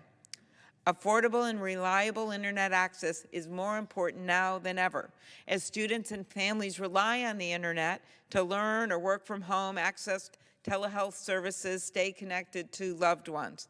as 42 million Americans, including 16% of households in rural Minnesota, lack reliable broadband access, the need to make the promises of this law a reality could not be more urgent. As head of the NTIA, Mr. Davidson will be responsible for overseeing the rollout of funding for broadband grants across the country. We don't want to wait. We need someone that knows what he's doing in place now. With more than 2 decades of experience in the public and private sector as an executive, someone who worked in technology, and as an attorney, it's clear Mr. Davidson is ready for this job. He served in the Department of Commerce during the Obama administration, where he was the department's first director of digital economy. His background in privacy and internet policy will be invaluable. I'm confident he will protect consumers, promote competition, and make this historic law meaningful for everyday Americans. His nomination has earned support from a broad array of organizations, including the Chamber of Commerce, the National Consumers League, the Open Technology Institute, and more than 80 others. I should also point out that 8 former heads of the NTIA, Republicans and Democrats alike, have urged the Senate to confirm Mr. Davidson, and that he did very well in the committee, came out of the committee with bipartisan support. To me, this should just be done like this. We should just get it done through this chamber. But we wait through this morass of rules. Instead of making the rules easier, so we can restore the Senate, so we can actually debate issues, we literally spent hours and hours and hours on nominees who received Republican support in the committee because one person decides, well, I want to hold that one up. We need to get this done now because while we wait, students, parents, and workers without high-speed internet are falling behind. I've heard too many stories, as I know every senator in this chamber have heard, about people from our states who have jumped through hoops just to get online. One high school student in Ottertail County, Minnesota, had such weak internet at her house that she always had to drive to the parking lot of a liquor store to take her online biology quizzes. I met her mom. She told me the story herself. I've also heard from rural doctors who rely on the Wi-Fi at McDonald's parking lots to read their patients' x-rays when they're outside the office on weekends. That's just unacceptable. So we need to make sure this historic broadband funding gets out the door and that we have someone in place to administer it. In addition to this hugely important work, Mr. Davidson will also be responsible for implementing upgrades to our 911 systems. In a crisis, no one should be put in danger because of outdated 911 systems, and first responders, public safety officials, and law enforcement must be able to communicate seamlessly. As a member of the Senate Commerce Committee and as one of the chairs of the Congressional Next Generation 911 Caucus, I know that these upgrades are urgently needed to help move the country's largely outdated 911 call centers and related technology into the digital age. We need to enable 911 call centers to handle text messages, pictures, videos, and other information sent by smartphones, tablets, and other devices when faced with an emergency. Mr. Davidson, with his vast array of experience, will help to bring our 911 systems into the 21st century by providing state and local governments with the resources they need to update our emergency response networks and keep our communities safe. I urge my colleagues to support Mr. Davidson's nomination today to move our country and our economy forward. The stakes are too high to wait. I also come to the floor today to speak on the many ambassador nominees that are ready for a vote but are being held up by some of our colleagues on the other side. I emphasize some because many of these nominees got strong bipartisan support. While I appreciate the progress we are now making on some of the nominees as we speak, many have been waiting months for a vote. And when we finish today, at least tonight, or when we finish in the next few days, more we know will still be waiting because we have well over 100 people who've been waiting for votes, over 150 people waiting for votes. This unnecessary delay is sabotaging our diplomatic efforts around the world. The State Department is made up of some of the best, the brightest, and most patriotic citizens. By failing to confirm ambassadors, whether to Iraq, we know how important that is, Equatorial Guinea, or Japan, we are hurting not only the nominees and our foreign service officers, but also all those who look to America as a beacon of democracy. First, let's look at Elizabeth Moore Aubin, who was nominated to be ambassador to Algeria in April and reported out of the committee June, the beginning of summer. We are now in the middle of winter. Algeria is an important partner in Northern Africa when it comes to economic and strategic security issues. Aubin is clearly up to the task. She previously served as the acting principal deputy assistant secretary for the Bureau of Near Eastern Affairs and served as the deputy chief of mission in Algeria during a 2013 terrorist attack. Aubin knows from her years at the State Department and from her firsthand experience what it takes to keep Americans safe overseas, and yet she has been held up for 6 months. Americans and Americans in Algeria deserve better. Angola, another ambassador who's been waiting since June, is Tulinabo Mushinki, who has been nominated to serve as ambassador to Angola and several other islands off the coast of Eastern Africa. She has already served as an ambassador and deputy chief of mission to our embassy in Ethiopia, so he will be ready to take on this role on day one. Through our country's partnership with the Angolan government, we have made significant progress in removing thousands of landmines and advancing economic growth in the region. The U.S. and Angola will be better served with an experienced ambassador, and he should be confirmed promptly. And yet that's not all. We also must move forward with Claire Cronin, who President Biden nominated to be the ambassador to Ireland. Cronin was the first woman to serve as a Massachusetts House Majority Leader and the first woman to chair the Massachusetts House Judiciary Committee. President Biden nominated her in June, 6 months ago, and she advanced from committee nearly 2 months ago in mid-October. Ireland is an economic partner, a security partner, and of course the U.S. is home to many proud Irish Americans. We need Ambassador Cronin to move forward. I know we are making progress, but I think of a country like Japan, where Rahm Emanuel has been nominated. Japan, my good friend who we lost this year, Vice President Mondale, was the ambassador to Japan. And I remember how proud they were when he got voted through and went to Japan. They were so proud that the United States of America sent an ambassador to their country, of someone of great experience. This is the case of all these ambassador nominees. Our country deserves to have people over there representing our nation. You think they don't notice these countries? As I said, we are making progress. Today or tomorrow, we may vote to confirm Denise Campbell Bauer, President Biden's nominee to serve as ambassador to France. Bauer was nominated in July, 5 months ago, and is only now coming to the floor for a vote. She served as ambassador to Belgium, including during the 2016 terrorist attack in Brussels. She is well qualified for this role. France is our oldest ally and friend, and while we may be making progress, I am deeply concerned that our Republican colleagues have needlessly delayed this post.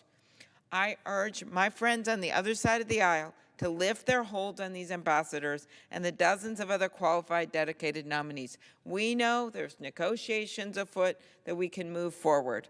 Let's get a bunch of these done. The U.S. must be able to have strong people in place for our allies to deal with problems overseas and to represent proudly the United States of America. Thank you, Mr. President. I yield the floor. I note the absence of a quorum. The clerk will call the roll. Ms. Baldwin.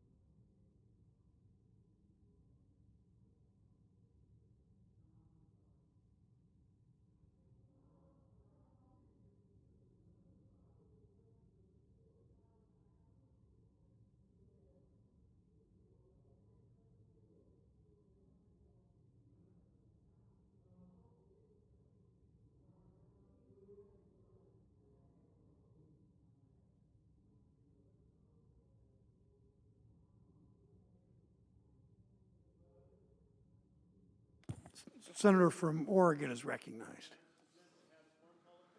Without objection, so ordered.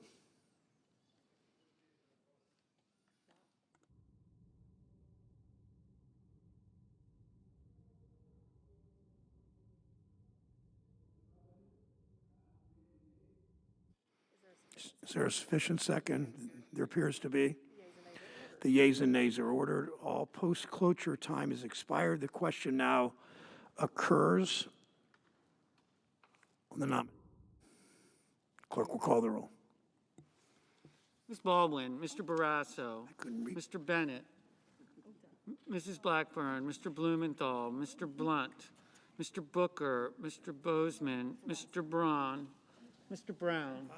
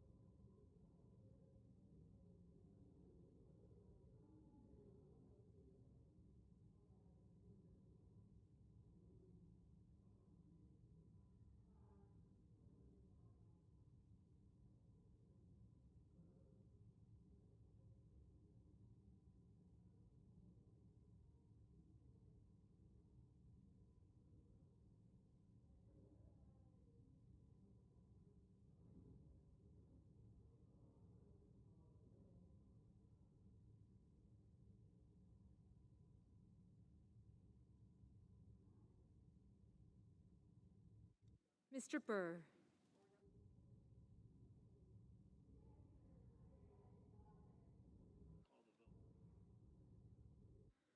Ms. Cantwell, Mrs. Capito, Mr. Cardin, Mr. Carper, Mr. Casey, Mr. Cassidy, Ms. Collins, Mr. Coons,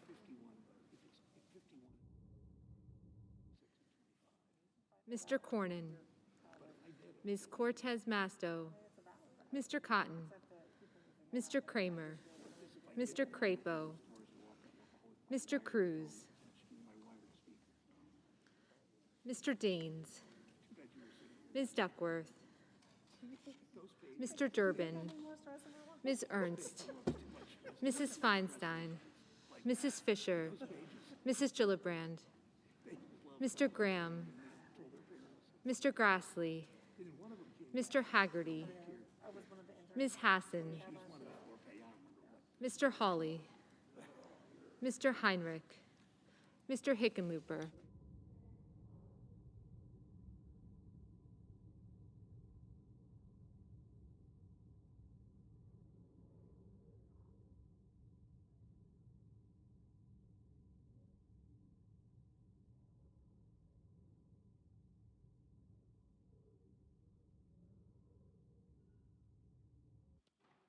Ms. Hirono, Mr. Hoven,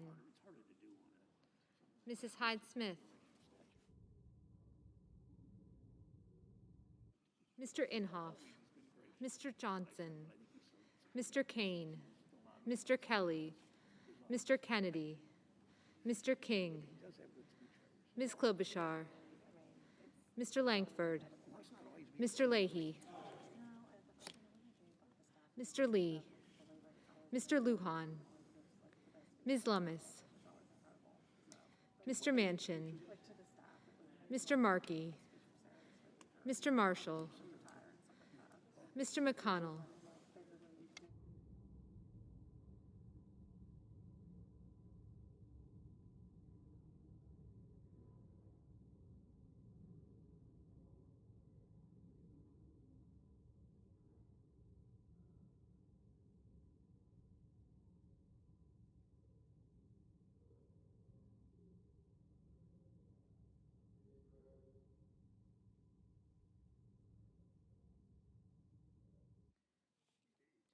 Mr. Menendez.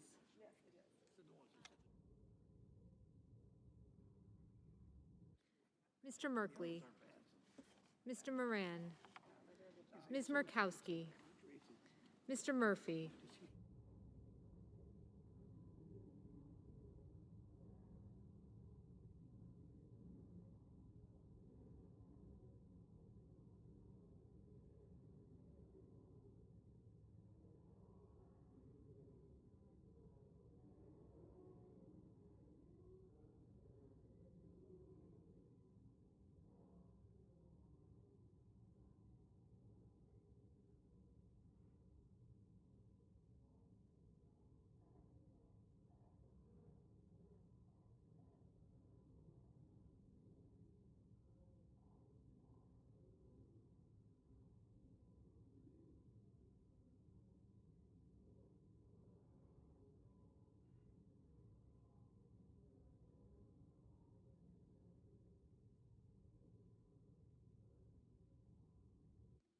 Mrs. Murray. Mr. Ossoff. Mr. Padilla. Mr. Paul. Mr. Peters. Mr. Portman. Mr. Reed. Mr. Risch. Mr. Romney. Ms. Rosen. Mr. Rounds. Mr. Rubio. Mr. Sanders. Mr. Sass. Mr. Schatz. Mr. Schumer. Mr. Scott of Florida. Mr. Scott of South Carolina. Mrs. Shaheen. Mr. Shelby.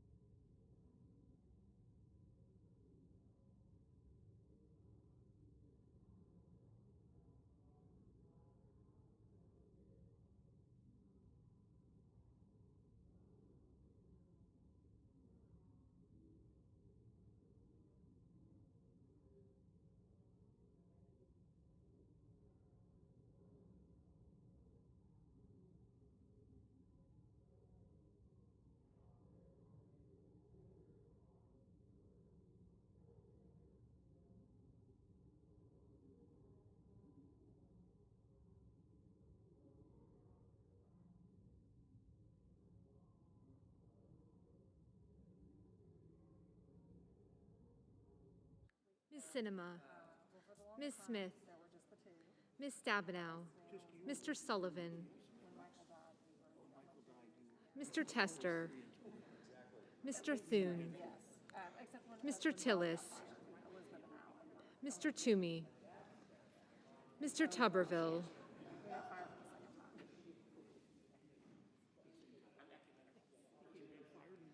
Mr. Van Hollen. Mr. Warner. Mr. Warnock. Ms. Warren. Mr. Whitehouse. Mr. Wicker. Mr. Wyden. Mr. Young.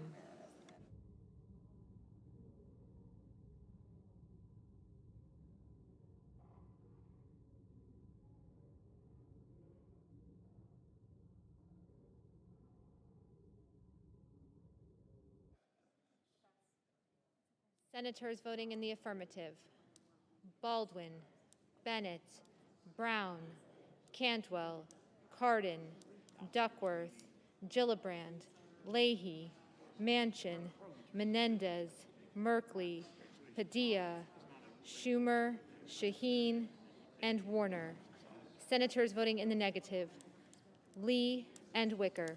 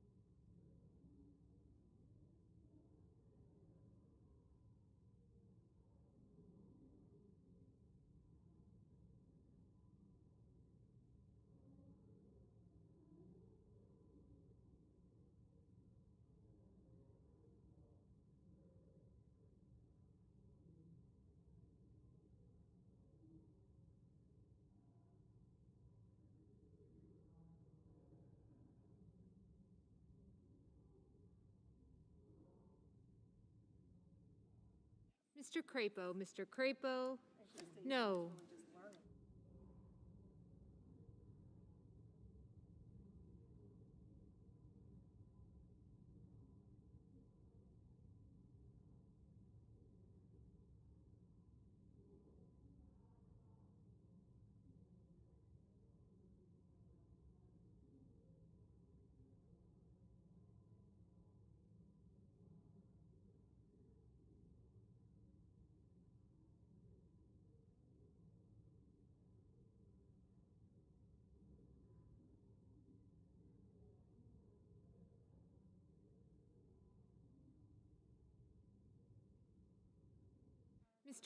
Mr. Reed, aye.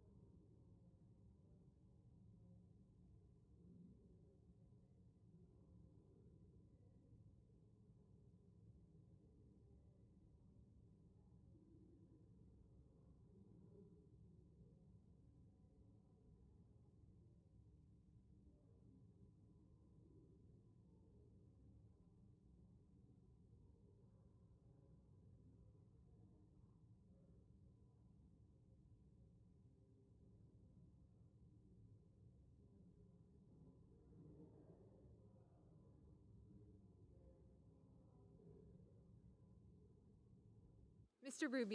Rubio, no.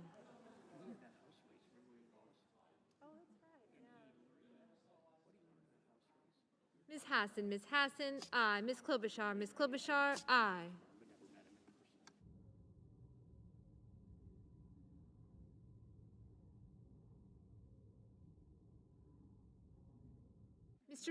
Mr. Schatz, aye. Mr. Wyden, aye.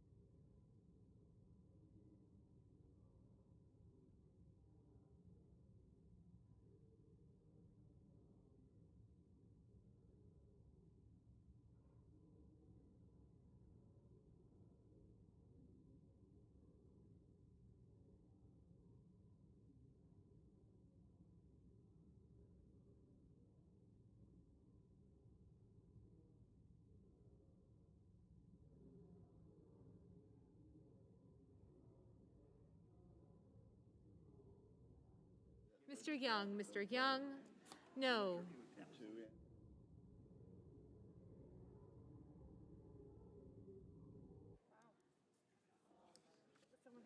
Ms. Rosen, aye.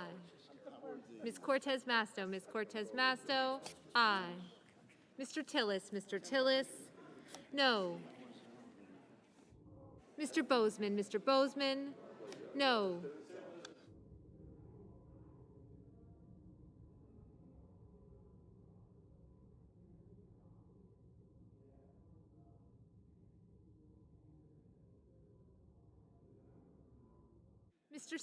Mr. Sass, no.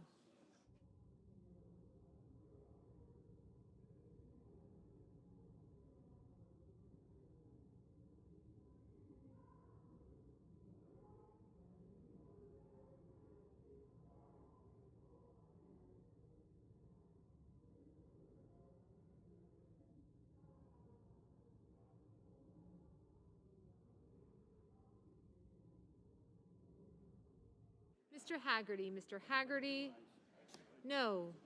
Mr. Lujan, Mr. Lujan, aye. Mr. Kennedy, Mr. Kennedy, no.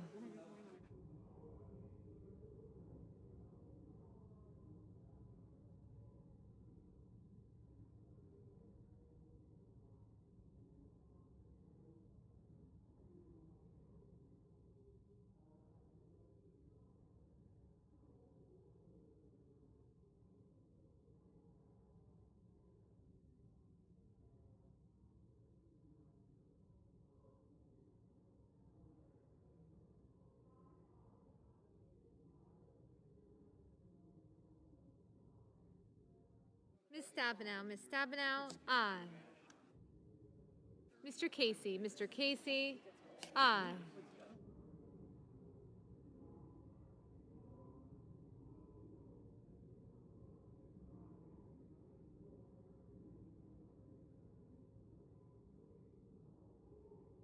Mr.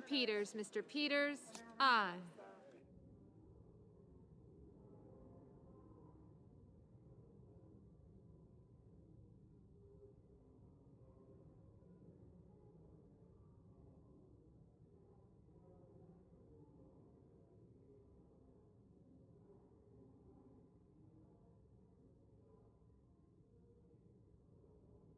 Mr. Tuberville, no.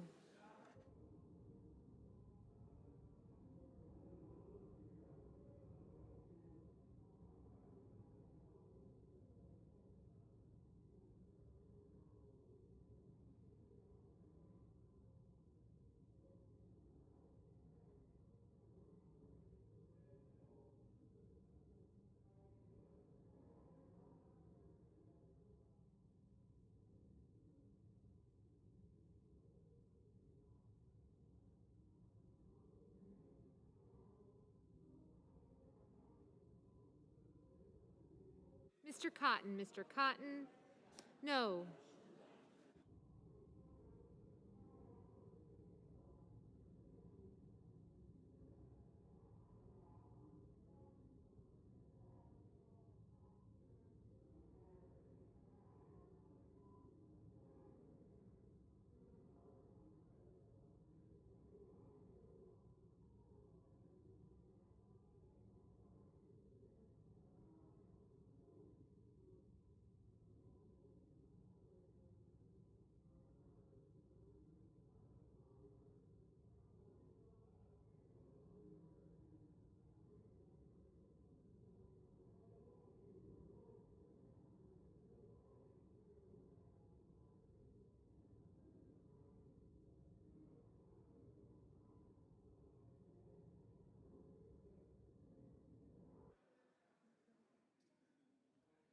Ms. Warren, aye.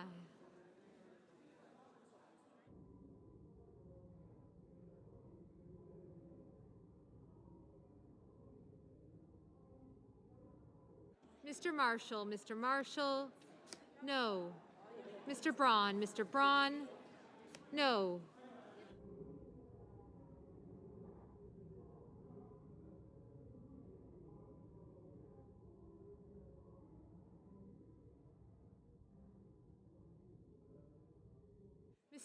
Mr. Scott of South Carolina, no.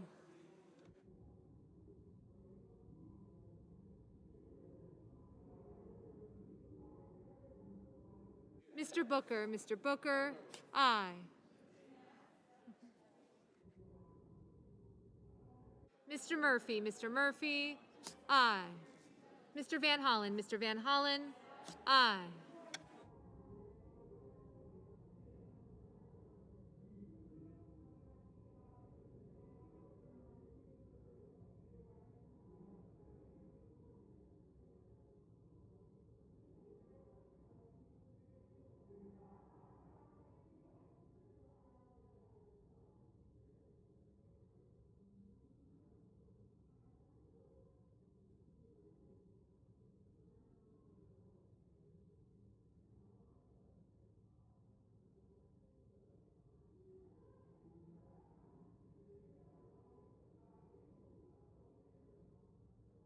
Mr. Markey, aye.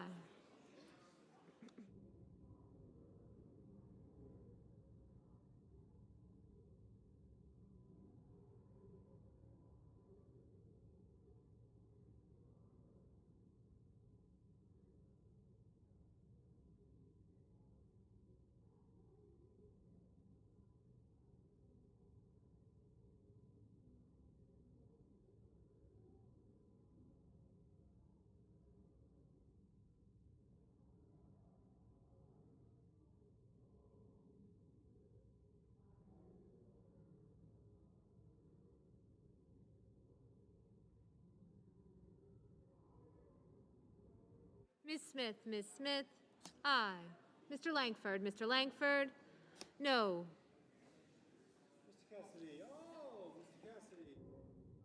Mr. Cassidy, Mr. Cassidy, no. Mr. Thune, Mr. Thune, no.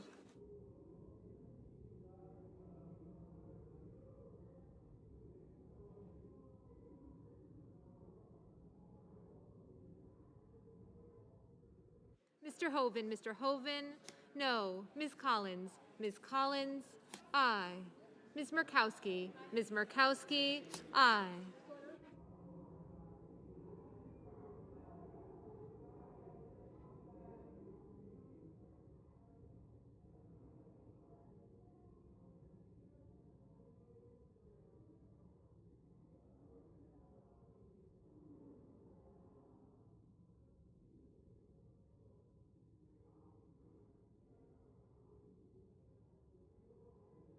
Mr. Blumenthal, Mr. Blumenthal, aye.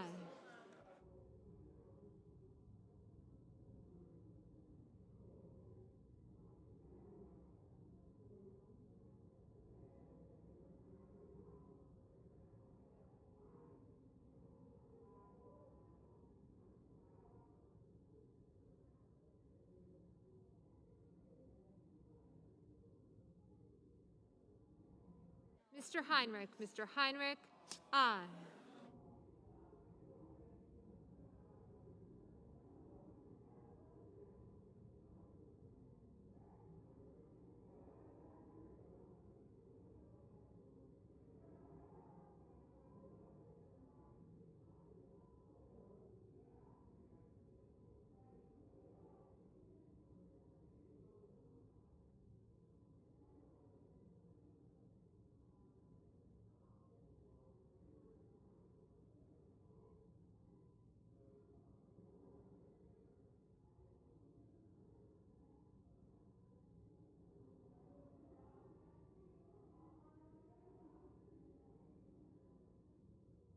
Mr. Grassley, Mr. Grassley, no.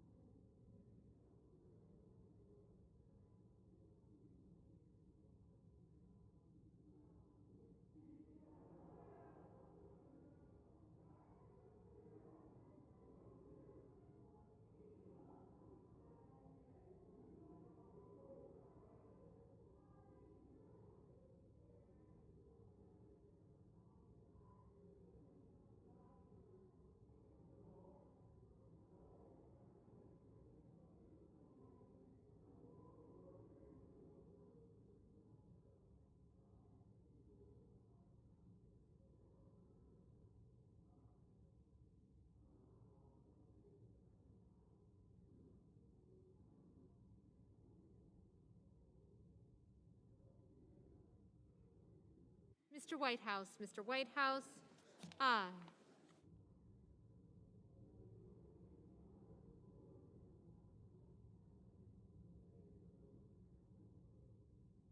Mr. Hawley, Mr. Hawley, no.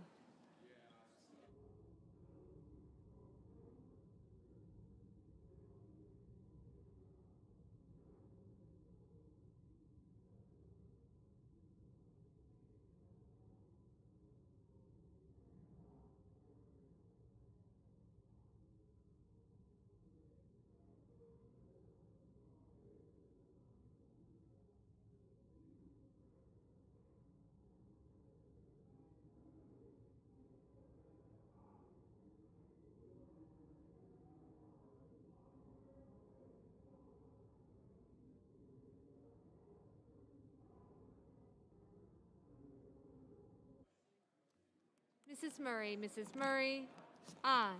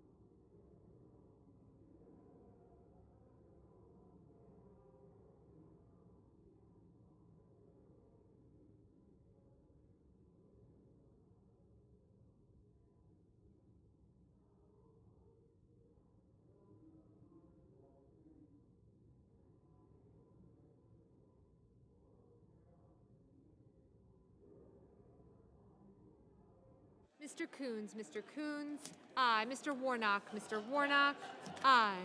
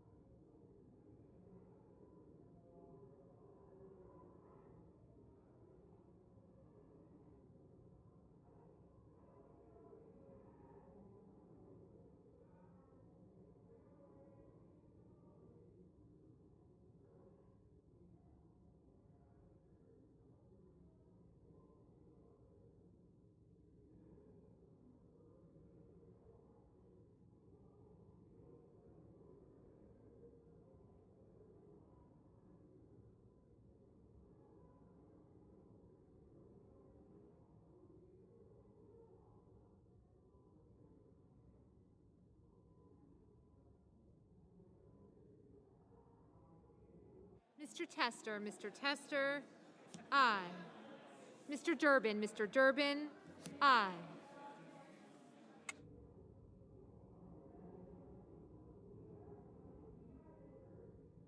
Mr. King, aye.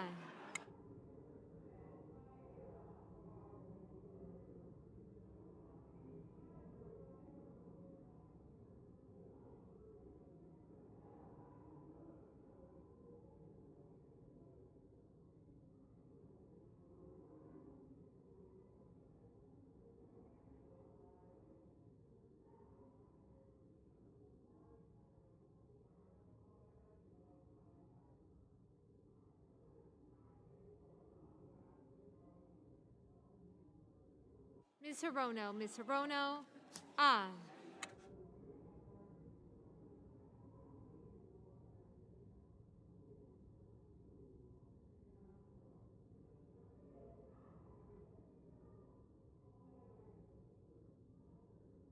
Mr. Cruz, no.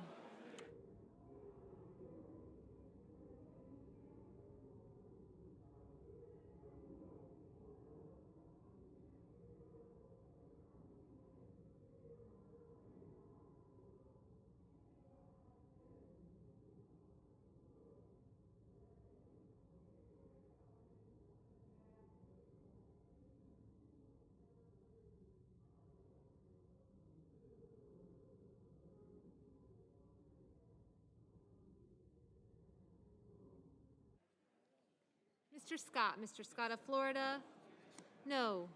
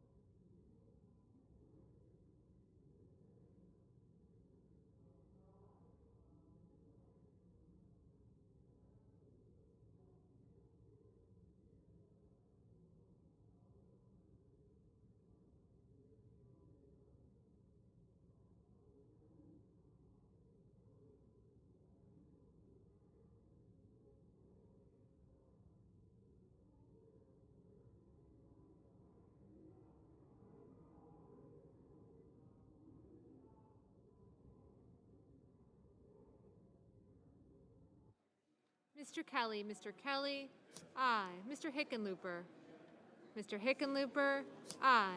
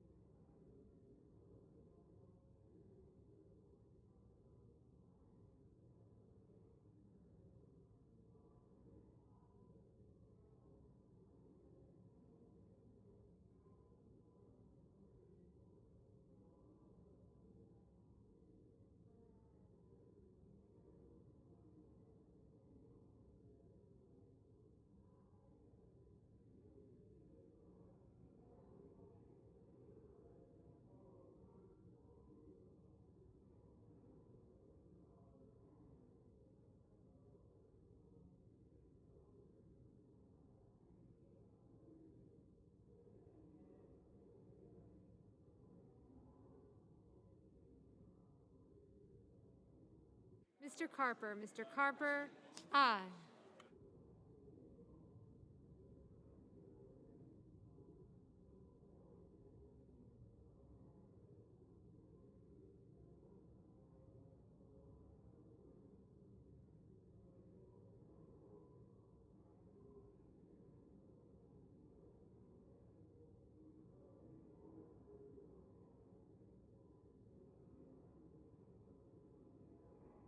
Mr. Sullivan, Mr. Sullivan, no.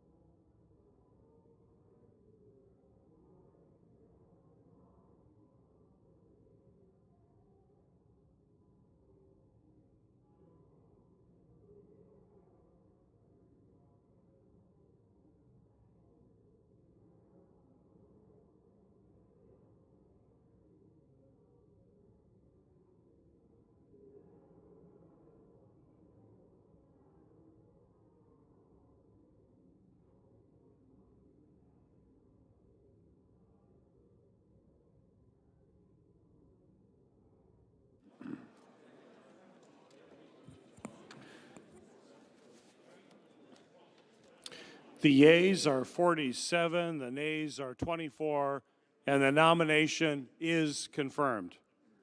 Under the previous order, the motion to consider is considered made and laid upon the table, and the President will immediately be notified of the Senate's action. The clerk will report the motion to invoke cloture. Cloture motion. We, the undersigned senators, in accordance with the provisions of Rule 22 of the Standing Rules of the Senate, do hereby move to bring to a closed debate on the nomination of Executive Calendar Number 580, David Herrera Urias of New Mexico to be United States District Judge for the District of New Mexico, signed by 17 senators. By unanimous consent, the mandatory quorum call has been waived. The question is it the sense of the Senate that debate on the nomination of David Herrera Juarez of New Mexico to be United States District Judge for the District of New Mexico shall be brought to a close. The yeas and nays are mandatory under the rule. The clerk will call the roll. Ms. Baldwin, Mr. Barrasso, Mr. Bennett. Okay, gotcha.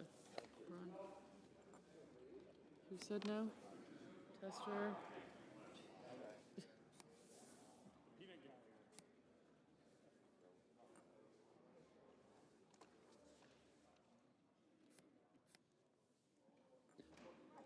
Mrs. Blackburn. Thank you.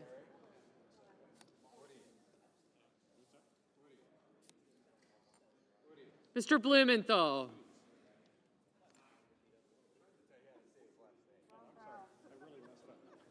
Gotcha.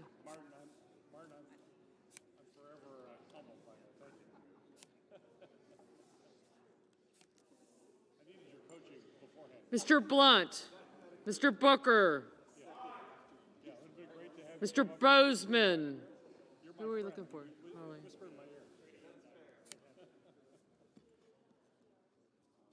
Mr. Bozeman, Mr. Braun, Mr. Brown, Mr. Burr, Ms. Cantwell, Mrs. Capito, Mr. Cardin, Mr. Carper, Mr. Casey, Mr. Cassidy, Ms. Collins, Mr. Coons, Mr. Cornyn, Ms. Cortez Masto, Mr. Cotton,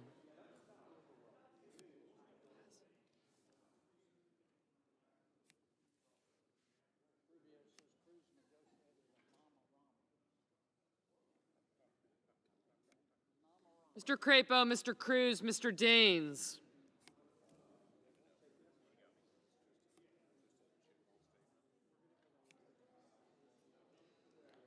Ms. Duckworth, Mr. Durbin,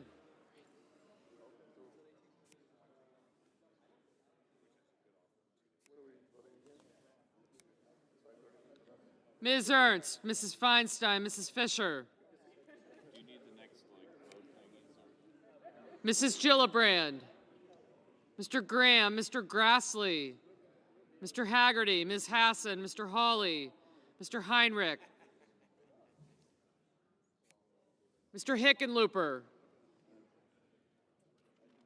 Ms. Hirono,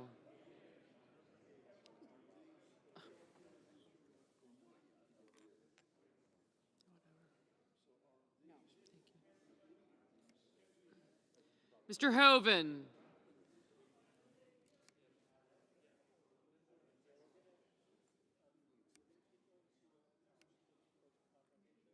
Mrs. Hyde-Smith, Mr. Inhofe, Mr. Johnson, Mr. Kane, Mr. Kelly, Mr. Kennedy, Mr. King, Ms. Klobuchar, Mr. Langford, Mr. Leahy, Mr. Lee, Mr. Lujan.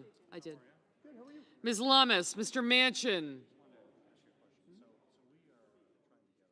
Mr. Markey, Mr. Marshall, Mr. McConnell, Mr. Menendez, Mr. Merkley, Mr. Moran, Ms. Murkowski, Mr. Murphy, Mrs. Murray, Mr. Ossoff, Mr. Padilla, Mr. Paul, Mr. Peters, Mr. Portman, Mr. Reed, Mr. Risch, Mr. Romney, Ms. Rosen, Mr. Rounds, Mr. Rubio, Mr. Sanders, Mr. Sass, Mr. Schatz, Mr. Schumer, Mr. Scott of Florida, Mr. Scott of South Carolina, Mrs. Shaheen, Mr. Shelby, Ms. Sinema, Ms. Smith, Ms. Stabenow, Mr. Sullivan,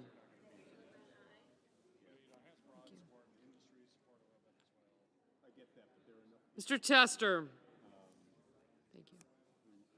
Mr. Thune, Mr. Tillis, Mr. Toomey, Mr. Tuberville, Mr. Van Hollen,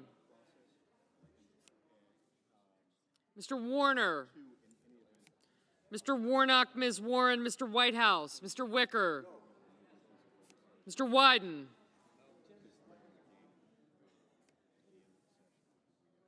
Mr. Young,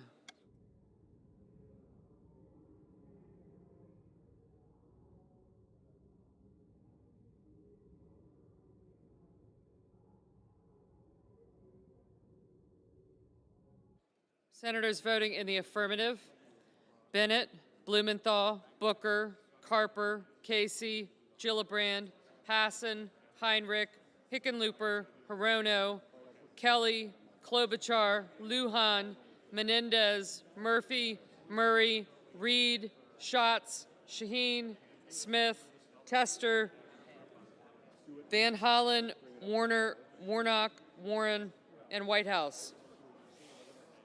Senators voting in the negative: Braun, Collins, Cotton, Crapo, Cruz, Hawley, Kennedy, Lankford, Scott of Florida, Scott of South Carolina, Thune, Tillis, Wicker, and Young.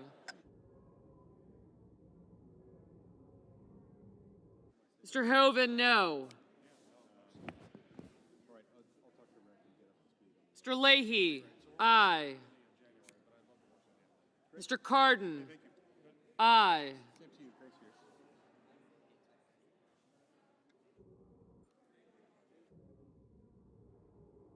Mr. Rubio, no.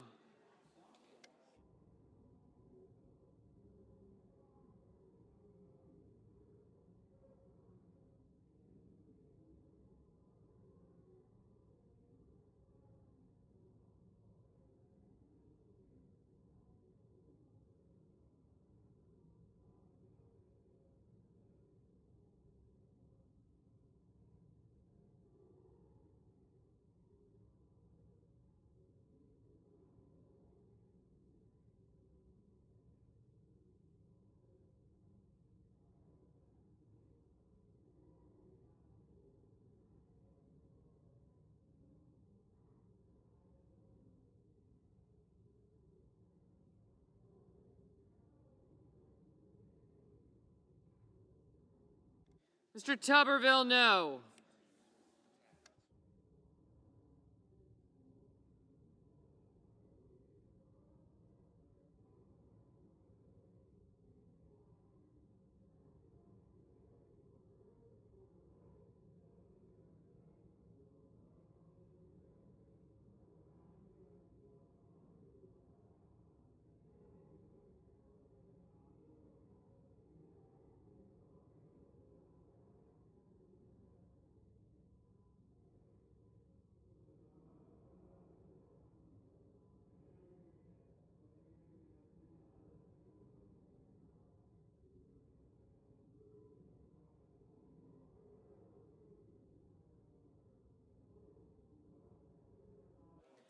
Mr. Merkley, aye. Mr. Manchin, aye.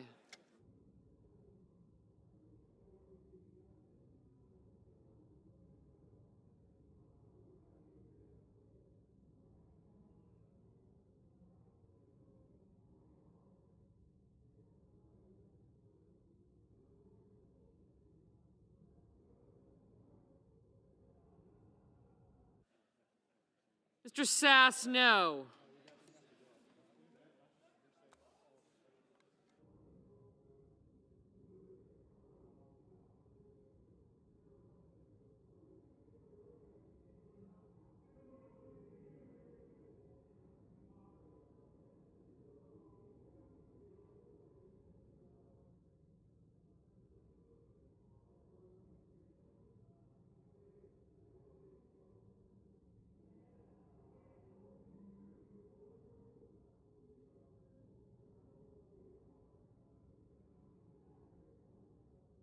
Mr. Padilla, aye.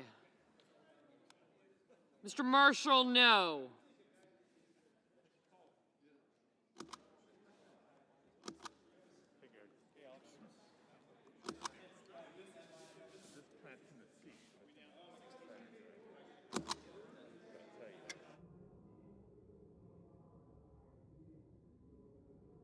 Ms. Duckworth, aye. Mr. Wyden, aye.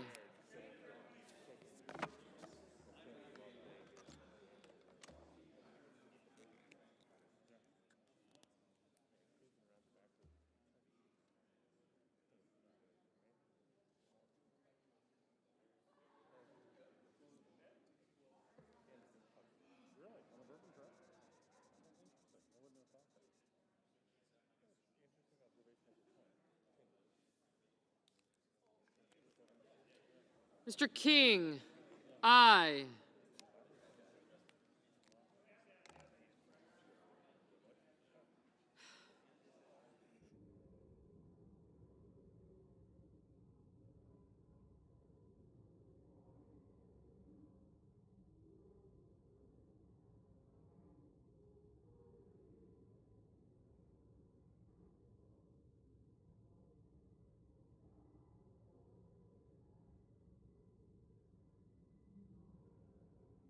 Mr. Cassidy, no.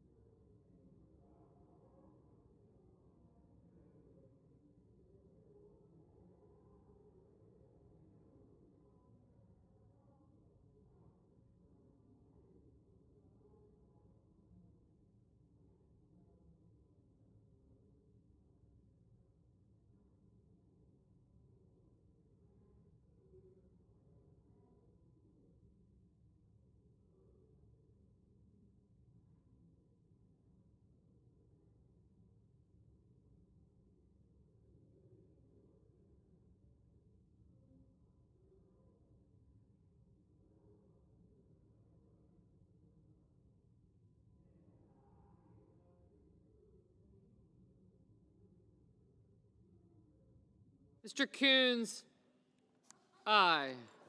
Mr. Bozeman, no. Mr. Durbin, aye.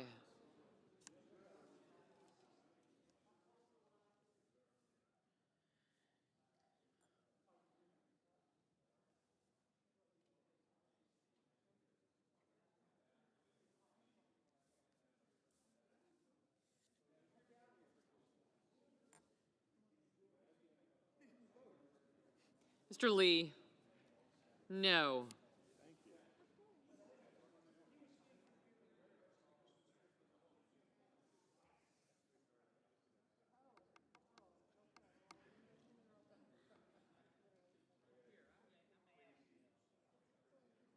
You voted.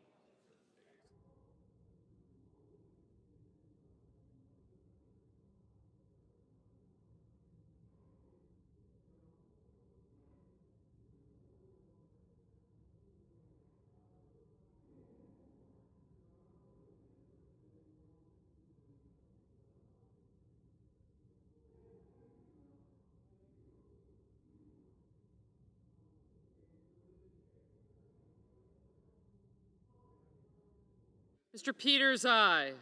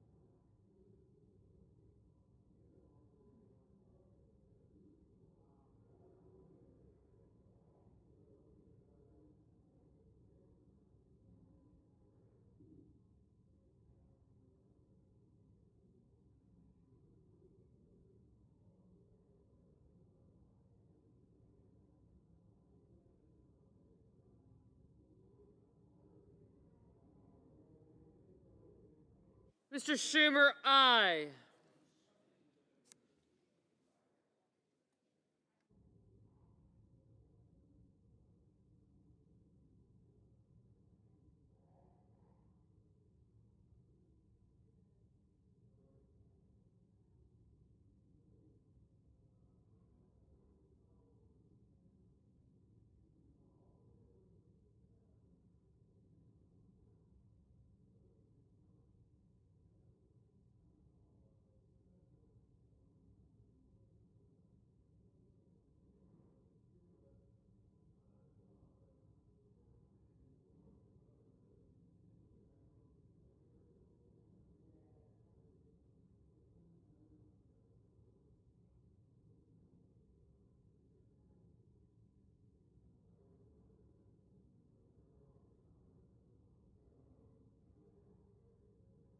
Ms. Murkowski, no.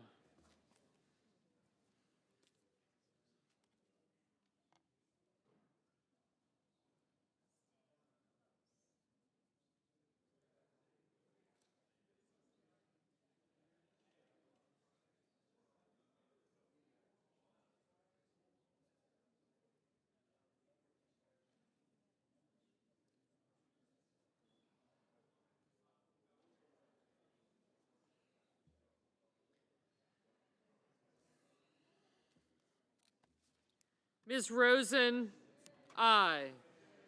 Ms. Cortez Masto, aye. Ms. Baldwin, aye. Mr. Brown, aye.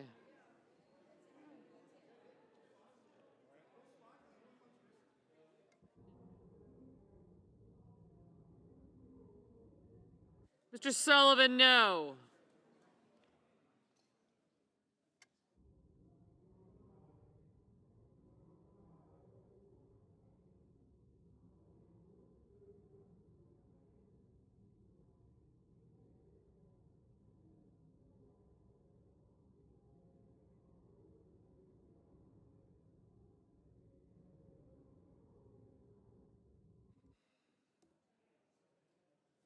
Ms. Stabenow, aye.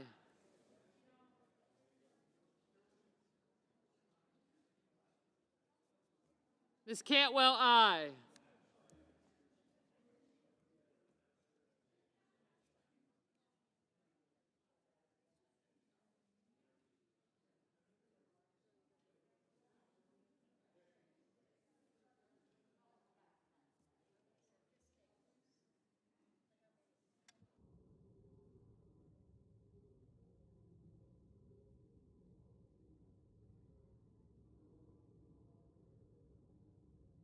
Mr. Grassley, no.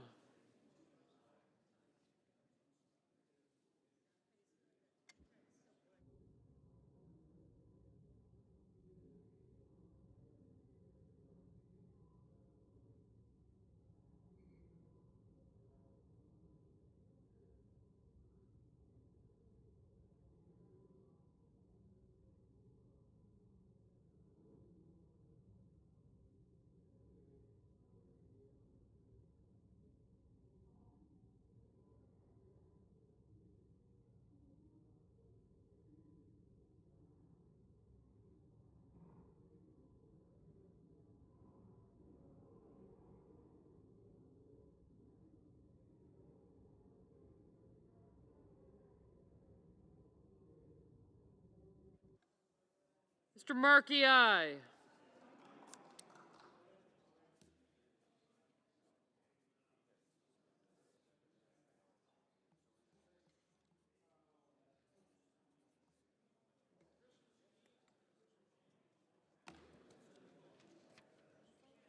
What's going on?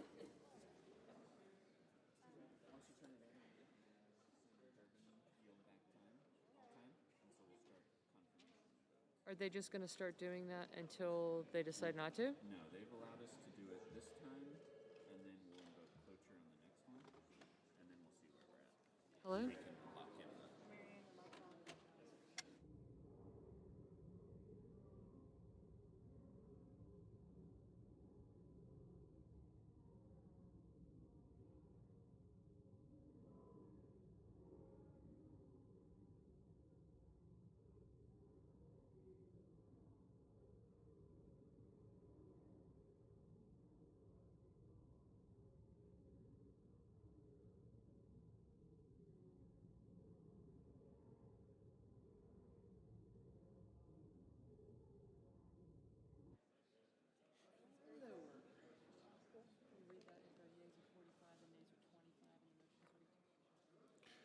The yeas are 45, the nays are 25, and the motion is agreed to. The clerk will report the nomination. Nomination, the judiciary. David Herrera Urias of New Mexico to be United States District Judge for the District of New Mexico. Without objection. The question is on the nomination. The yeas and nays have been requested. There seems to be a sufficient number. The clerk will call the roll. Ms. Baldwin. Mr. Barrasso. Mr. Bennett.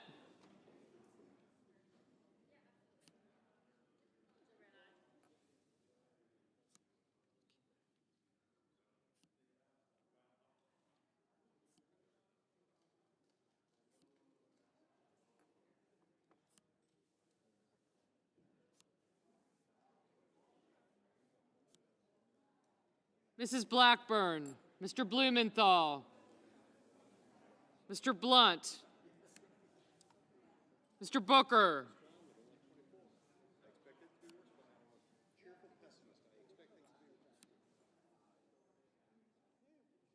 Mr. Bozeman, Mr. Braun, Mr. Brown,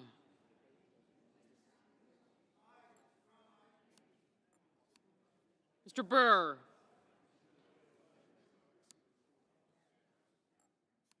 Ms. Cantwell,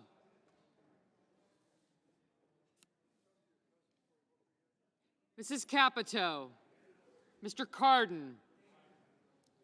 I got you both. Mr. Carper, Mr. Casey, Mr. Cassidy, Ms. Collins, Mr. Coons, Mr. Cornyn, Ms. Cortez Masto, Mr. Cotton, Mr. Kramer, Mr. Crapo,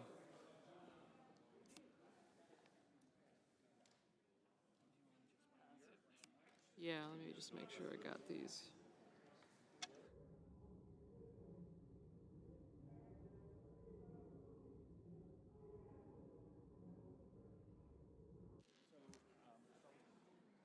Mr. Daines.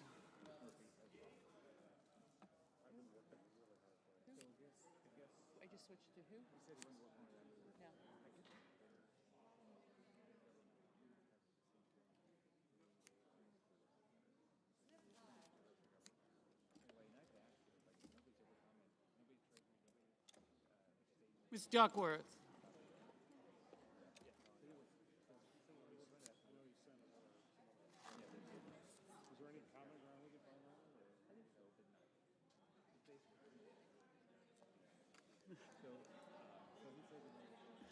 Mr. Durbin.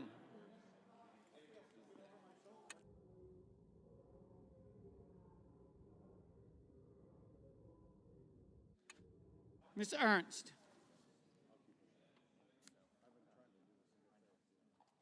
Mrs. Feinstein. Mrs. Fisher. Mrs. Gillibrand. Mr. Graham. Mr. Grassley. Mr. Haggerty. Ms. Hassan.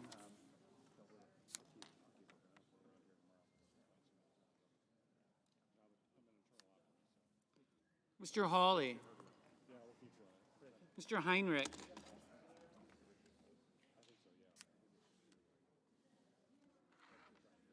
Mr. Hickenlooper. Ms. Arono. Mr. Hoven. Mrs. Hyde-Smith. Mr. Inhofe. Mr. Johnson. Mr. Kane. Mr. Kelly. Mr. Kennedy. Mr. King. Ms. Klobuchar.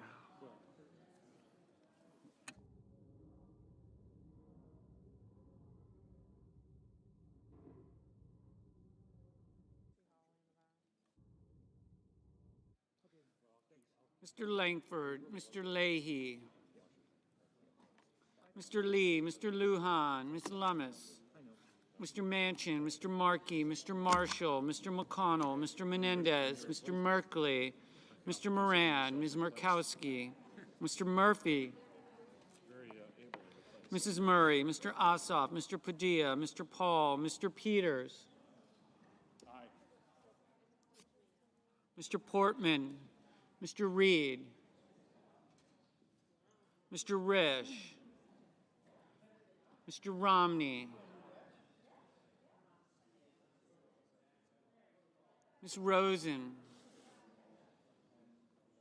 Mr. Rounds, Mr. Rubio, Mr. Sanders, Mr. Sass, Mr. Schatz, Mr. Schumer, Mr. Scott of Florida,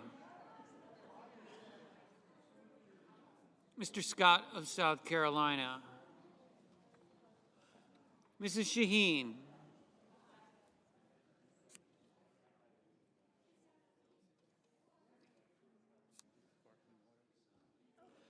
Mr. Shelby,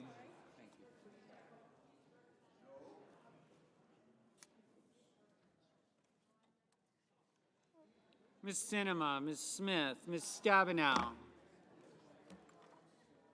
Mr. Sullivan, Mr. Tester, Mr. Thune, Mr. Tillis, Mr. Toomey, Mr. Tuberville, Mr. Van Hollen, Mr. Warner, Mr. Warnock, Ms. Warren, Mr. Whitehouse, Mr. Wicker, Mr. Wyden, Mr. Young,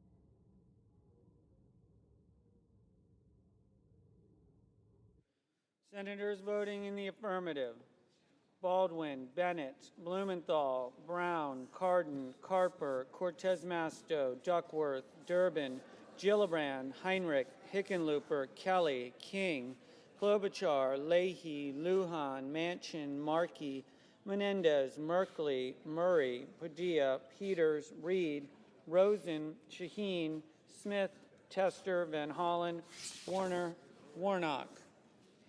Senators voting in the negative: Bozeman, Collins, Hawley, Hoeven, Kennedy, Lankford, Lee, Marshall, Rubio, Sass, Thune, Tillis, Tuberville, Wicker.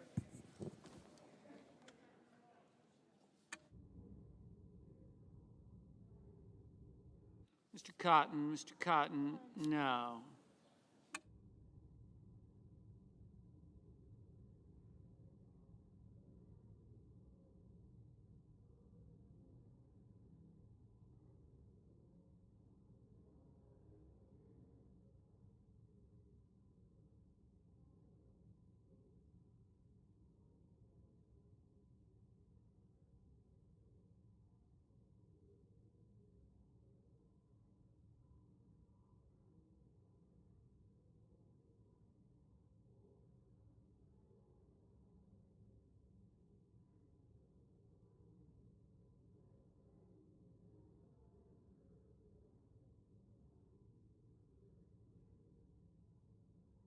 Mr. Crapo, no.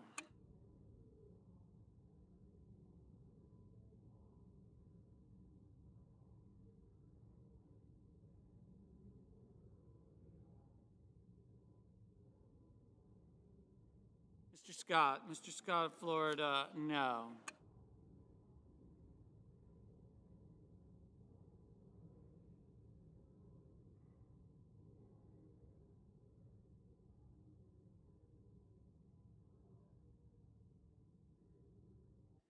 Mr. Casey, aye.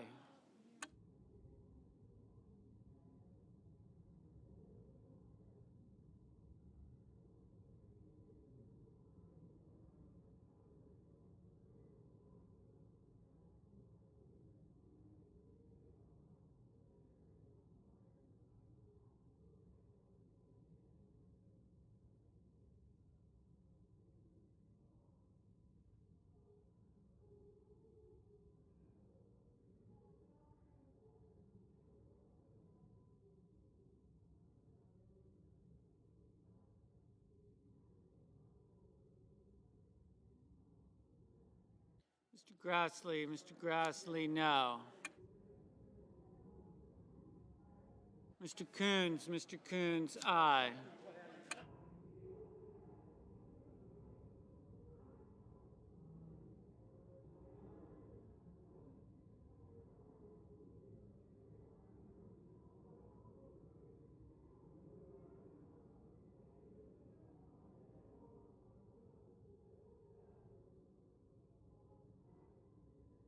Mr. Wyden, aye.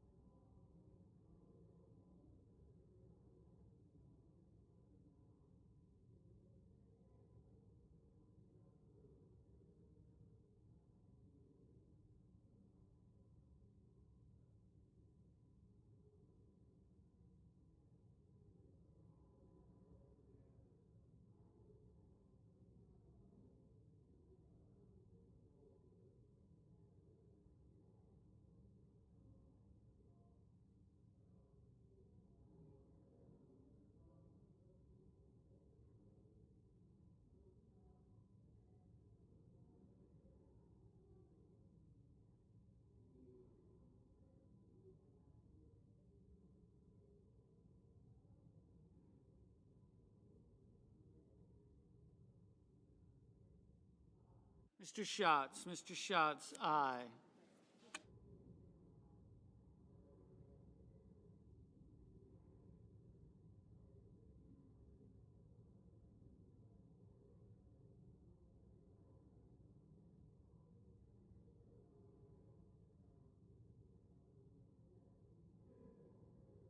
Mr. Schumer, aye. Ms. Hassan, aye.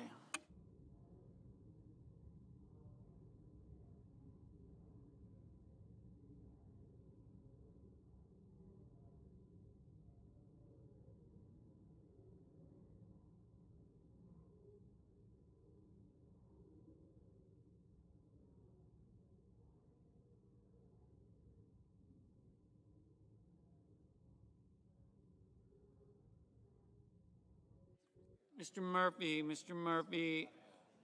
aye.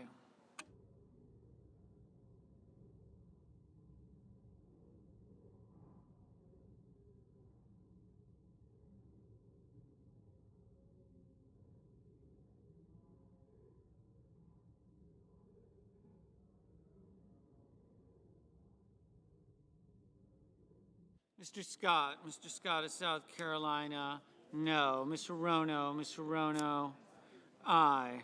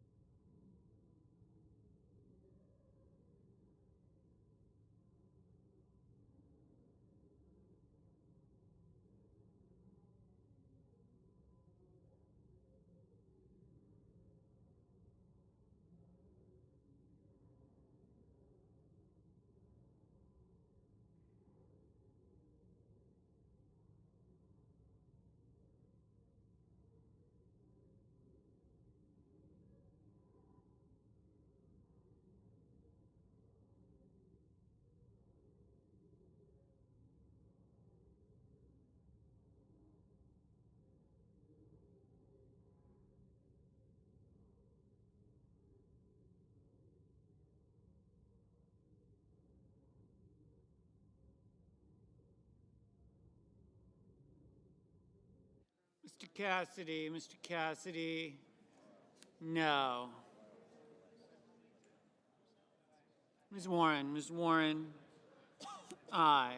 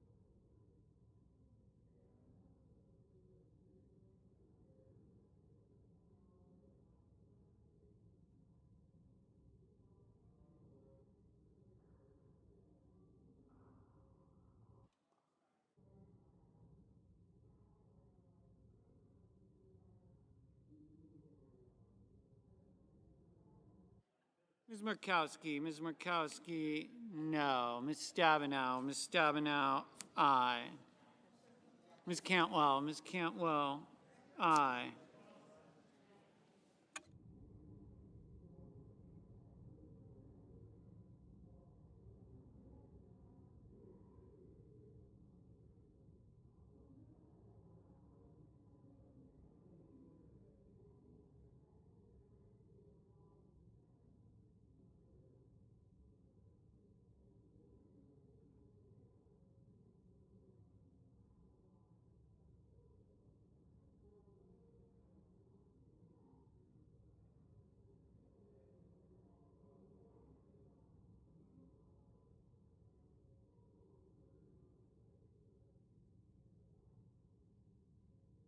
Mr. Cruz, Mr. Cruz, no. Mr. Young, no.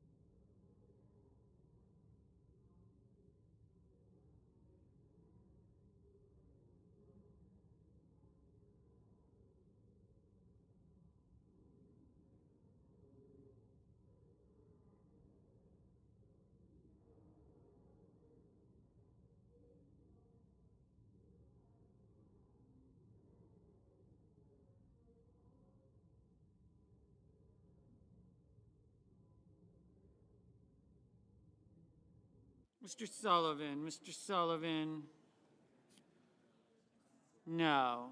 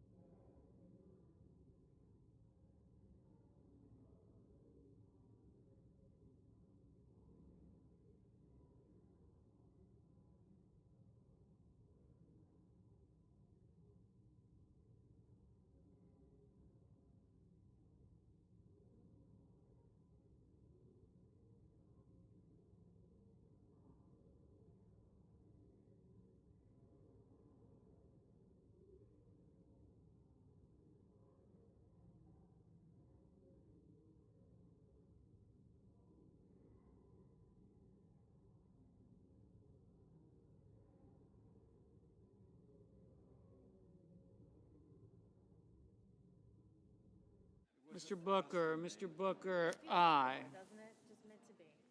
Mr. Braun, no.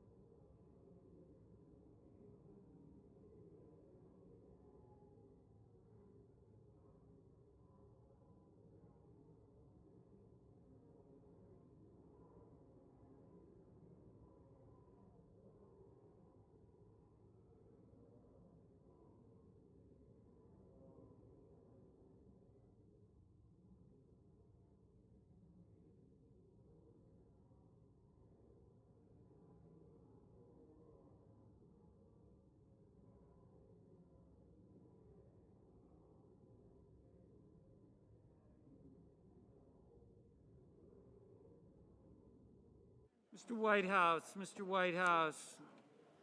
Aye.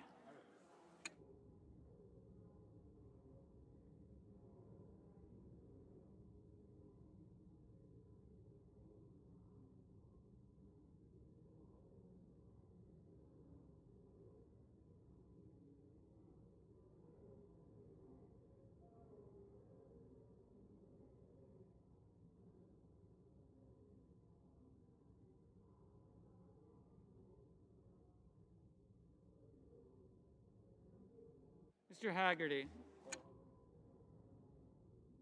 Mr. Haggerty. No.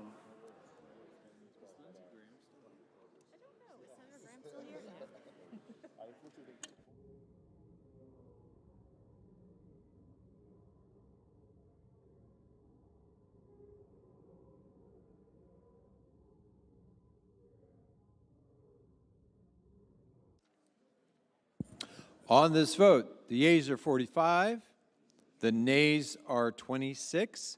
The nomination is confirmed.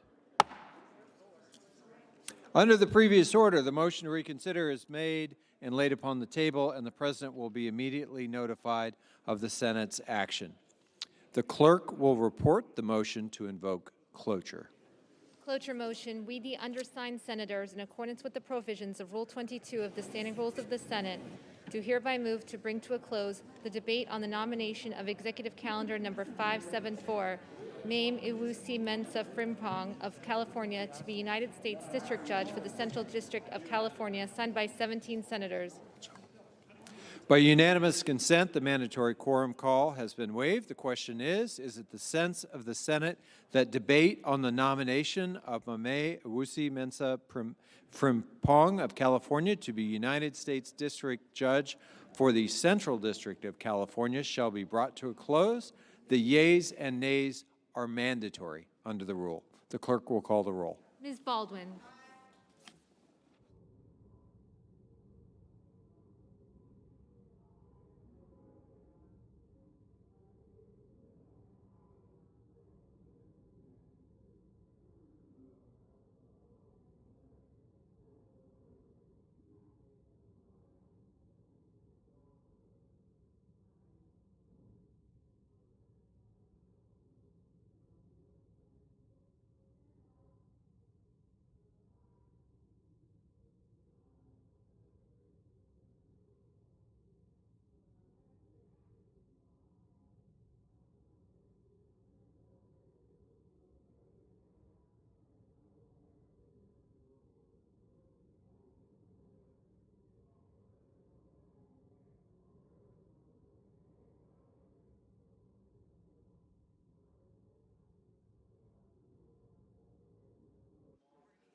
Mr. Brasso.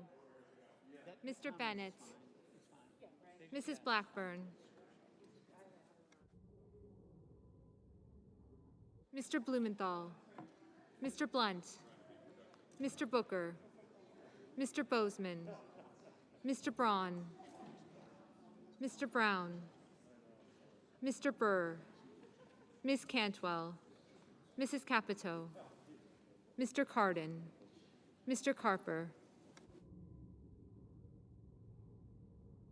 Mr. Casey. Mr. Cassidy. Ms. Collins. Mr. Coons. Mr. Cornyn. Ms. Cortez Masto.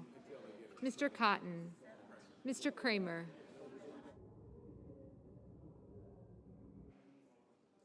Mr. Crapo. Mr. Cruz.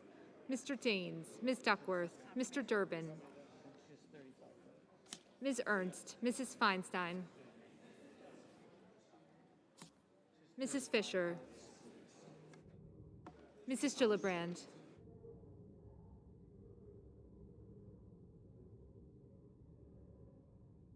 Mr. Graham, Mr. Grassley, Mr. Haggerty,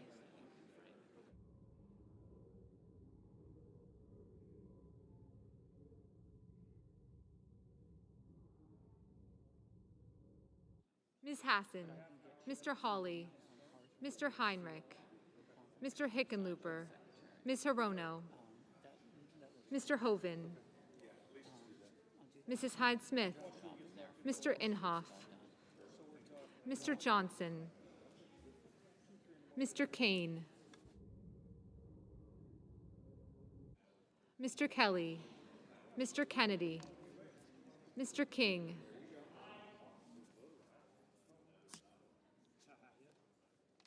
Ms. Klobuchar,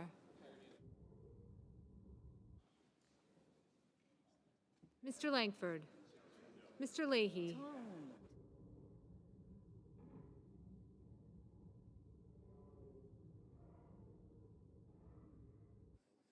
Mr. Lee, Mr. Lujan, Ms. Lummis, Mr. Manchin, Mr. Markey, Mr. Marshall, Mr. McConnell, Mr. Menendez, Mr. Merkley, Mr. Moran, Ms. Murkowski, Mr. Murphy, Mrs. Murray, Mr. Ossoff,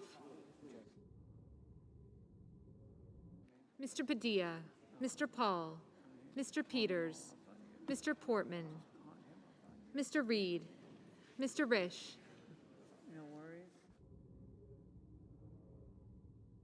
Mr. Romney, Ms. Rosen, Mr. Rounds, Mr. Rubio,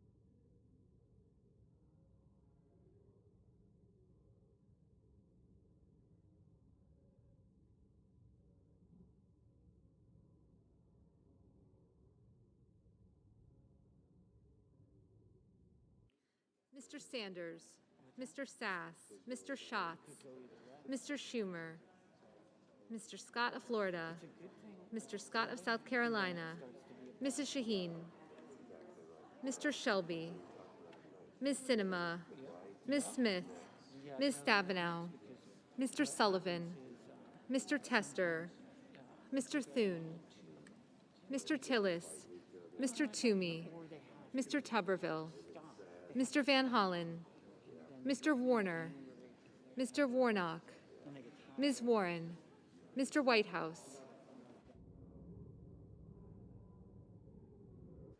Mr. Wicker, Mr. Wyden, Mr. Young.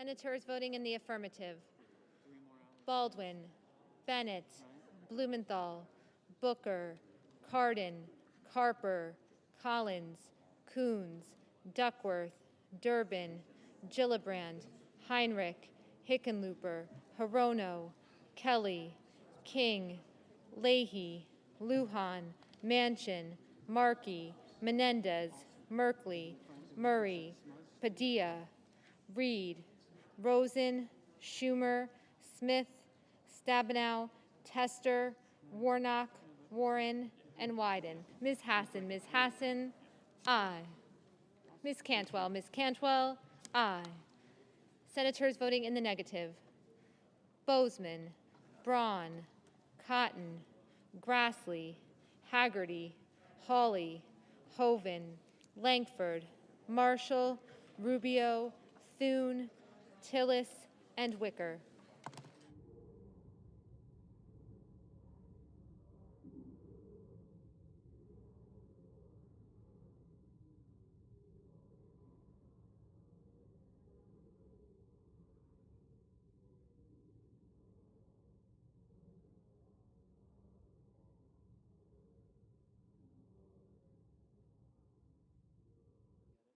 Mr. Van Hollen, aye. Mr. Peters, aye.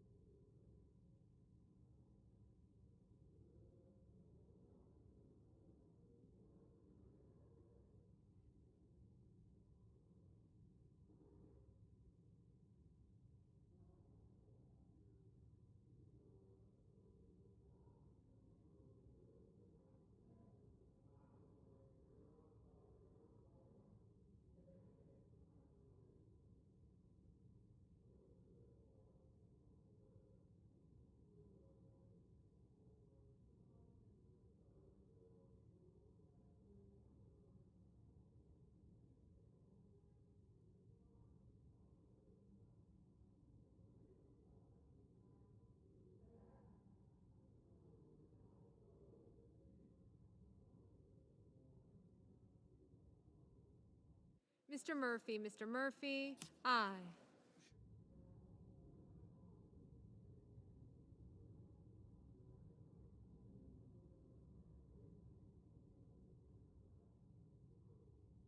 Ms. Cortez Masto, aye.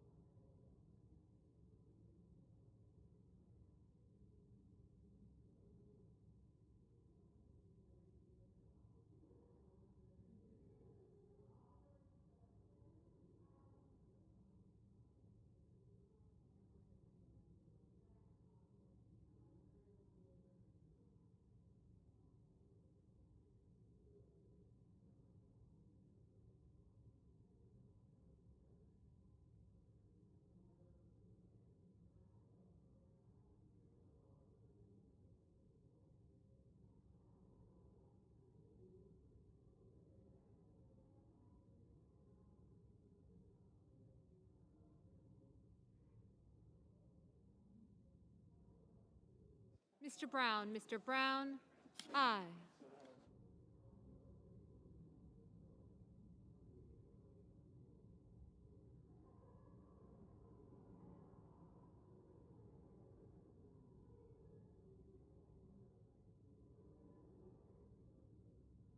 Mr. Tuberville, no.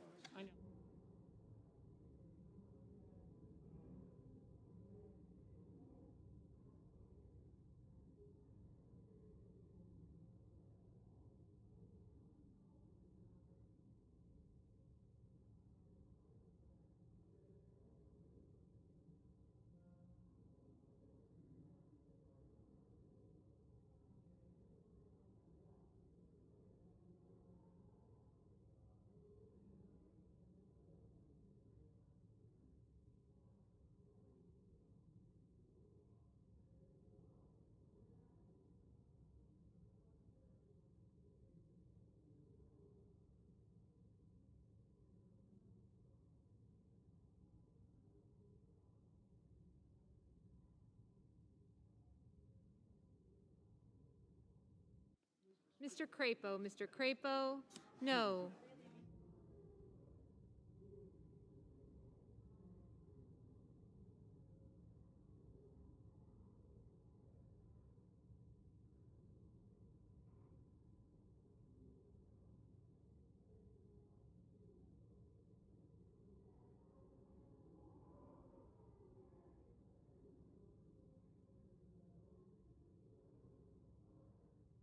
Mr. Cassidy, no. Mrs. Shaheen, aye.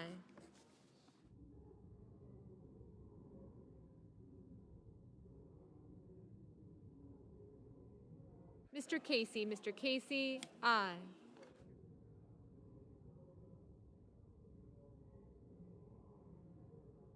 Ms. Murkowski, aye.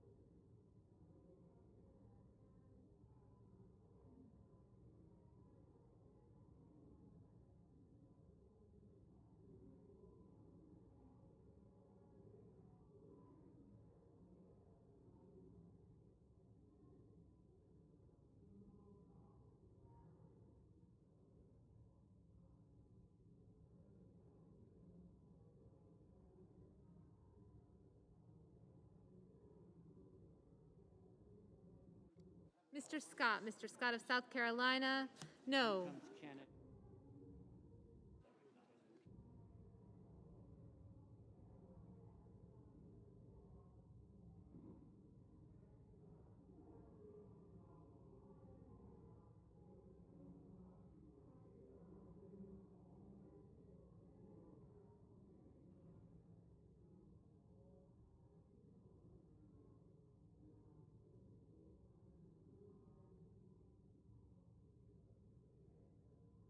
Mr. Kennedy, no.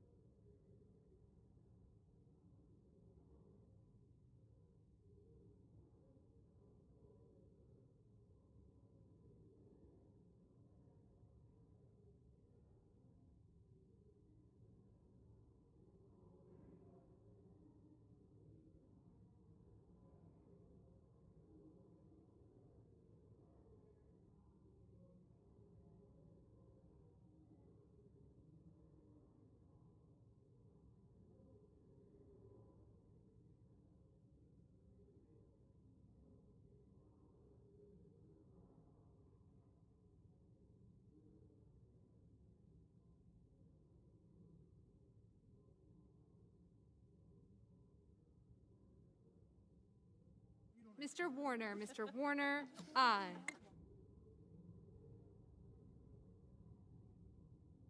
Mr. Sass, no.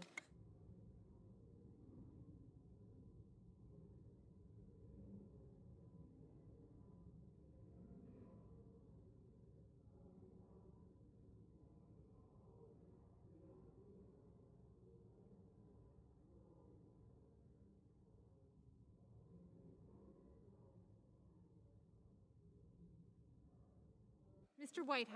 Whitehouse, aye. Mr. Schatz, aye.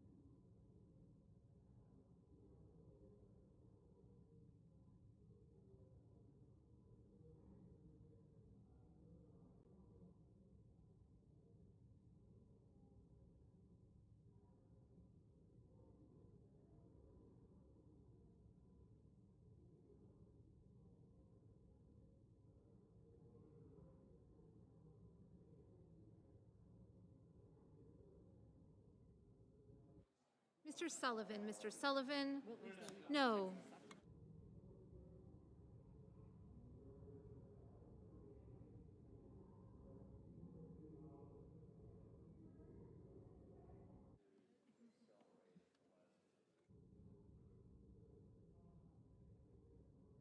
Mr. Cruz. Mr. Cruz?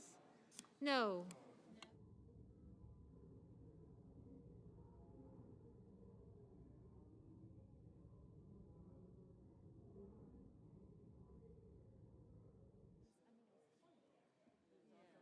Mr. Scott. Mr. Scott of Florida? No. Ms. Klobuchar. Ms. Klobuchar? Aye.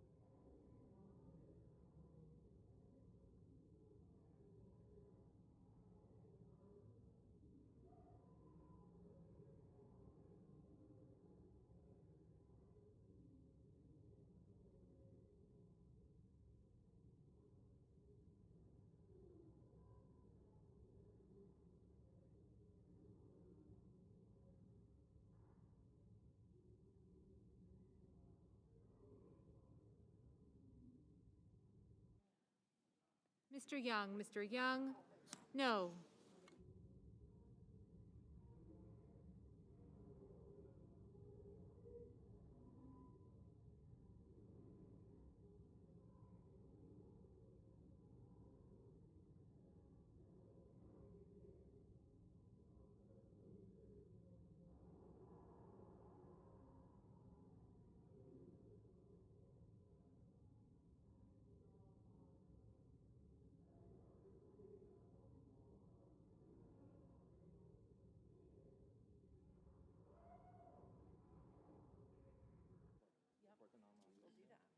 Mr. Lee. Mr. Lee. No. Are there any?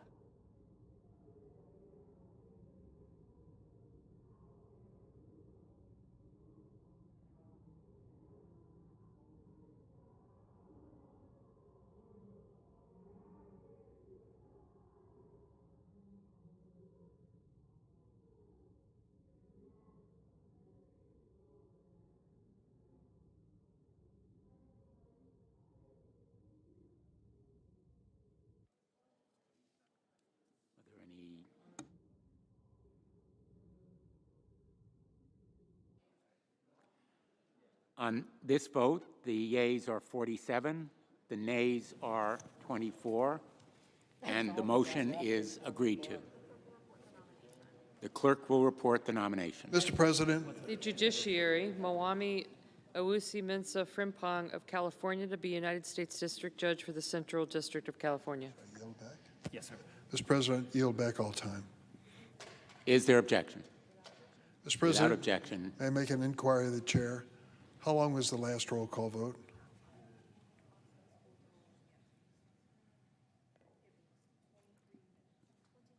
$23 minutes. If I made an inquiry of the chair through the legislative clerk of the last person voting, could the chair report that? No. Thank you, Mr. Apparently President. not. Thank you, Mr. President. The question is on the nomination. There appears to be. Is there a sufficient second? There appears to be. Clerk will call the roll. Ms. Baldwin. Mr. Barrasso. Mr. Bennett. Mrs. Blackburn. Mr. Blumenthal. Mr. Blunt. Mr. Booker.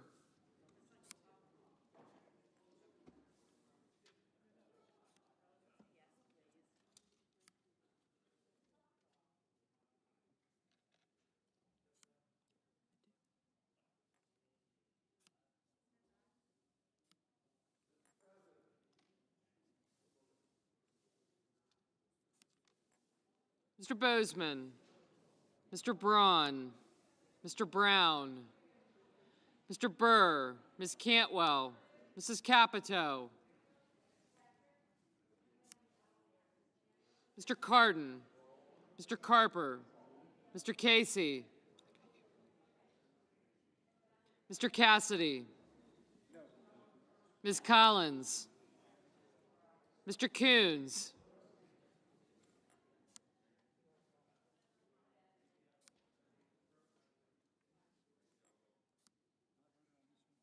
Not yet. Thank you. Mr. Cornyn.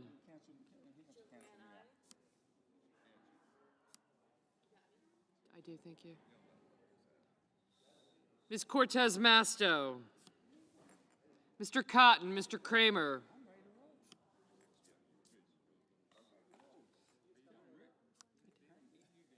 Mr. Crapo, Mr. Cruz, Mr. Daines. Ms. Duckworth, Mr. Durbin. Ms. Ernst, Mrs. Feinstein, Mrs. Fisher, Mrs. Gillibrand, Mr. Graham, Mr. Grassley, Mr. Haggerty, Ms. Hassan, Mr. Hawley, Mr. Heinrich, Mr. Hickenlooper, Ms. Hirono, Mr. Hoven, Mrs. Hyde-Smith, Mr. Inhofe, Mr. Johnson, Mr. Kane, Mr. Kelly, Mr. Kennedy, Mr. King. Thank you. Ms. Klobuchar. Mr. Langford. Mr. Leahy, Mr. Lee.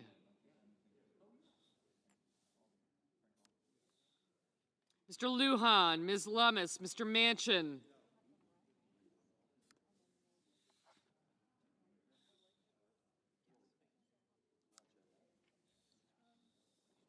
Mr. Markey, Mr. Marshall, Mr. McConnell, Mr. Menendez, Mr. Merkley,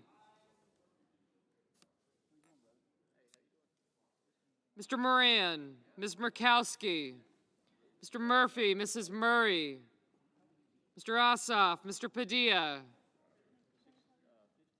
Mr. Paul, Mr. Peters, Mr. Portman, Mr. Reed,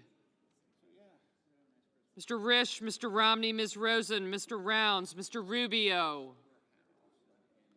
Mr. Sanders, Mr. Sass, Mr. Schatz, Mr. Schumer, Mr. Scott of Florida, Mr. Scott of South Carolina, Mrs. Shaheen, Mr. Shelby, Ms. Sinema, Ms. Smith, Ms. Stabenow, Mr. Sullivan, Mr. Tester, Mr. Thune, Mr. Tillis, Mr. Toomey, Mr. Tuberville, Mr. Van Hollen, Mr. Warner, Mr. Warnock, Ms. Warren, Mr. Whitehouse, Mr. Wicker, Mr. Wyden, Mr. Young,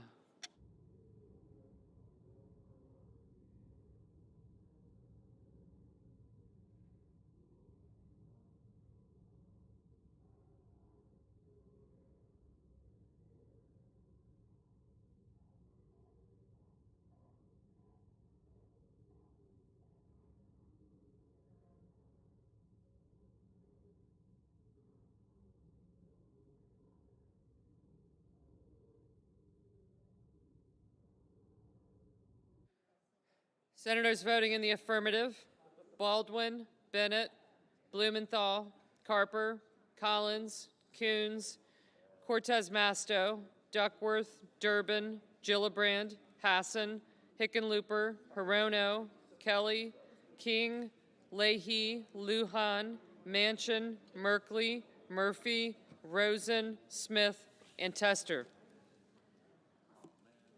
Mr. Padilla, aye.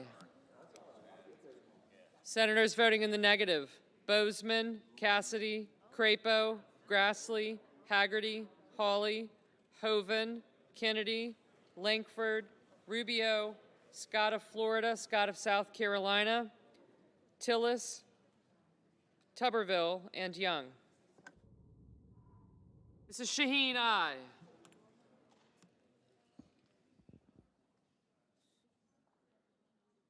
Mr. Reed, aye.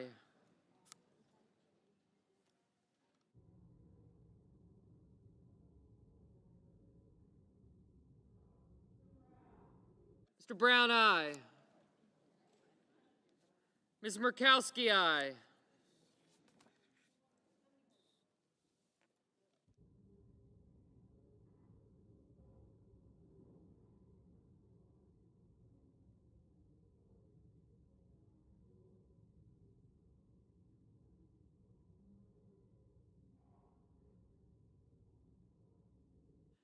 Mr. Heinrich, aye.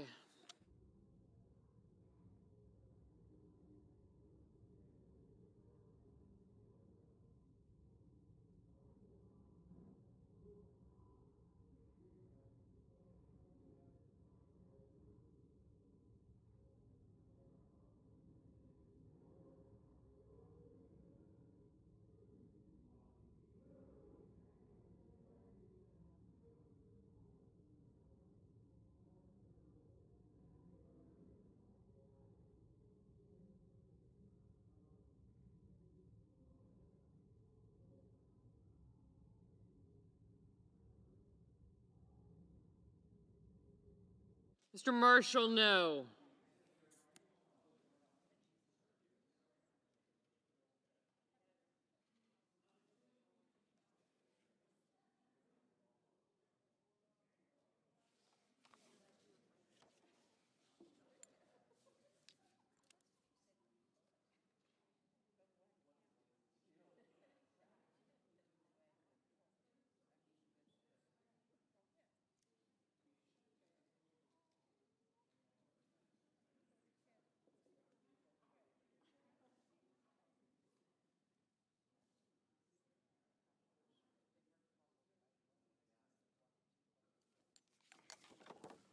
Ms. Cantwell, aye.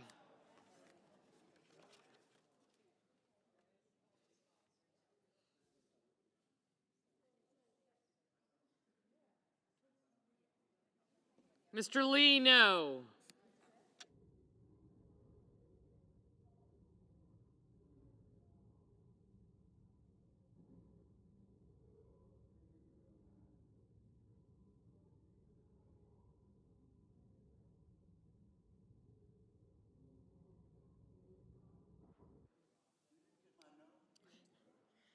Mr. Wicker, no.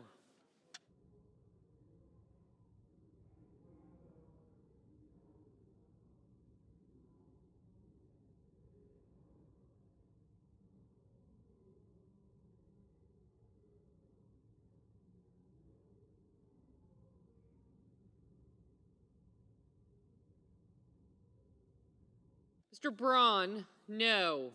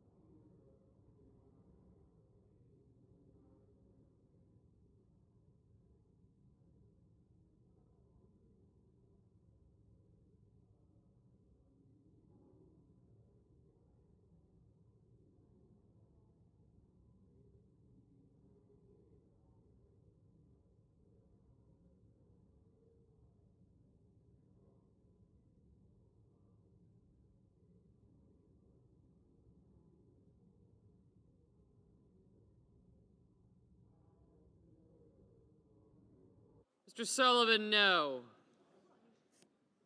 Mr. Cotton, no.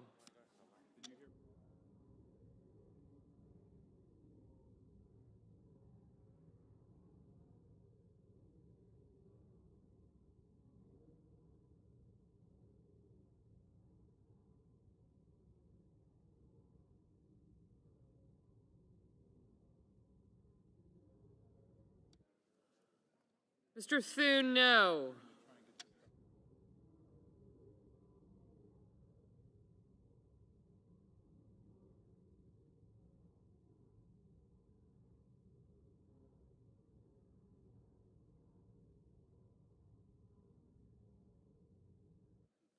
Mr. Cardin, aye.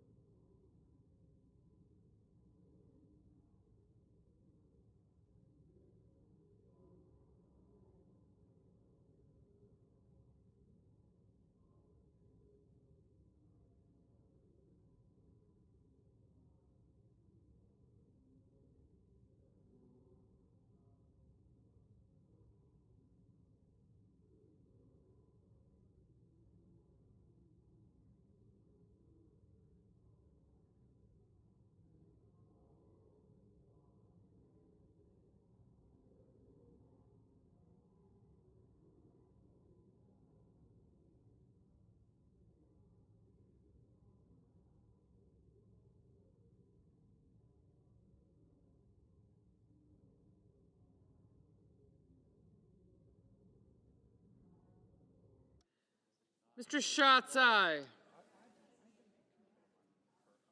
Mr. Van Hollen, aye.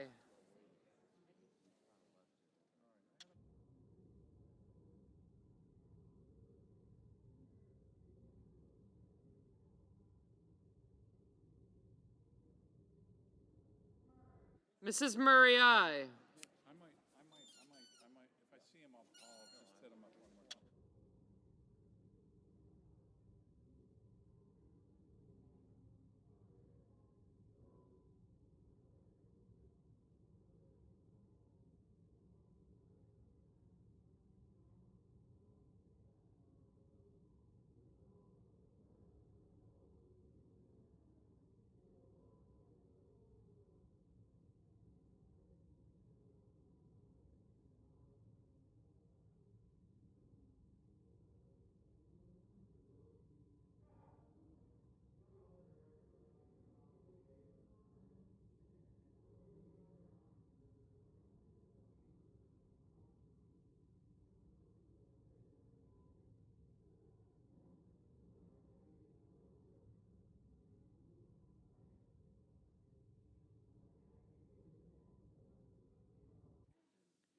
Ms. Klobuchar, aye.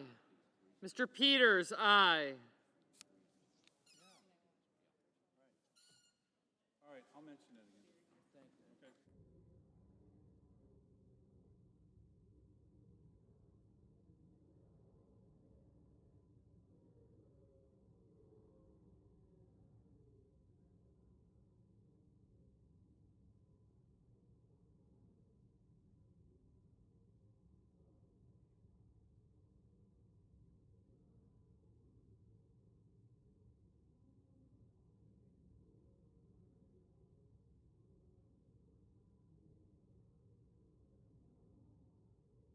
Ms. Stabenow, aye.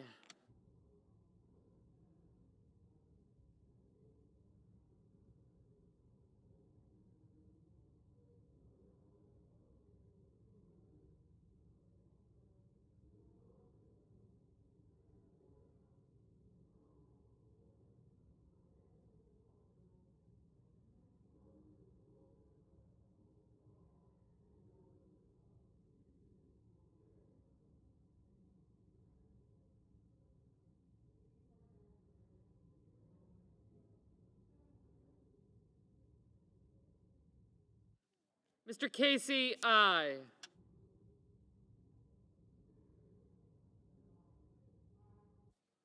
Mr. Wyden, aye.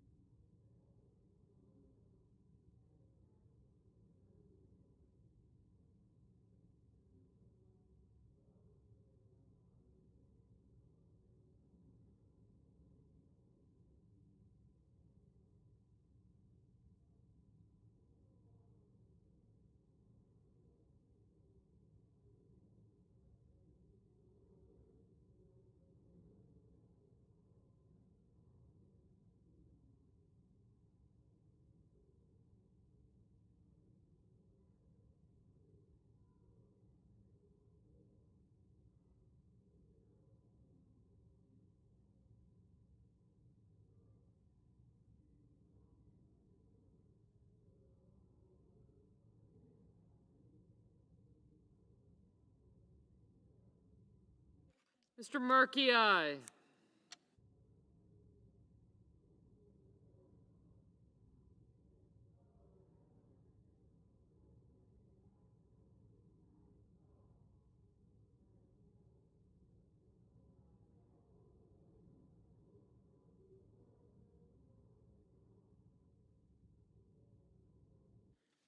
Mr. Warnock, aye.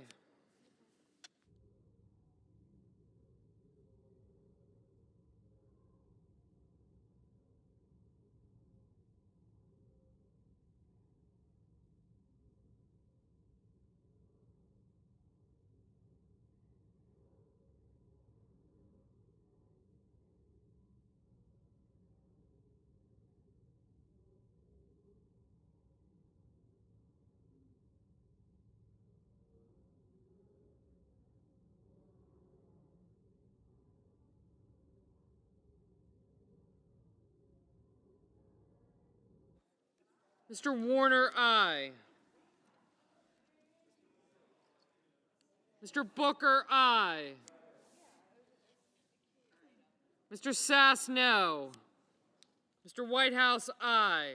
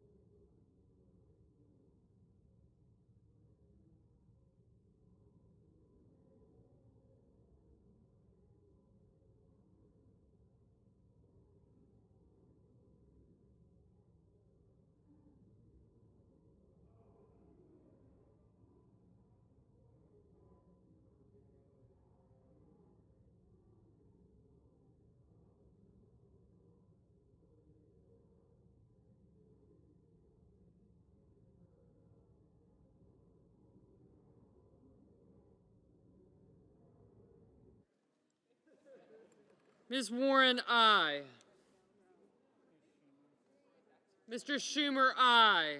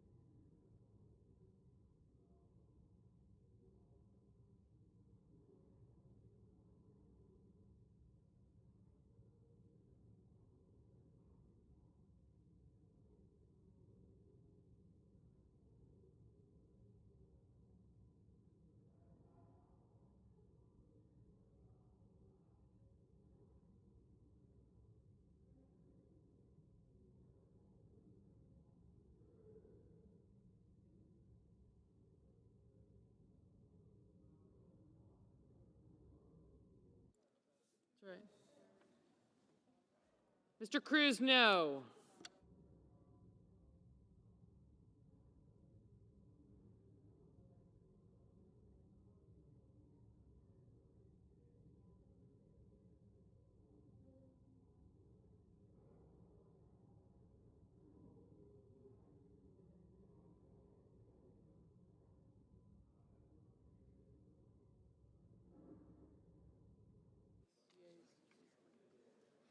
Don't we have, we have more text than that, or?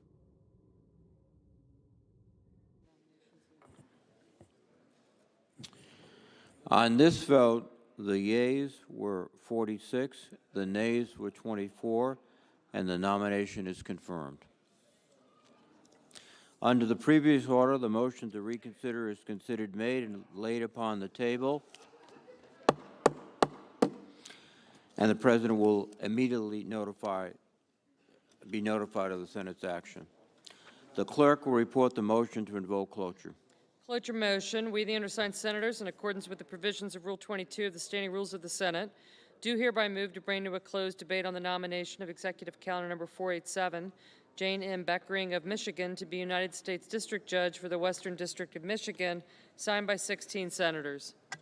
By unanimous consent, the mandatory quorum call has been waived. The question is it the sense of the Senate that debate on the nomination of Jane M. Beckering of Michigan to be United States District Judge for the Western District of Michigan shall be brought to a close?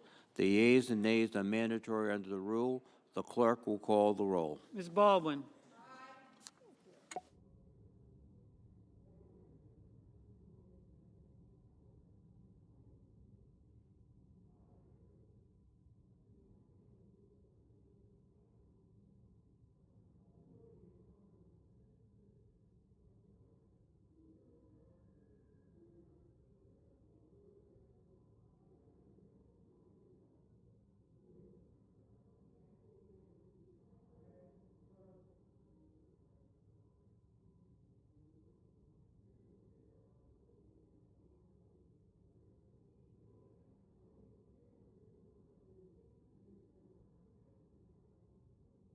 Mr. Barrasso.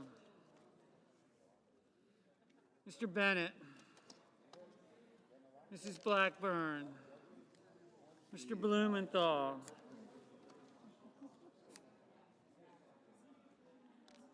Mr. Blunt. Mr. Booker.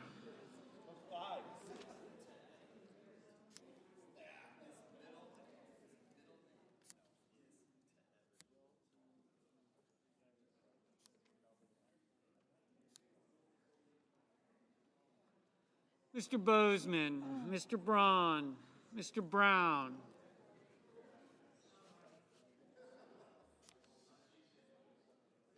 Mr. Burr. Ms. Cantwell. Mrs. Capito. Mr. Cardin. Mr. Carper. Mr. Casey, Mr. Cassidy, Ms. Collins.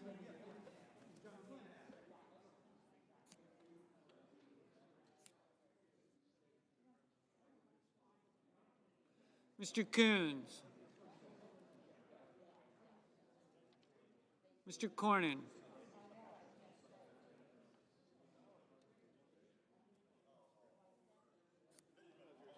Ms. Cortez Masto.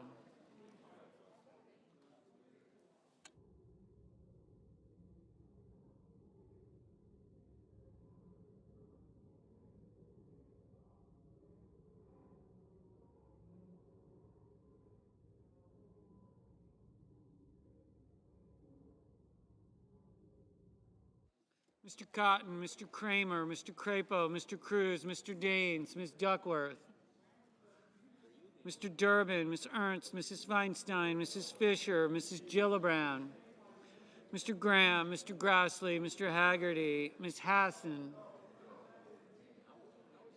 Mr. Hawley, Mr. Heinrich, Mr. Hickenlooper, Ms. Hirono,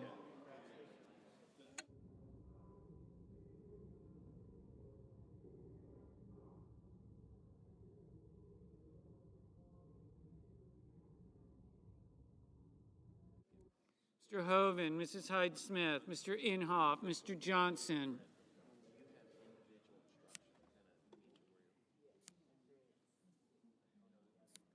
Mr. Kane, Mr. Kelly, Mr. Kennedy, Mr. King,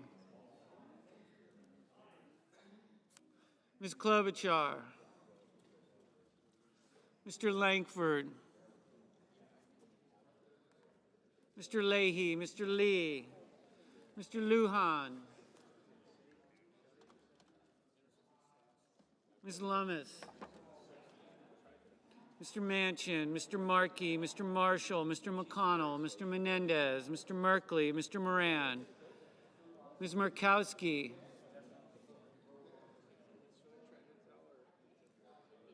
Mr. Murphy, Mrs. Murray, Mr. Ossoff, Mr. Padilla,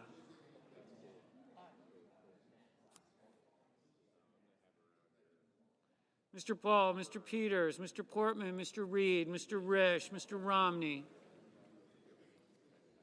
Ms. Rosen, Mr. Rounds,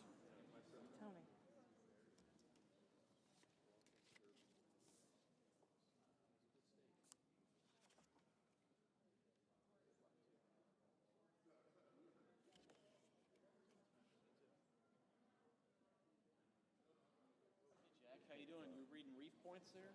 Oh, no, that's the...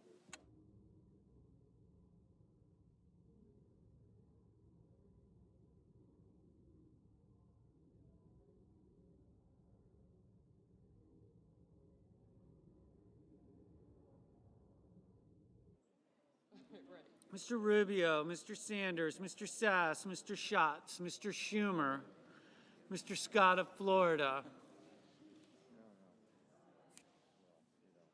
Mr. Scott of South Carolina, Mrs. Shaheen,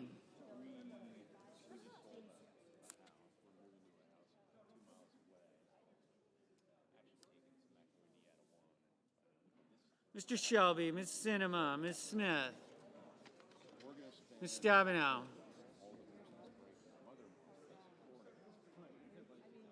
Mr. Sullivan, Mr. Tester, Mr. Thune, Mr. Tillis, Mr. Toomey, Mr. Tuberville,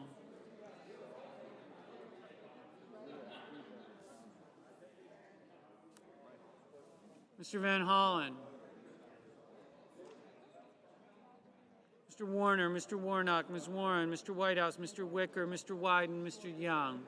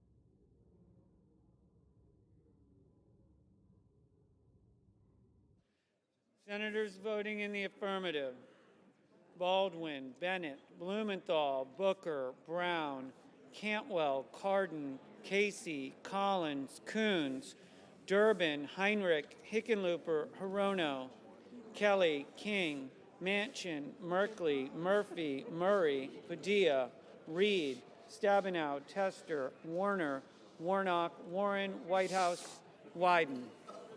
Senators voting in the negative: Bozeman, Braun, Cassidy, Crapo, Cruz, Grassley, Kennedy, Marshall, Rubio, Sass, Scott of Florida, Scott of South Carolina, Thune, Tillis, Tuberville, Wicker, Young.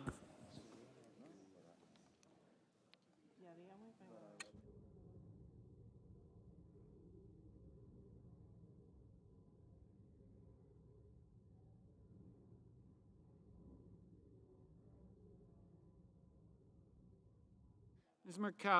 Murkowski, aye.